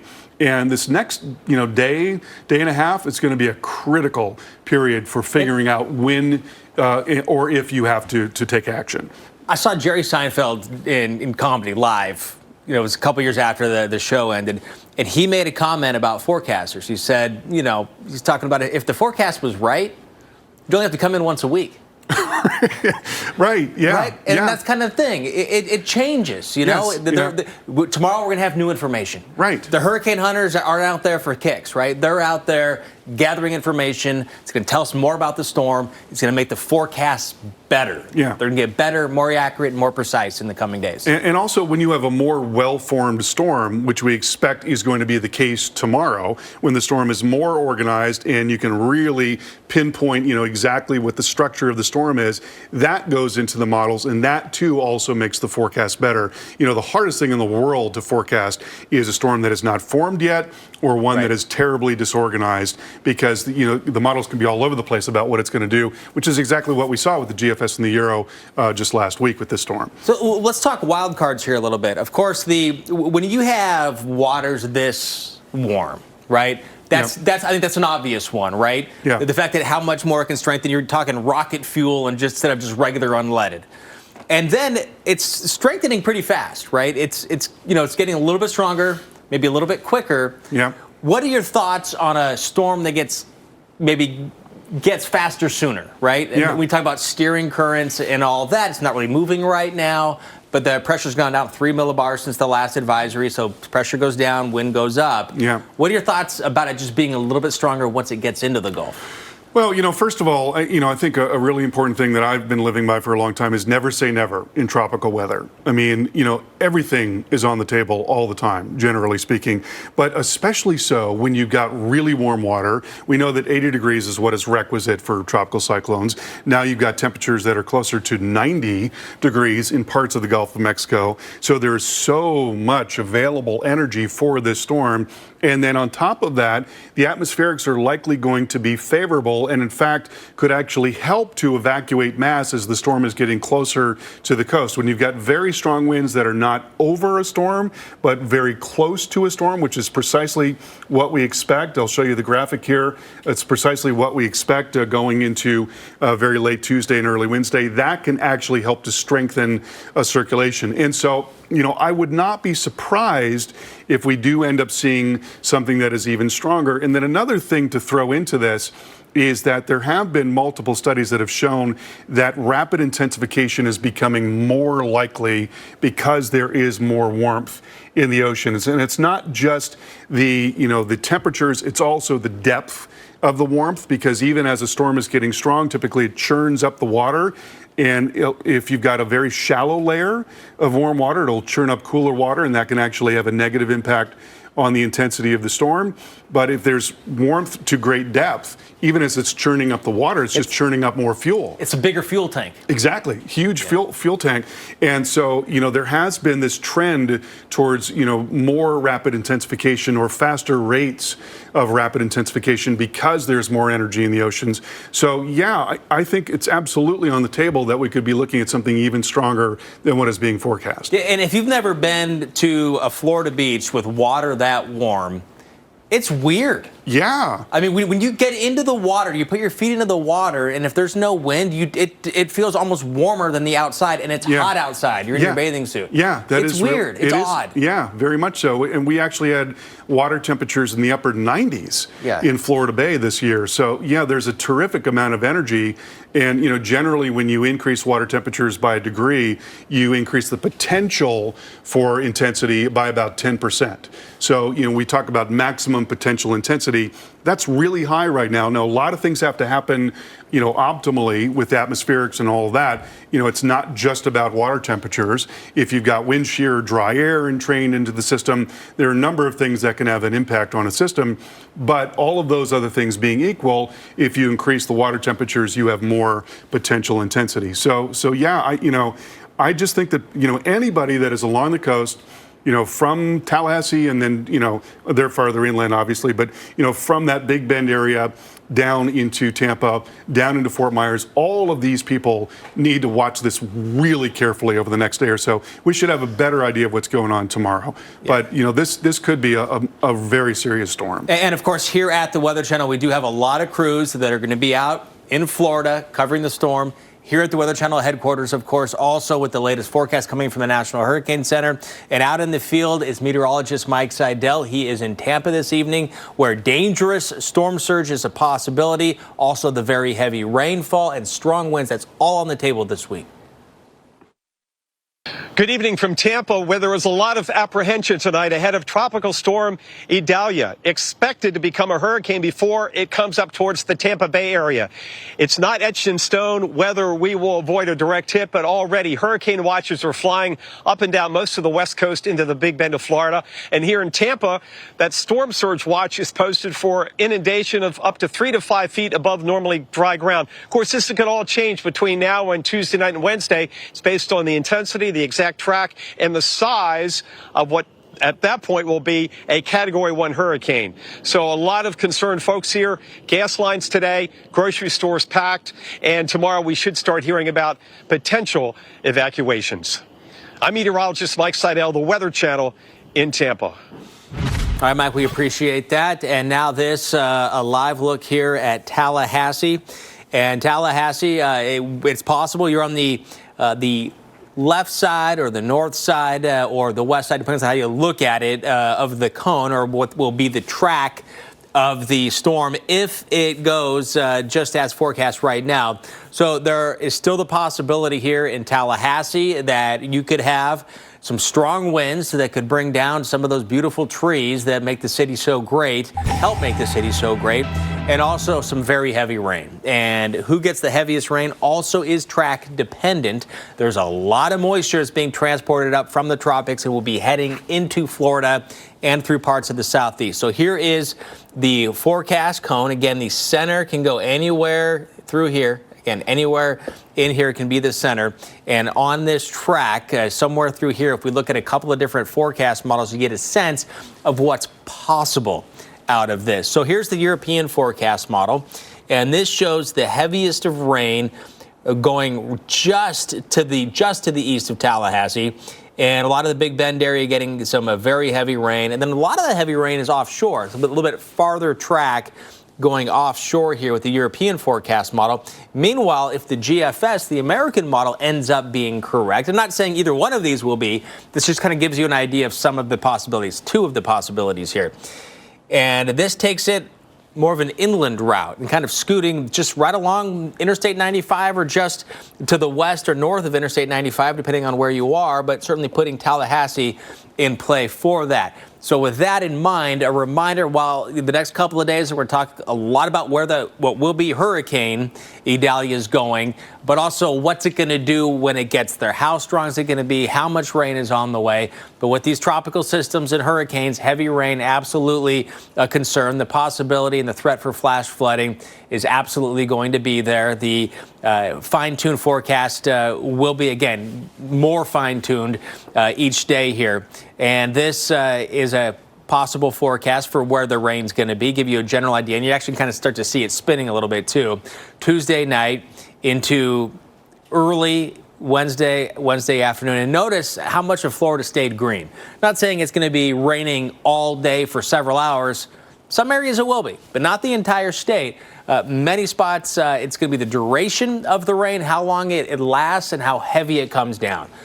Heavy, long-lasting rain can lead to flooding in a big way. So Tampa, surge, heavy rain, wind, it's all a possibility. So make sure you stay tuned to the Weather Channel. You can also do so on your smart TV as well.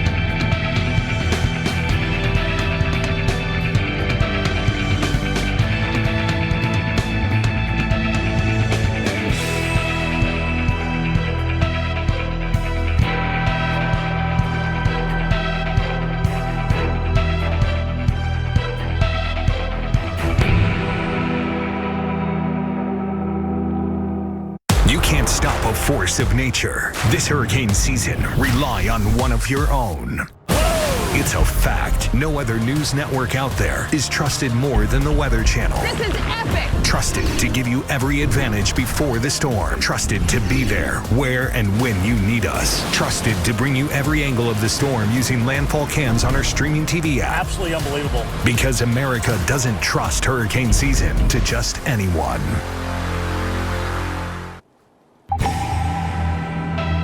Tracking Tropical Storm Idalia here on the Weather Channel, along with Storm Specialist Carl Parker. I'm meteorologist Chris Warren. The latest word from the National Hurricane Center, the latest advisory is in, the 10 p.m. Central, the 11 o'clock Eastern advisory.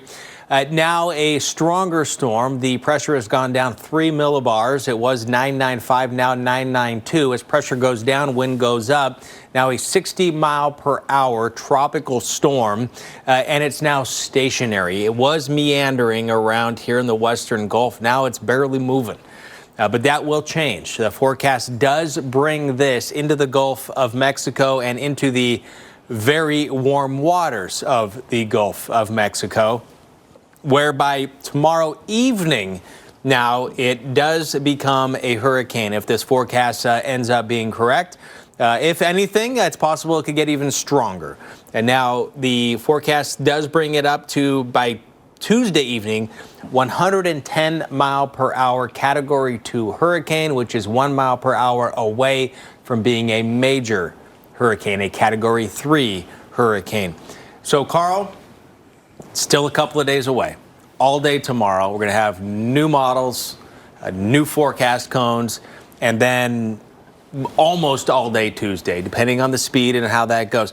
A lot can change, but it's Florida at this point. It really looks like it's going to be the front. Yeah, and we've got a lot of time to figure it out. Certainly, you should start thinking about what you need to do if you're in these zones where you might be affected by the storm. Anywhere along the west coast of Florida, really, you might be thinking about, just what is your plan going to be if it turns out that the storm is coming right to you. And this could be a really big deal in Tampa. We haven't had a very bad storm in Tampa for a long, long time. You have to go back to 1950. And so, that's quite a while. And think about how much has changed in Tampa in all that time. A lot. We've got a lot more development there, many more people there, many of whom probably don't have that much experience with hurricanes. So let's talk a little bit about what's steering this thing.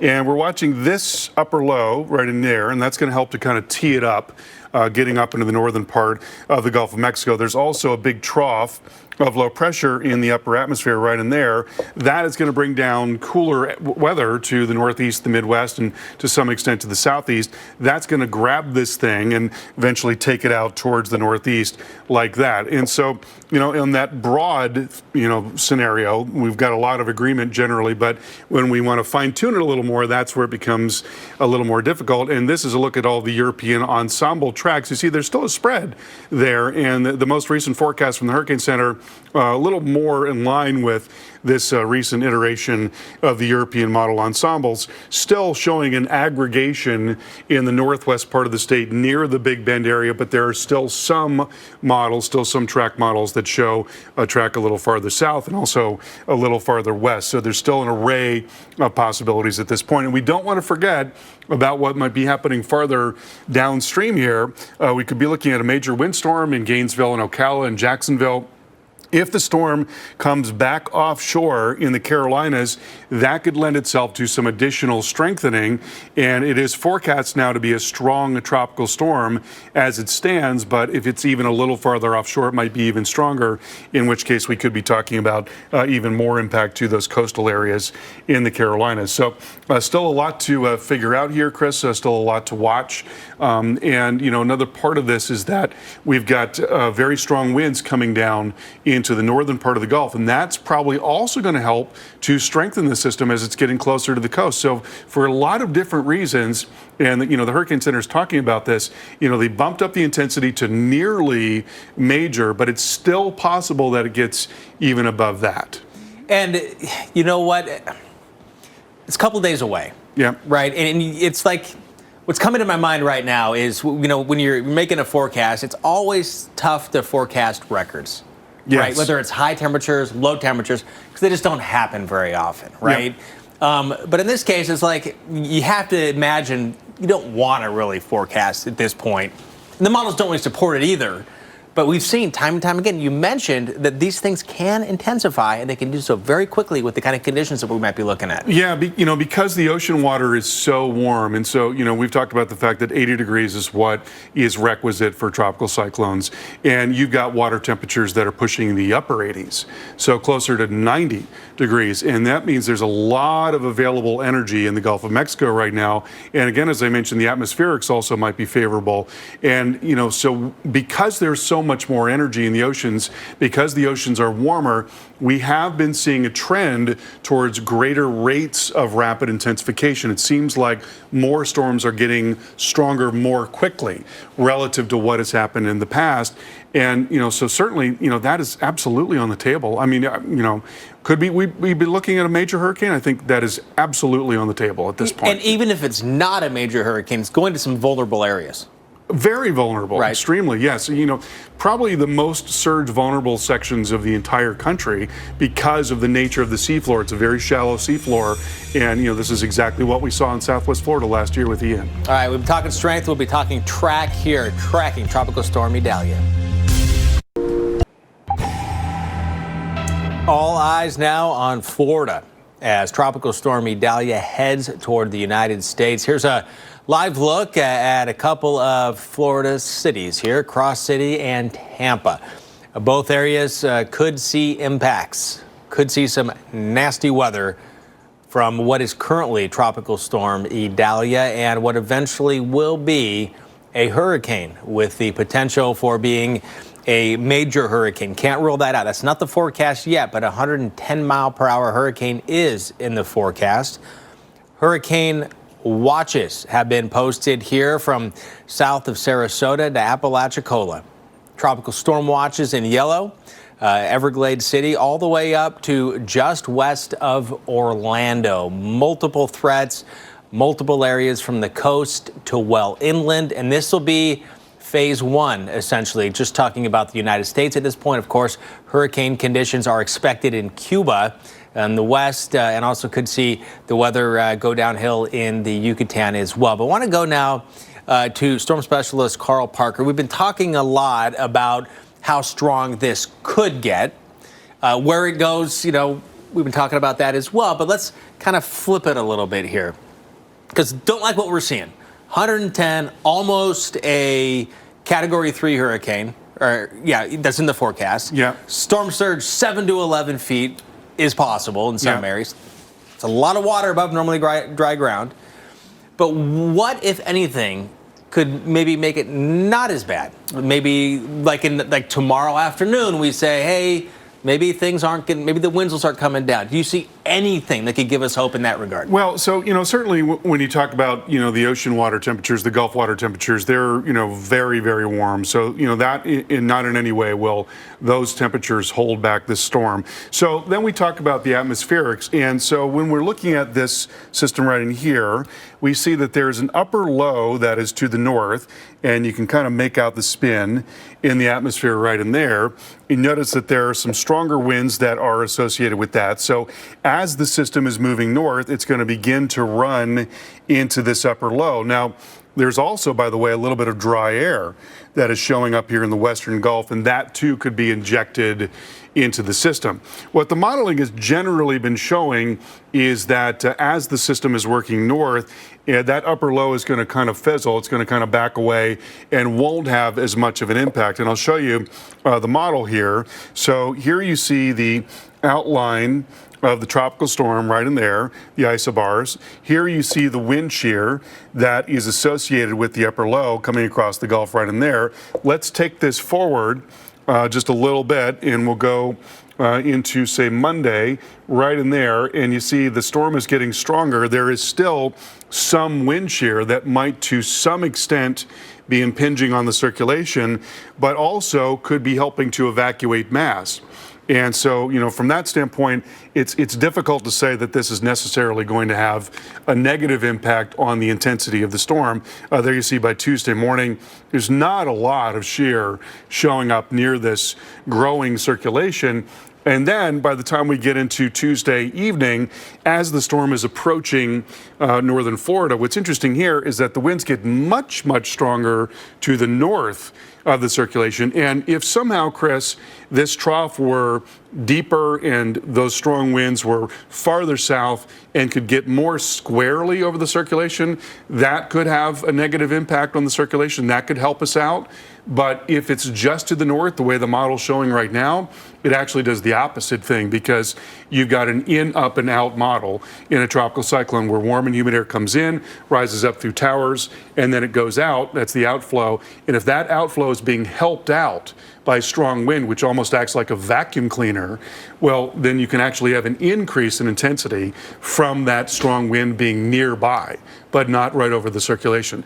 So for a lot of reasons, I don't see a lot that's standing in the way of the system. Now, having said that, things come out and surprise us all the time. Right. I mean, right. It is weather, after all. I mean, there have been plenty of cases where we've said, wow, it just doesn't look like anything's going to hold this thing back, and something shows up, and it turns out there's more shear, more dry air, or something like that.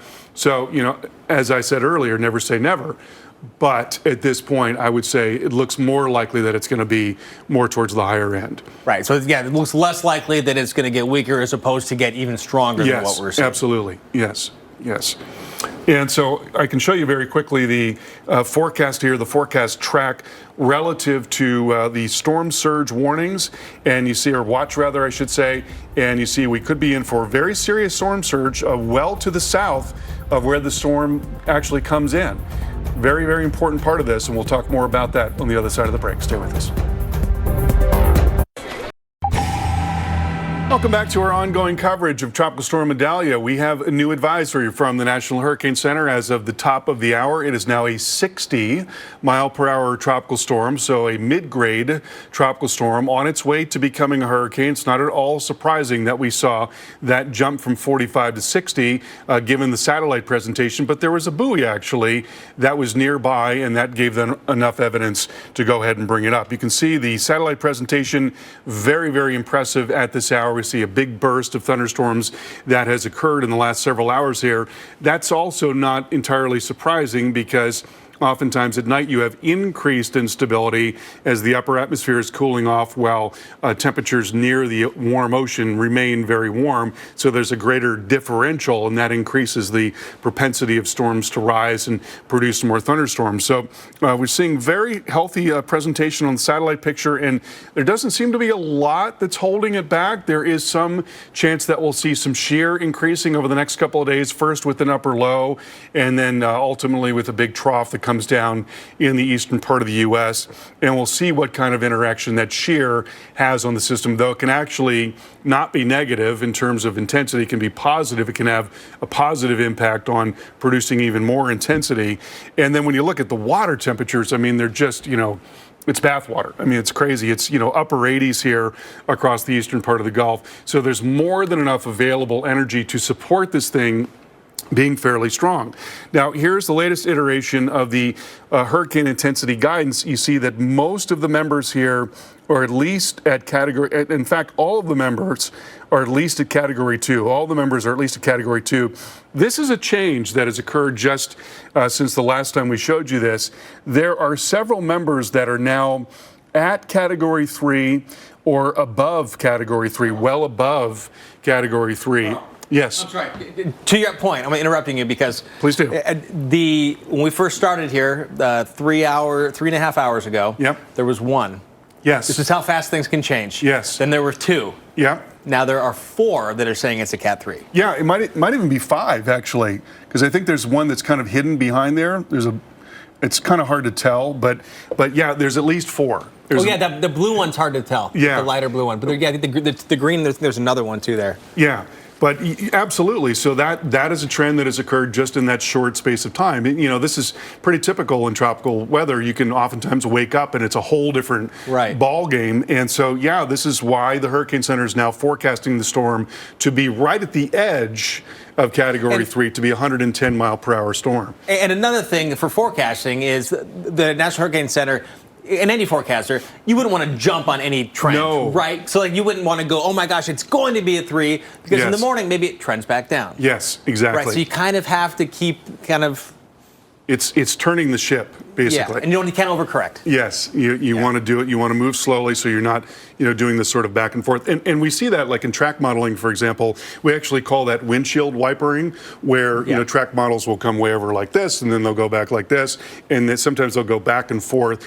And the Hurricane Center doesn't want to do that with their track. So if there is a trend, they'll move cautiously and judiciously. They'll take their time doing that and see, how the evidence continues to roll in. But, absolutely, every little piece of evidence is important as you try to solve this puzzle. And this is another piece of evidence which suggests that we could be looking at an even stronger storm than what we've been talking about heretofore. So, yes, that's very much on the table, a major hurricane. Right. Yeah. So let's take a look at, how this is going to play out, at least as the Hurricane Center sees it right now. And so there's the latest track and intensities from the Hurricane Center. As I mentioned, they take it up to strong Category 2 right there. So that's very nearly Category 3. They take it down into the Big Bend area of Florida. But, this width of the cone is relative to the average forecast error. And so, there's certainly an array of possibilities here, and impacts can be well outside of the cone, which is precisely why the storm surge watch is way to the south and east relative to where that cone is. So, it continues to be the entire west coast of Florida that is being implicated here for surge and for wind impacts and for heavy rain and for tornado risk. We just don't have it, quite nailed down. And also I want to tell you that, once we have a real firm idea of where the storm is going to go, Chris, once we know where that center is going to go and we know how strong it's going to be, then we'll probably see a change in those storm surge forecast numbers as well. Let's say that it's going to be a category, 2 or 3 coming in north of Tampa. That's probably going to increase the storm surge forecast in Tampa, for example, if it were to happen like that. And where you are in relationship to the center makes a huge difference, right? Yes. Because remember, if you think of the storm as it's moving in going forward, there's a right side and a left side to it. And as the counterclockwise winds are going, the right side not only has the winds going around the storm, but the motion of the storm also adds to that. So they say the right front quadrant, the right front part, the passenger seat of the vehicle, if you've got 2 in the front, 2 in the back, is usually where the worst of the weather is. And that's where you're pushing the water on shore. That's where the wind is coming in from the ocean into the land, whereas the opposite thing is occurring on the north side of the circulation or the left side, depending on what section of coast. In this case, it would be the north side. Yeah. And so that's what happened with Ian last year, which was incredible because Ian brought this beastly surge into Southwest Florida, and in Tampa Bay it drove the water out of Tampa Bay. We actually saw bare ground in sections of Tampa Bay because it brought the water out. They brought a reverse storm surge to Tampa Bay. There is still a lot to learn, a lot of forecasts to go with this. But again, tracking what appears to be a dangerous tropical storm, now eventual hurricane.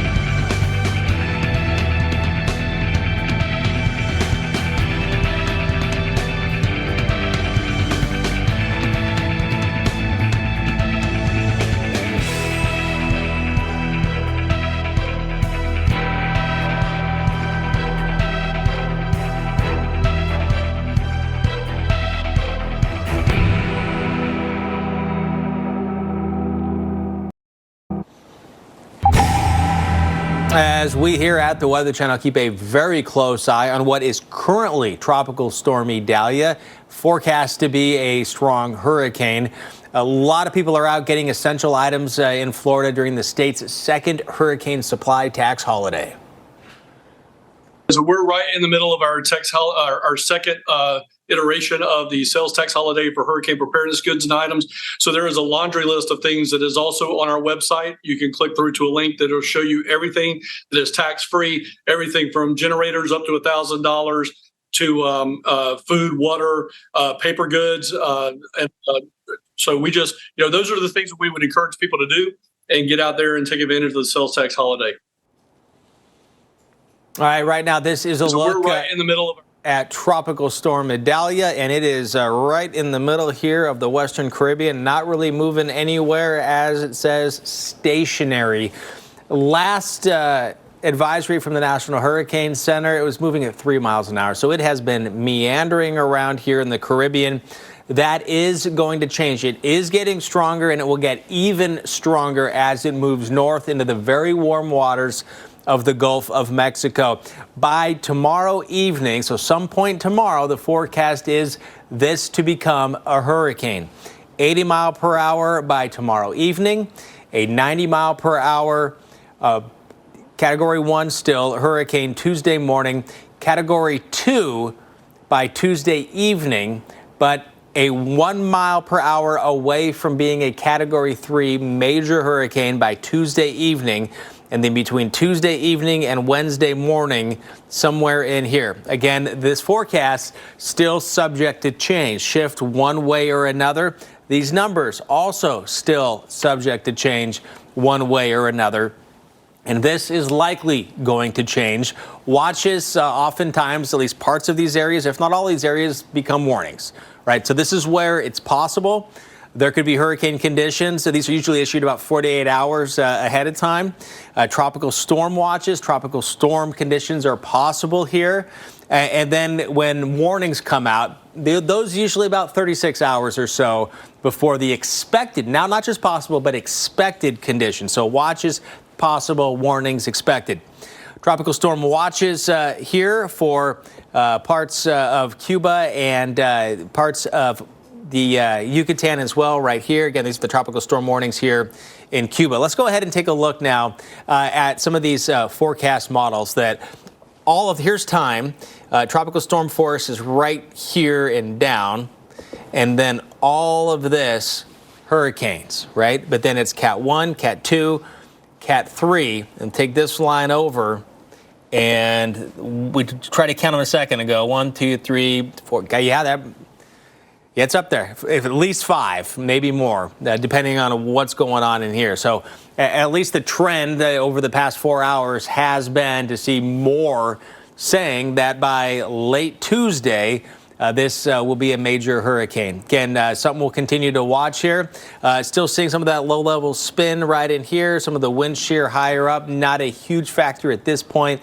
We'll see how that ultimately plays out. But the future radar does show a much more organized system, as Carl, you would expect once it gets into the Gulf of Mexico, where there is that very warm water. But then exactly where on the Florida coastline it makes landfall still remains to be seen, but it's hard to imagine it won't be on the west coast of Florida or the Panhandle somewhere. Right, it's going to be on the west coast of Florida. The question is where, and it's really tricky because of the angle that it's coming in relative to the angle of the Florida coastline. I mean, you've got just a little bit of a deviation there, and so a slight change in the track can make a difference of dozens, if not hundreds, of miles, and that's really worrying. And it's a particularly hard thing for emergency managers because calling an evacuation is a very big deal. Huge deal. It's a huge deal. It's, first of all, you tie up the roads. It's very expensive to do it. You don't want to do it if it's unnecessary. But on the other hand, you see what happened in Southwest Florida. And, even when you call evacuations, not everybody leaves. And so, it's really important for people to, they've got a big job ahead, and I hope the forecast becomes much clearer going into tomorrow. But I do want to also show you evacuation zones in the Tampa Bay metro area, which is not to say that we're necessarily going to get, a tremendous surge here, but it is entirely possible that we see a few to several feet of surge in Tampa Bay. And it's really important for you to know where you are relative to the zones. And so, for example, as we go a little farther south, the southern end of the bay, you see that Zone A is basically all along the barrier islands, along the coast there. So Anna Maria Island, Longboat Key, Siesta, going in along the Manatee River into Bradenton and Palmetto. All of those areas are in Zone A. And then farther north, we get up into St. Pete. There are several communities here that are right along the coast, and they're all in Zone A. St. Pete Beach, and then up into Reddington, into Madeira. Those areas also in Zone A. So if you're in those areas, you've really got to listen to your emergency managers and be ready to move. Same story here farther north into Clearwater Beach as well as into High Point, just near the airport there. And if you want to investigate that more and figure out what your zone is, you can go to floridadisaster.org. All the maps are there, along with the hurricane evacuation routes. And, as always, if you've got an opportunity to get out, and it looks like you should be doing that, you want to get a jump on it so you don't get in the traffic. We'll have much more coming up. Tracking Idalia here on the Weather Channel. We are looking at a tropical storm right now, but it is likely that in a couple of days, Florida is looking at a hurricane. And this storm has gotten stronger as of the last advisory, the most recent advisory. It's now 992 down from 995 millibars as the pressure goes down, winds go up. So from 45 mile per hour to 60 mile per hour tropical storm right now that will be getting into the Gulf of Mexico. A lot of thunderstorms associated with it right now. So it's getting stronger now instead of Tuesday morning. Tomorrow evening, it's expected to be a hurricane and then a strong Category 2, 1 mile per hour away from being a Category 3 hurricane offshore of Florida on Tuesday evening. Tomorrow's Monday. Actually, on the East Coast, it's Monday in a minute from now. Hurricane watches are posted all through here, through the Big Bend, the Forgotten Coast, all the way down Fort Myers South. Tropical storm watches. It's possible there could be some warnings as early as tomorrow, sometime tomorrow. Storm surge watches posted. Could have some very serious impacts with water getting above normally dry ground. This is when to expect the tropical storm force winds. By Tuesday evening is when you can see tropical storm force winds through here. But you're going to want to be ready before that. Be ready here by Tuesday morning. So tomorrow, in 20 seconds on Monday, today is the day, Monday. And now your tropical update. Here's the latest advisory.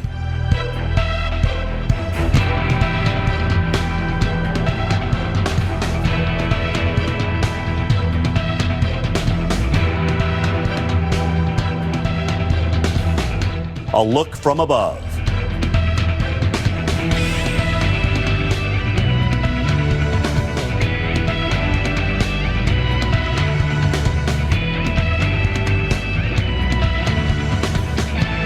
The latest forecast track.